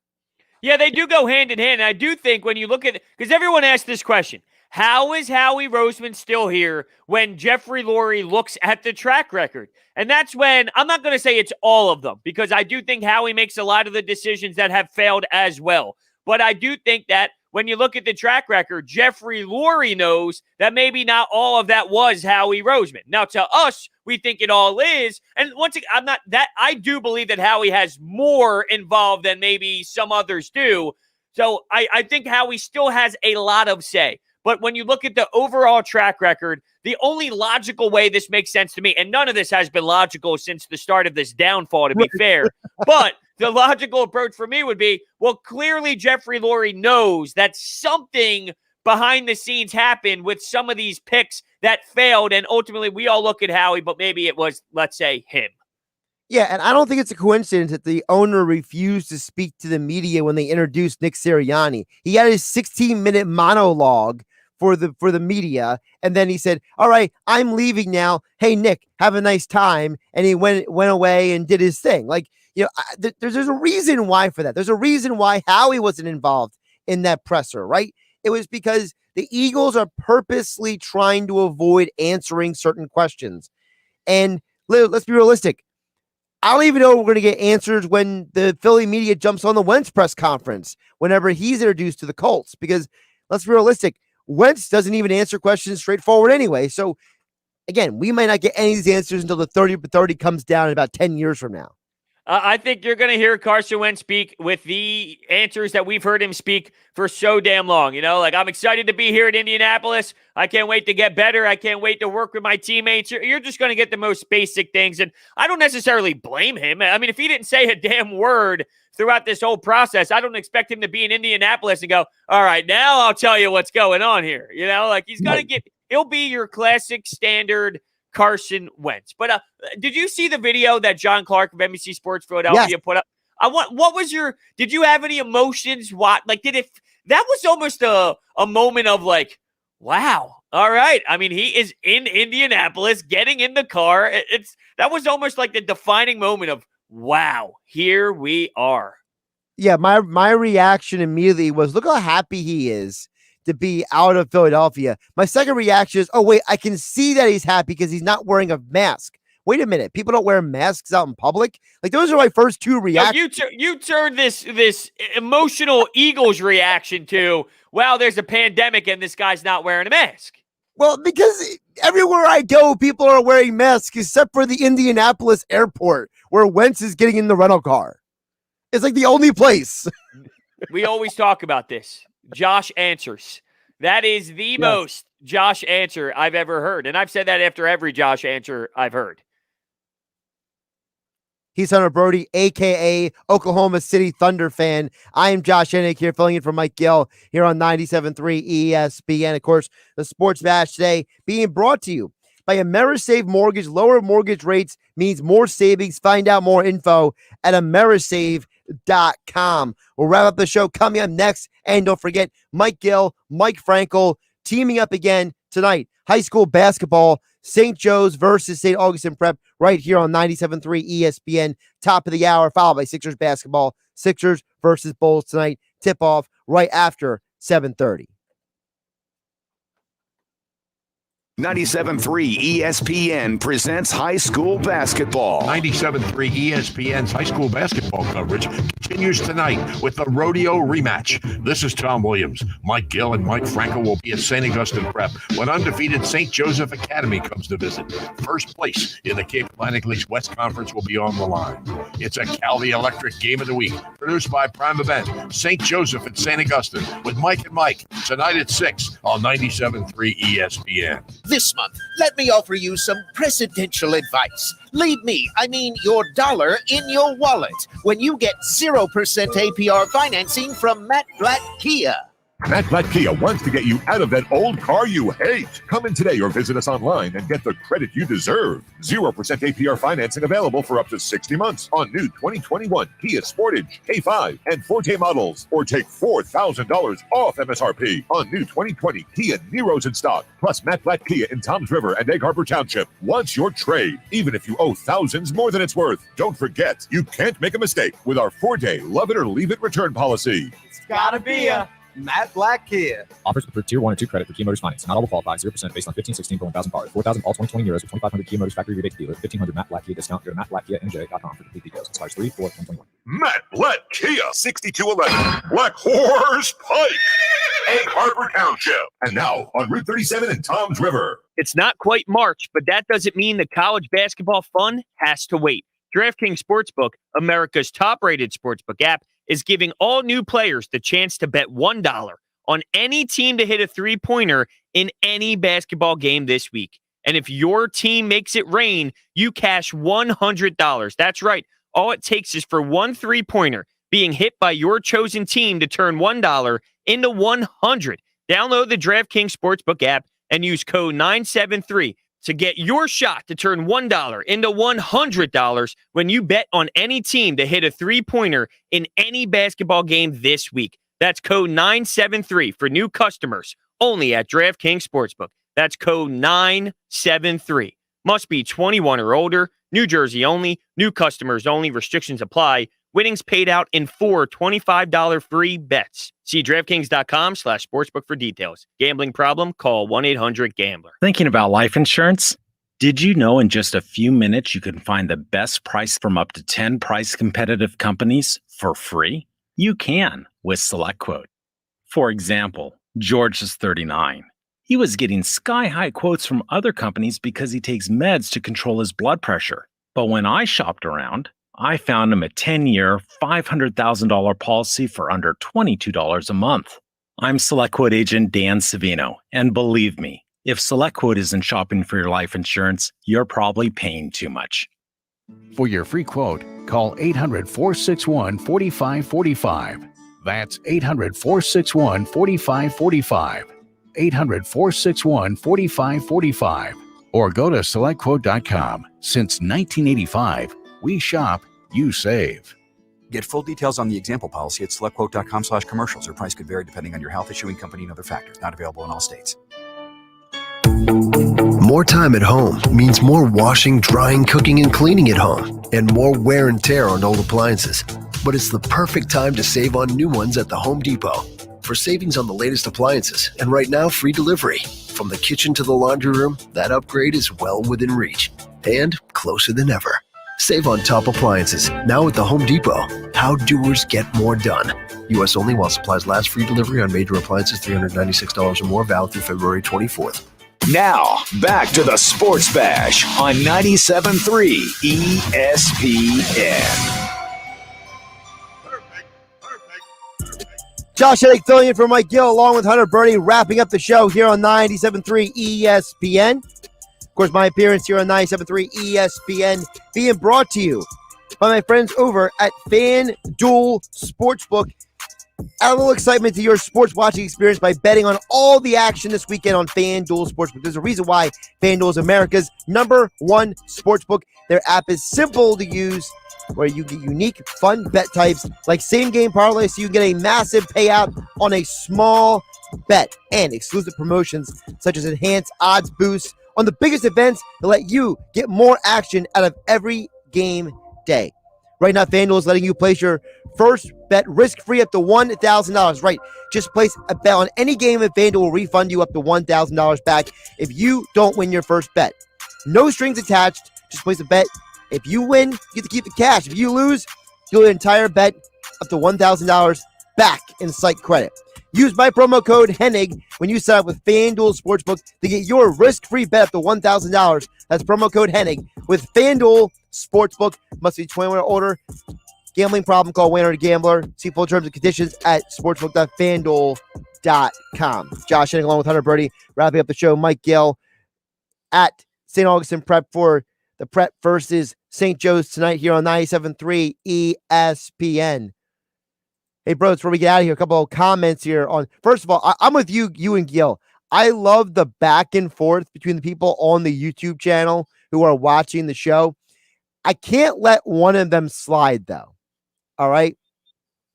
So Joe Show and Sammy are going back and forth on the YouTube channel. And Sammy brought up the idea of Kyle Pitts. Okay? Well, Joe Show brought up the fact that, we don't need Kyle Pitts, okay? So Joe Show says, we need to go get a wide receiver at the 6th pick. With DeSean gone and Alshon probably next one to be released, we need a wide receiver. The problem with that theory is that not all wide receivers are made equal, bros, because Devonta Smith, is he really 160 pounds or is he lighter than that? Jalen Waddle coming off an injury. Jamar Chase hasn't played for a year plus. So your three best receivers all have question marks over their head. So you could argue that the receiver position might not be as clear-cut as we may think. I get what you're saying, and you're right. It's not as if all of these are absolutely slam dunks, but is there anyone that comes out of the draft where you're like, that's instantly 100% a slam dunk just to play the other side? Like, isn't there somewhat a risk involved in any draft pick in any year at any spot? Sure, but I think there's some guys who are way more locks than others. Like, I think nobody thinks that most people believe Trevor Lawrence is not going to be a bust. I know there's people out there who think he's going to be a bust, but the majority of people think Trevor Lawrence, or for example, when Von Miller came out, was drafted high, that he was a no miss guy. You know what I mean? Like, yeah, there's rare ones. Yeah, there's also guys that most people feel fairly confident. Like last year, nobody hated Jerry Jeudy, right? Nobody was like, that Jerry Jeudy, he's going to stink. You know what I mean? Like, people were like, well, maybe it's the fastest guy in the world. But does anyone think that Chase is going to stink because he took a year off? I don't think anyone thinks he's going to stink, but I just question if he's going to be ready day one, like you want him to. Like, he may need some time to, settle in and develop and adapt to the NFL, because when you don't play even college football for a year, the speed of the game might not come to you immediately again. So I'm going to say I understand what you're saying and where you're coming from. I don't think it would be enough to scare me from selecting those guys. So you're right. There's probably some concerns in some areas that you can look at, but if you need that position to be filled, I'm going to take my chance on those players. Let me ask you this though. Do I know the person you're talking about that thinks Trevor Lawrence is going to be a bust? Is it the one person I think it is that is biased towards certain quarterbacks? Not that guy. No, there's somebody else that. Okay, but I know who you're talking about. It's not him. Okay, I was gonna say, really, he's going out on that limb. No, huh? No, his position is not to speak behind his back. That's why we're not saying his name. But I will say that he thinks that it's Lawrence and Fields and everybody else stinks. That's kind of his position. I guess I'm not surprised. He's Hunter Brody. I'm Josh Hennick here filling in for Mike Gill. Mike Frankel coming up next. St. Augustine Prep versus St. Joe's Hamilton. High school basketball followed by Sixers basketball versus the Bulls here on 97.3 ESPN. I'll be back on the air tomorrow at 12 p.m. following Billy Schweim in the locker room here on 97.3 ESPN. Broads81 on Twitter. Sports Talk with Broads. He'll be back on Monday with Mike Gill here on the Sports Bash with 97.3 ESPN. Happy Friday, everybody. High school basketball next. Sign up now for this year's $1 Million Bracket Challenge. Registration is underway now at 973ESPN.com and the free mobile app until the tournament begins. The listener whose bracket has the most correct will win a $500 golden getaway in Atlantic City. Thanks to our friends at GoldenNuggetSports.com. And the top 20 listener brackets will receive a free bet at GoldenNuggetSports.com. So register for the $1 Million Bracket Challenge. Hell yeah! Now at 973ESPN.com or the free mobile app.